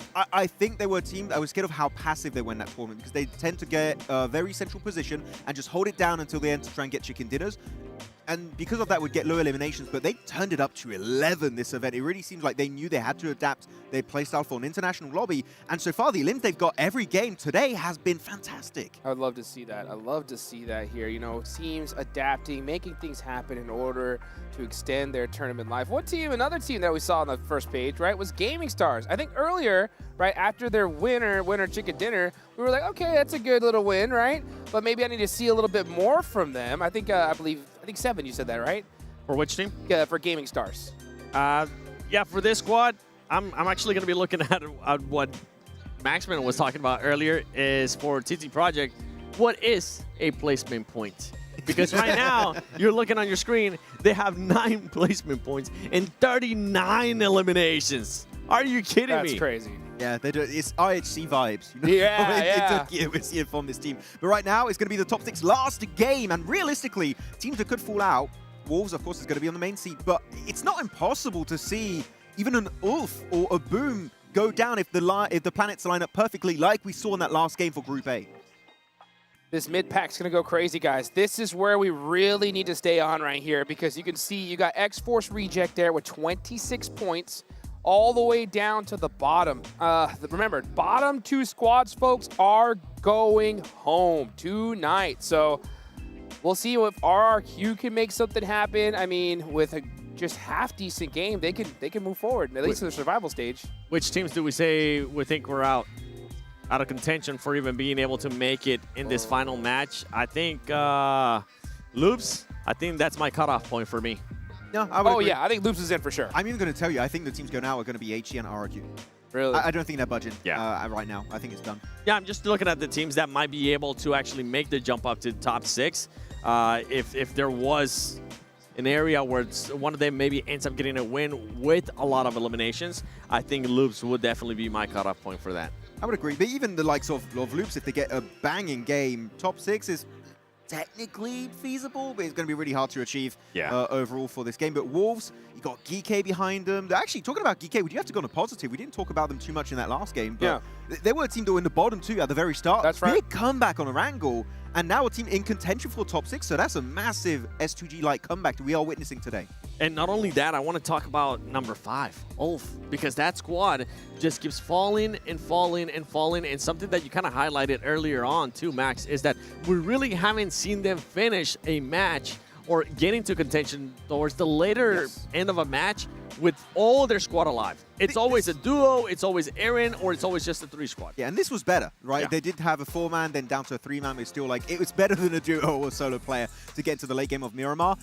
It's an improvement, but again, if the planets align perfectly, top 6 might be a little bit harder to hold on to. So I would see, because right now, Geek and Vicious in particular, that did slip out, that I did not expect to see that happening. Vicious, we know how aggressive not just the team can be, but every individual player is willing to be if tested. I feel like they're going to be super hungry on this game. They might even go for the hot drop and pull a boss. And this is actually why I'm scared in regards to Ulf, because right now, Ulf just being 8 points clear of number 7th place, 9 points clear of Vicious, that's just not going to be enough, especially if the same thing keeps happening over and over again. If you keep losing some players, some of these teams towards the bottom have absolutely nothing to lose, Jukes. Okay, well, so as we're doing these hypotheticals, right, we're going into the final game of today.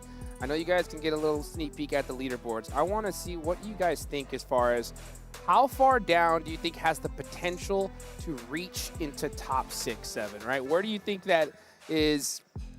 Where do you think that line is? Yeah, that's what I was saying earlier, Loops. Loops. Number 12. Okay, so Loops has a possibility of getting in. Anything below that would be just crazy. Anything below that could be in the bottom 2. Really, it's going to be cut off. We'll see how it goes. All right, well, let's see how it goes indeed. We're getting into that final match of Group B. We're going into Miramar for the last time. 2 teams will be going home after this match. We know RRQ is in the hot seat. This playing path looks mighty fine to me, boys. The good one. I like it. We'll see what's going to be happening with TT Project. They took out 2 teams in the early stage without losing a single player. One of those squads was Vicious 7 that cannot afford to take another L like that, of that magnitude, on this final game.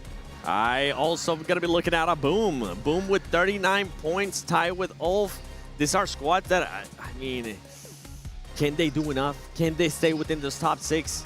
Or are they going to end up choking, and are they going to end up getting out? And what is going to happen with some other squads? I want to see what BTR is going to be doing in TT, because we just saw the performances that they were able to put up. If they have those performances again, it's going to make it even tighter for those top 6.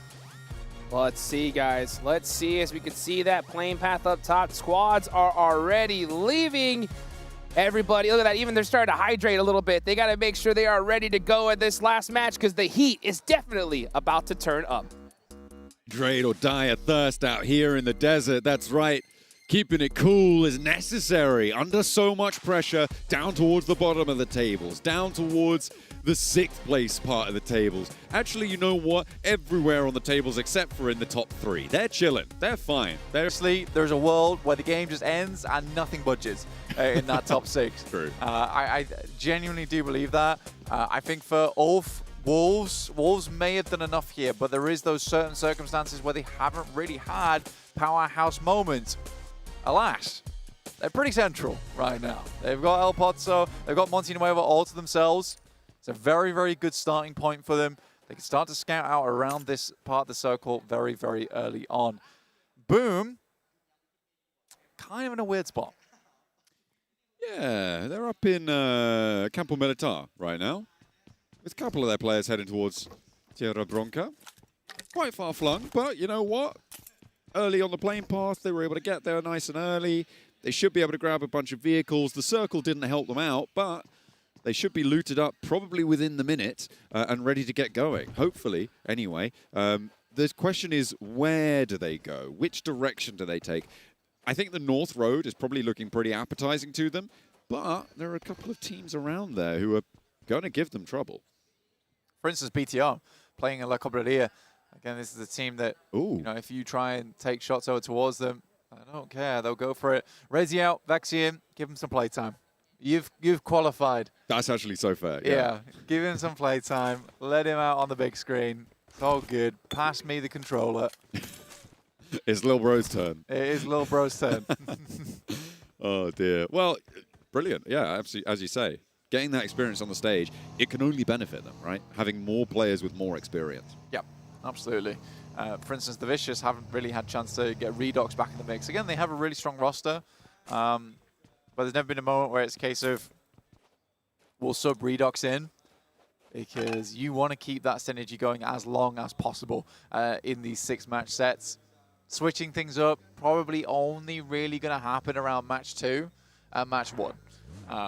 Match 1 being the rustier field, and match 2 when you realize the rustier field maybe isn't working. Also, it's, especially in games like today's roster setup as well, that's Rondo, right, as your game 1, which is a bit of a weird one to look for adjustments after that. But yeah, we have seen teams in the past be like, let's get our mad fraggers in. I mean, for the first game. Works, right? Yeah. You could get a full team of like just TDM stars, right, and then get 8 elims at the start, and then just be like, okay, cool, that's it, that's our game done. We'll see you guys next one with a completely different roster. Yeah. It's possible. It's possible. I don't think we've seen a team yet who's fielded like an entire roster specifically for Rondo. In American football, they have like an attack and a defense that is like a completely different lineup, right? We do have limitations on some stuff. Yeah, so yeah, exactly. So you couldn't come in with an 8-player roster. Yeah. We are currently on board with Foot, 22 points. Put this into perspective, right? To get towards 40 points here for Foot, it's an 18-point game. It's so crazy that a team in 11th place, like, you're not asking the world from a team like that, really. You're asking for a chicken dinner and 8 points, and 8 eliminations. Very doable. We've seen it multiple times in the past. It's like when you start asking for the 22-point, 24-point games, that's where you start to doubt a little bit. And yeah, when you are still playing in the low teens, you're not even asking for a chicken dinner necessarily. You can get 2nd, 3rd place and still be earning that sort of point scoring. Very, very possible. With a quiet chicken dinner winner in that match, you can absolutely be looking to push up those numbers. The question is who that chicken dinner winner is, because of course it can be the team you're trying to chase, which makes a hell of a lot of difference. Now, obviously, really ruins the vibe. Oh, it's such a it's such a wet blanket, bro. You sat there like, why, guys, why do you die? It's like, we're just hiding in the building. Like, what are you going to do about it? It's like, I literally can't do anything about it, but I hate it. Loops will find a player on R8. That's going to help out Loops' points tally. Getting a little bit further away now from the red line that sits beneath them. And the potential condemnation of them to not be able to push Alpha 7 out of PMWC. For Loops, yeah, I was just going to say the exact same thing in terms of it's a bit of a turn up towards the end of the day, right? You know, they've turned up late. They forgot to clock in, but they have saved themselves from... Oh, go on. Oh, it's pretty close as well. You could have had it. But yeah, you saved yourself from elimination. I think that's the main thing for them. But survival stage, we know, is incredibly brutal. And for Loops, if they play like this in survival stage, there's no chance they're getting in the top 4.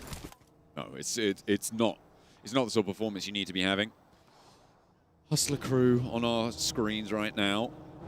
Max does not believe. I mean, they really did need to be humbled a little bit. I mean, I admire the confidence. I kind of love it as well. Yeah. That they have got the talk, but unfortunately, it's pretty Delulu though. They don't have the walk. Yeah.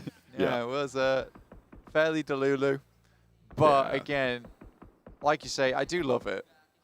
When we had our interview with them, it was a case of, we're so confident, we're going to take it to the guys on the main stage. Both me and you were like, okay, we'll see if you do that when you get that.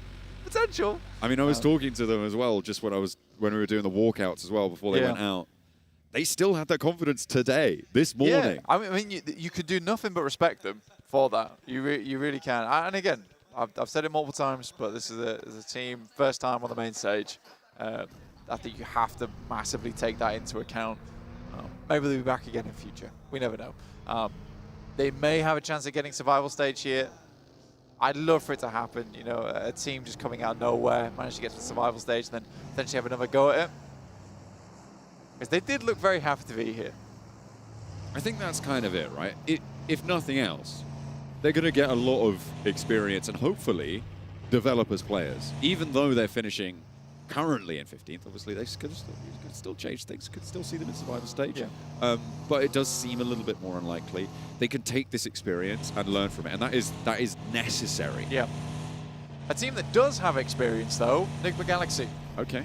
Ton of experience. Yes. Currently down towards 13th at the moment. I think for Nigma Galaxy, Definitely a change of pace for them. It's a reformation of the squad for Ralph.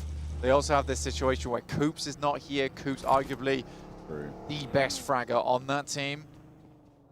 It's really unfortunate not to have him here.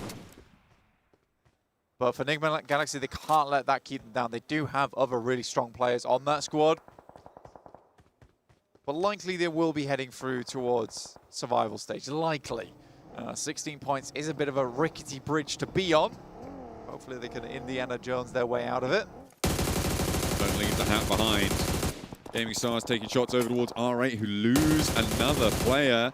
Their run is very likely to be ending now. For Wolves, though, yeah. Okay, hang on a minute. Wolves, they've just taken some damage. Wolves, okay, they've got to cover. They've got all 4 of their players there. And they should be, yeah, just getting this res. Gaming Stars will be able to have angles on this, sure. But you know what? I think that's fine. Oh, they haven't actually got all 4 of their players there for Wolves. I thought they had 2 players on the outside and they were already going for the res. But Elementrix is just on the outside of this one. A little bit further afield, but the res is coming through now. Staying alive as 4, brilliant news, but they haven't got a point for it just yet. Gaming Stars are able to add those to their tally against R8. Yeah, that was the biggest deal out of that, is that the elimination got stolen away. And Wolves, they really need those eliminations. Oh, yeah. It's also a case that they know exactly where this team is. And when Wolves do need to leave, it's out into a lot of open ground, which is going to be tough for them. They did start in Monte Nuevo, though. That was a very, very pivotal position for them to start in. Circle moved down towards the southeast side. They weren't really able to capitalize on speed to get towards the center side of the circle, which, again, we do have to give credit to Hustler Crew for somehow, some way, always center circle. If only they could hold it, you know? That would be great. That'd be incredible. You know what? Give the planning, the preparation from Hustler Crew to Ulf. Yeah. You know? Different story indeed. Put them in the same positions. Ulf win those, you know? That's maybe it's a match made in heaven, maybe. That's what they draft. This is bad news for a lot of the teams underneath right now. I mean, TT Project going down this early, the issue for the teams underneath is that this is no longer a team that can sponge points away. Right? TT Project is secured no matter what, but for the likes of, for instance, the guys over on Wolves, Ulf, Vicious, Geekay, RGC, like they would love for those points to be sponged away at the top so they can make a better contention to get over towards Wolves and Ulf, and they're not getting those points early on. That is true. Oh. Where did he go? Like a rabbit back in the hat. Oh, he disappeared. He's absolutely gone. And that's going to leave only 1 player for TT as they try and make their way in from the western side. You've got BTR behind them, currently wrapping Monte Nuevo. And then we'll see where they decide to end up going in. I think, for me, a big team that I'm focusing on is Vicious in this game.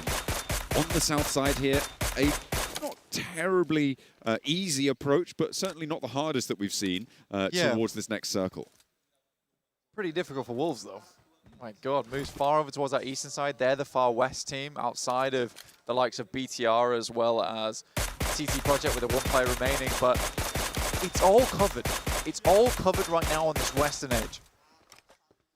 Are they going to be Wolves, or are they going to be tiny little chihuahuas with heads too small for their brain in this match? Pushing in from the western side. Need to do anything but chase the tail. Enigma Galaxy still taking shots out. Long range with this Mini 14. Choosing to spend a lot of ammo there as well, but should be a good use of it. Over on that side. Foot right now, very close to Enigma Galaxy and Gaming Stars. And Wolves are not far behind at the moment. Chasing the herd right now, trying to tire them out. Ralph finding a couple of eliminations coming through on this side, but yeah, Wolves are creeping up on them. And they are salivating at the thought of more elims. Looks like they're not getting stuck in, though. I mean, Enigma Galaxy, with Ado still playing a backstop position into stage 3, that approach is a little bit more dangerous. They do know about the position from Ado as well. He was taking shots out towards them earlier on, and I think the Wolves aren't going to go for it. This is something I think the desk was saying as well, is a timidness within the Wolves, not really wanting to take that risk, to go that little bit extra. And now they're starting to get pushed in by the blue. So decision-making becomes less of an opportunity and more of a time's sake here. You start to panic a little bit as the blue will force them to course correct, actually down towards that south side, wanting to leave Gaming Stars because that's an uphill battle for them. That's not one you want to be really trying to relinquish control over. Ricardo being on the east side of this one as well. RJC. It's going to be such a difficult lineup to run towards, and the Wolves have broken south. They're pushing in on the western side.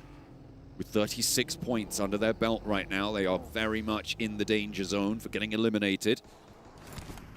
And they found an outpost for Gaming Stars from that northern side to worry about, as well as Hustler Crew, with Vinny as a solo. Well, he wasn't a solo for a second. He was in a duo, but they're probably actually very lucky they rock up over towards Hustler Crew, because the first thing the Hustler Crew thought about doing was fleeing, just leaving immediately to regroup their team on the south side. There was no thought of contest whatsoever. They're trying to get their boy out. Smokes do go down to assist. They're going to send one player forward. Okay, they are going on a rescue mission for Vinny. Loco making the dash, the one to go forwards. I don't think they're going to want to cross the road just yet for the Wolves. There's too many sight lines around them. In he gets, and into the vehicle. They're backing it off, but is the backline for Hustler Crew going to be dangerous? A lovely little bit of suppressing fire coming on through there from Calais, and it will land on target. The Wolves take a knock, and they have to bite the bullet and let them get away with it. In the meantime, Enigma Galaxy do get eliminated. 20 points. It's not safe. It's okay, but it's not safe. It's a little scary, right? It's a little scary. Hustler Crew move up. Loco does go down after he went on that rescue mission for Vinny. Paid the price in his life. Might be able to get rezzed here potentially off the back of it. Wolves, slightly less uncomfortable now because they were able to back Hustler Crew off that position on the north side, which gives them a lot more space to contend with. 2 loot crates descend upon Gaming Stars. It's going to help them out. Oh, Hustler Crew still are split, though, 2 and 2. Remember that res needed to come through.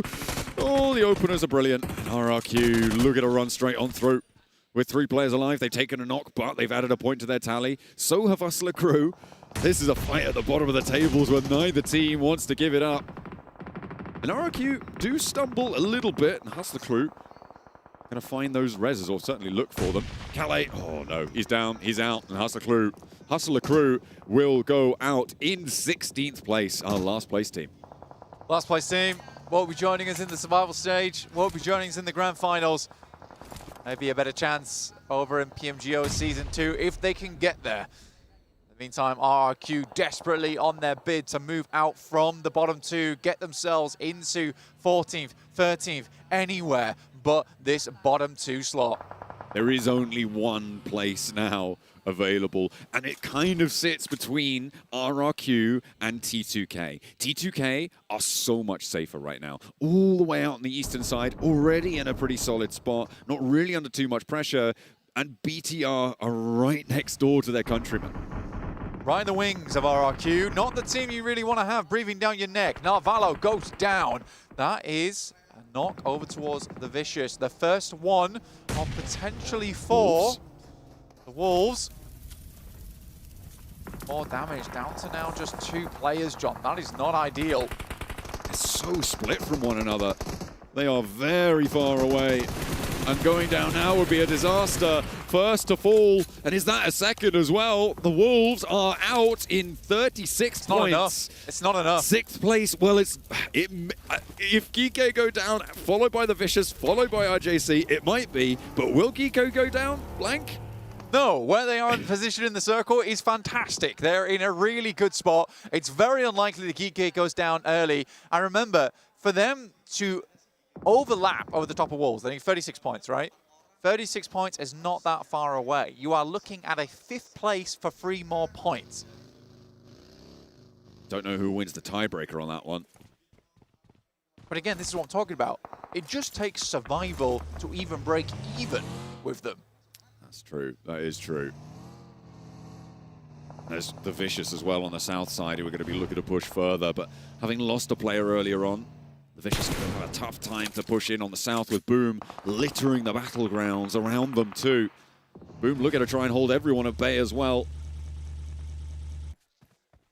if they can get rid of the Vicious, or indeed Geek, which is much less likely, Boom are going to feel a lot safer. With the Wolves going down beneath them, they can afford for one team to go past them. They cannot afford for two teams. No.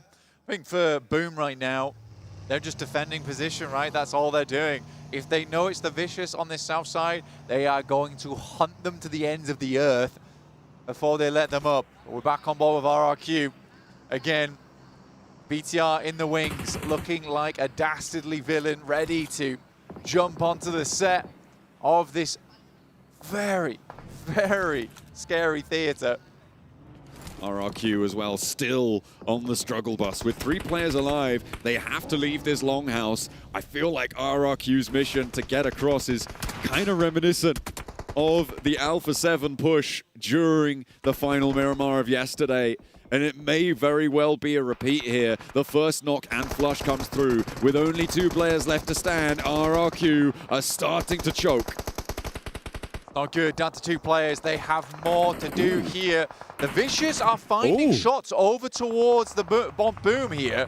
That's incredible. They were able to overlap them, actually, get on towards the northern side. That's incredible work. RRQ on their final push. Can they make it across? T2K desperately hoping that they can't. Down into the divot. RRQ, have they just about managed to find a sliver of safety at the cost of a vehicle, at the cost of dignity maybe? They have to get their chins stuck into the dust because there is really not much more they can do. Drag themselves forwards, tooth and nail. The Vicious, they got 1 knock over towards Boom. Currently getting rezzed up at the moment, but the Vicious are a little bit wondering whether they should move out. It's a good nade coming through from the guys on R8, but Amori is down, and R8 will be heading through towards the survival stage. Boom now, still in the fight. Koa took a knock from T2K, who are trying to third-party this blank. They flexed out from the northern side. It's over. And the flush is there. Doran's down. It's all up to Icy now for the Vicious. Their chase has been hampered by the teams at the bottom of the tables, and T2K know that they need these points. They're trying to push RRQ further and further away. Rules reticent to step too far forwards because you know there's another team further across the ridgeline. Now back up to 2 players. Doran is back in action for Vicious. It's so many points required for the Vicious. It would have to be an unbelievable clutch coming up here. The initial nade is good over towards the Vicious, and they are out. We do miss it, sadly, but they are now down. BTR going out to RRQ, but RRQ is out. The last team. Elimination. And RRQ will join Hustler Crew as our 15th and 16th place teams at the hands of BTR nonetheless as well. That's got to feel like an added insult to injury. Previous teammates, or previous team for GenForce, really is rough going down to that. For RRQ, BTR, they got the bid in, they won the auction, and they're happy to go down now. A 77-point day, eclipsing Horror's performance from yesterday. Ooh, okay, more unfolding. Is that Boom out? I think it might well be. On 41 points, they're going to be okay, though. With the Vicious having already fallen, it's Geeko who is in flux. They can still do so much in this match blank. A real ascendancy in the latter half of today. Ulf looking to defend their spot as well as Loops will cling on to a spot in the survival stage despite going down here. They're up into 9th place now. Could be pushed aside, but team's still trying to make this one work. It's all eyes on Geek. I mean, RJC potentially also in with a real outside chance, but they've got a long, long way to go. They're going to have to push past 41 points, I think, to be able to get this one done. It's a tough game here for RJC. They're coming in from that northeast side, though, and they do have center circles. We do need to put that in consideration here. For Ulf, I think they've done enough. I think Ulf has done more than enough here. We're into placement points now, too. For Geek, BTR maxed Wick. I don't believe that. I don't believe that for a second. So yeah, that is weird. That is odd. I don't really understand that. Someone is drinking some clown juice in the back, honestly. Ooh, hang on a minute. Foot. Big nades, 2-player hold against Gaming Stars. A big bounce on the nade, and Zedwolf is doing a lot of damage here. Maniac might want to handle it across the way. but do have their star player still up and kicking. On one player left alive. Again, they will be in the survival stage. As he steps on forward, Zedwolf goes very, very low, but Maniac can't quite find the final bullet, steps out for more, just about shouldering the box in the way as Maniac steps through, and the window's just not providing the angles he wants. Finally, able to empty the mag in the right place. Maniac has been such a star from Gaming Stars today, ironically, but has done such good stuff for them in a really, really big way. It's been fantastic to watch. GK, to go down here would be mighty sad. I mean, they're in already from placements. 6 teams remaining. They're already going to leapfrog Wolves. 2 clearly. points. Yeah, 2 points on 6th. Yeah, they're fine. They're fine. They've done it. Yeah, they've actually already done it. The Wolves are not in the top 6. From 16th to 6th place is a crazy result from GK. Oh, yeah. Oh, yeah. I mean, it's only kind of usurped by S2G from yesterday, right? They did it in 2. Yeah. So GK needed an extra game, and that's kind of cringe. Hey, I think they've done fantastic. They've done great today. We got to give them props where we can. Federalis looking to go for his 20% chance chicken dinner. Feels unlikely. Is this a T2K chicken dinner? It may well likely be, and I think for T2K, they should see that RRQ's gone out and Hustler Crew's gone out, so they should know they're safe. Should be fine as long as they're tracking. Right now, there's nothing left to play for, honestly. RJC would have to have the game of their lives going forward as a 3-man. I think that's the only outside chance. Seems so. Ulf as well could potentially have a big impact here into the later part of the game. Bigatron just refusing to go down, by the way. They were just like, you can throw all the nades you want at me, but... We want an 80-point day. Yeah, so. They're so chilling right now. I mean, they're on 79, I think, guaranteed. Yeah. They'd need one more team to go down, and it's an 80-point day, which is ridiculous, by the way. We do have to caveat that with the Group E. I think we would all agree is weaker than Group A. Potentially. Well, there it goes. An 80-point day earned for Bigatron, guaranteed. We'll see how much further they can go. RJC will try and take the shots over towards Ulf, but that is going to go about as well as you can expect. Catch on the angle, finds the shot, and shut down onto it. T2K having a go with GK, who have already put themselves up into 6th place. They've already added that Elim, so they are free and clear, guaranteed, and the placement points yet to come. Can they get past Boom? That's a question as well. Kevin marching forwards, already having lost one and a teammate being knocked. Will look for more on the tables. An Elim, more adding to their ascendancy, and of course, teams starting to fall down around them will just make it even further up the tables. GK having a great day, and now they will be into the top 4. How much further can they go? Yeah, nice secure position. And for RJC, so unlikely they make it through here. Federal is finally down in 4th place. GK is taken out by RJC. Is this Ulf? Oh, okay, it looks like it might well be. With a knock over towards GK, everybody else knows that their jobs are done. Ulf just wants the icing on the cake. They want to show us that they can indeed get to the late game. They are as 3 though, but we won't bring that up anymore, except for right now. They're still as 3. Yeah, and they're going to send in. Let's go for this one. Aaron with a fine performance towards the start of the day today. An incredible 1v4 versus BTR, the 80-point team, and Ketch will finish it off. What a day here for Group B. It was a little less tumultuous towards the end of the matches, but overall has been very, very fun to watch. GK with their incredible ascendance towards the last 3 matches too was just a joy to watch. And of course, commiserations to our 2 teams that got eliminated, most notably RRQ Rio. Yep. This is a big surprise, a big deal to not be seeing them move forwards, even to the survival stage, Blank, which, again, they will join our 3 other teams who have been eliminated already, and to not be making it to the next parts of this tournament.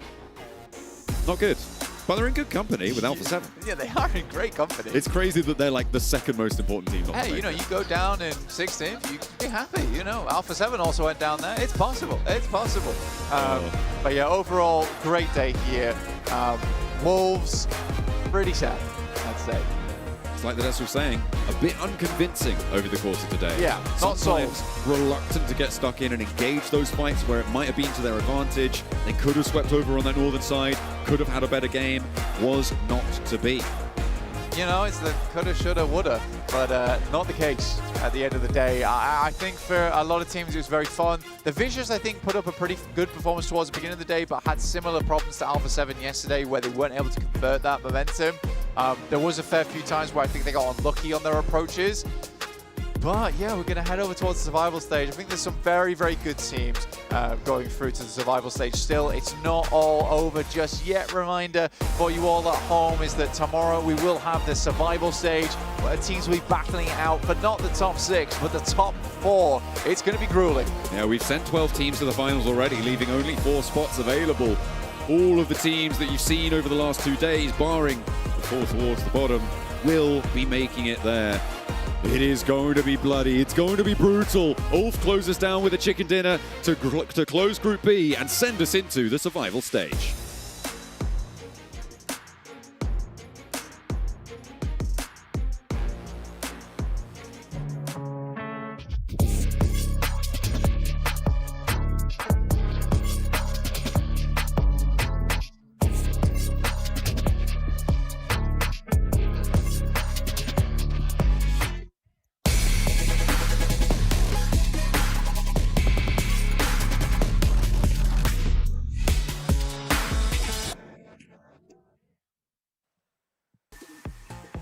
And Ulf said, we're not finishing out Group B without a chicken dinner under our belt. And they get it right here towards the end. But the big storyline gotta be GK right here towards the end, being able to make it happen and rocket launch themselves to the grand finals. And yeah, bottom two at the start of the day, ending in the highly contested top 6 to make it straight into the grand finals. Really happy with their kind of a really comeback we saw. On Orangle got himself a really strong finish, got himself that chicken dinner in the field, and this time around able to get himself a solid podium finish that time around too. So GK, they were tested, and you know what? They showed up to the plate. Yeah, I'm happy that they ended up showing up. A team that was able to kind of start showing up there, give me glimmer of hope that they might be able to make it to top 6 was Loops.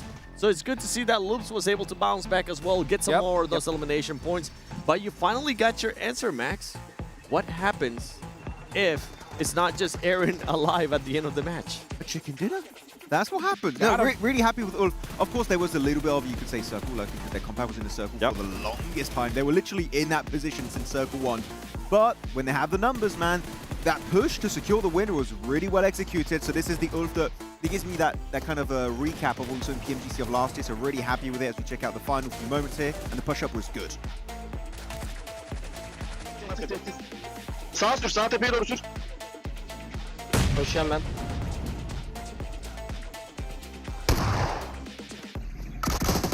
Tamam, 3'e 2'yiz. Bizde beyler. Bait attım orada. Beyaz ağacın sağında, beyaz ağacın sağında. Sakin ol, sakin ol, sakin ol. Üstüne bindim, sakin ol. Bana yükseltme yeter. Nice, nice lan. Nice oğlum, nice oğlum. Nice.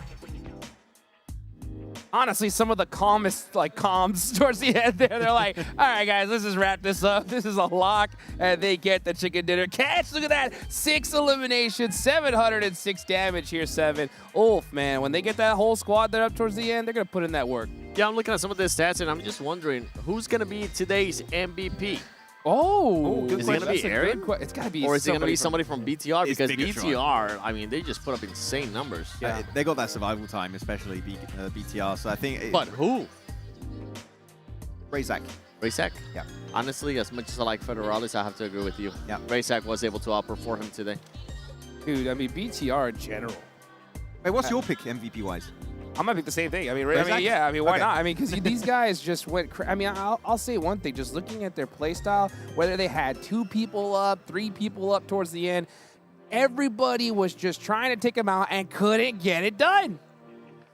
It happens whenever you're full of confidence, like BTR And was. at home. And honestly, once we end up seeing the overall, there you go. You gotta catch us the MVP for this match. But once you end up seeing the overall, I want to see how far ahead Bigatron is actually in the overall from second place. What is the gap looking like?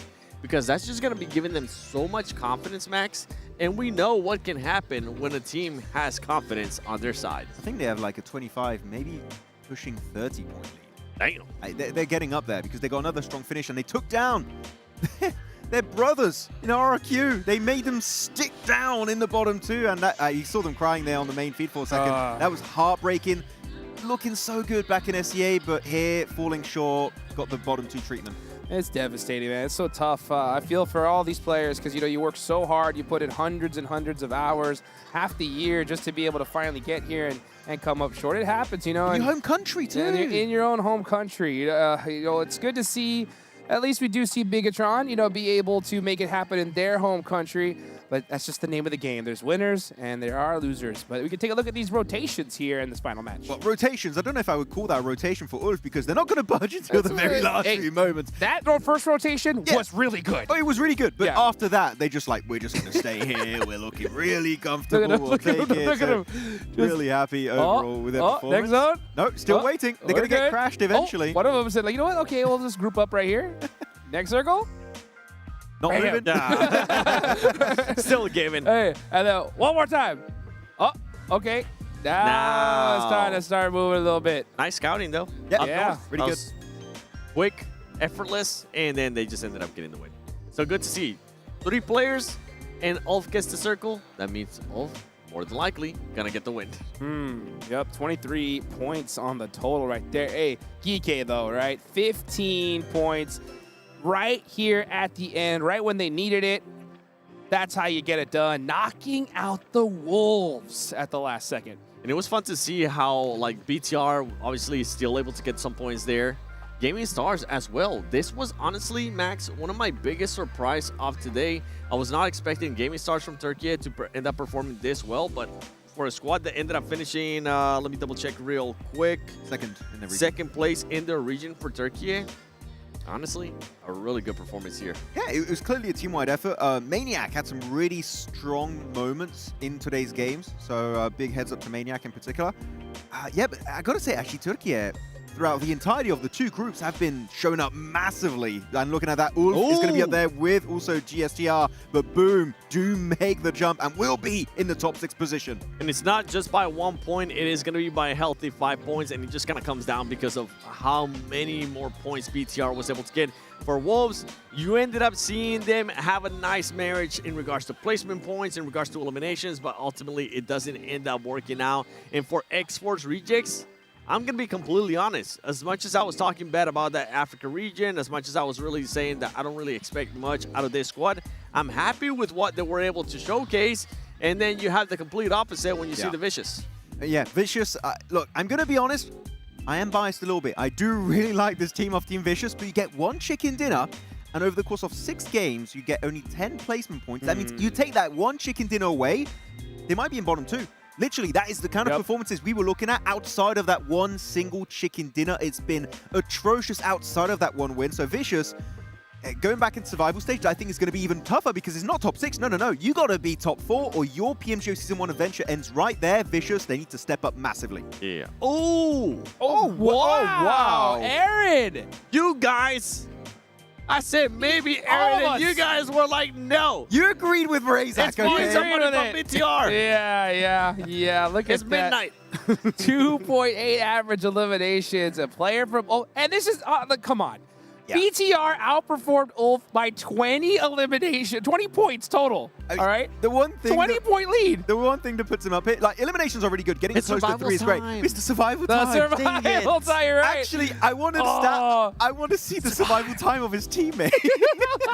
Bro, we were talking about this, and we're like, yeah, but BTR is going to have the survival time. We forgot Aaron was the one that was always left He was putting up BTR numbers as a solo. Oh, wow. Makes total sense why he's the MVP now. Deserved. Yeah. We didn't calculate that. That's what the difference was right here. These are the qualified teams, guys, for Group B. Tomorrow is that survival stage, and you can see all the squads that are listed right there. And there are some pretty heavy hitters going into that survival stage, guys. And there's only 4 teams, like you mentioned, that are going to be making it to those finals. So looking at the survival stage, look at it. I mean, Loops. right? This was a huge storyline at the start. Will they be able to get top 6 in the grand finals? Now there's a chance we don't even see them there. They were able to pick it up, and there you go. Now we get a perfect picture of what's going to be happening at survival stage tomorrow, so make sure you tune in for that.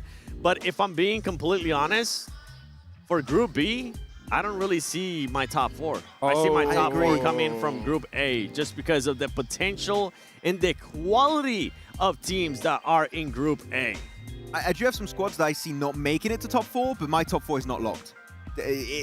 Anyone really here has a chance of making it happen here because tomorrow, just like in the Groups A and B, it's only 6 games. That is correct. Every team does have a chance. But it's the majority of your teams from Group A or Group B that you have in your head qualifying to the grand finals? Group A. Group A? Yes. Yeah. Like Board, Board. I mean, yeah, I want you to see that so name. consistent. I've said this so many times. Board was so consistent on maintaining themselves there within that top 6. They did end up falling off. They did end up going to survival chance, but I think that if they just fix those little mistakes that they did and just make sure they are more proactive in getting the points that they need to get to actually be above and be in the top 6. I mean, with their last Miramar, they showed that even if they're close enough, they will do anything it takes to try and make a final push in a top 4. So Boars, until the last game, do not count them out. Yeah, you definitely don't want to. And when it comes to Boars and all the Group A, you know that they were just watching these games today like a hawk. All these coaches breaking down every single movement they possibly could. And Group A was brutal. There were some massive squads in there. So as we go into the survival stage, I think all these teams got to kind of empty that cup, right? And just be like, hey, you know what? What happened in Group A and Group B was totally different. Survival stage is going to be a totally different enchilada, and we got to be able to adapt on the fly. They got to divide and conquer right now for these teams. If it didn't work out for you successfully going into the first stage, sure, this lobby you could say technically is going to be a little bit easier because top 6 of each group's the best teams already qualified, but if you really had a bad time in your group stage, you need to step up massively. You need to try and get yourself some of your best gameplay on the board if you want to be in those finals. And if you want to do, if you want to do some of that best gameplay, get yourself that Infinix GT50 Pro with that real liquid cooling. If you guys want to play at the absolute peak of performance and want that 120 FPS, that is the device to do it. Big shout out to Infinix, guys. Survival stage is coming locked around in there, the boys. corner. They really don't want me to see it over the years. They were not taking any chances. They keep taking the phones. Let's make sure we super glue this thing. No little double stick tape here. Okay, all right. I see you. I see how I need to. We'll come back at night with masks on. I'm pretty sure they take these over immediately as soon as it gets over. Probably. But guys, all right, any final thoughts as we wrap up Group B here today? I mean, I was going to say unexpected for the entirety of group stage, right? Because Alpha 7 failed on the first one. Oh, yeah. No, Group B, I would say definitely some good step-ups from teams. A little bit surprising for some of the squads in the middle of the pack. I think R8 in particular I want to see more from, so I'm very hopeful for them in the survival stage. Consistency. That's what I'm talking about, baby. As we go into tomorrow, mark your calendars, guys. That's it for Group B. Survival stage coming up right around the corner.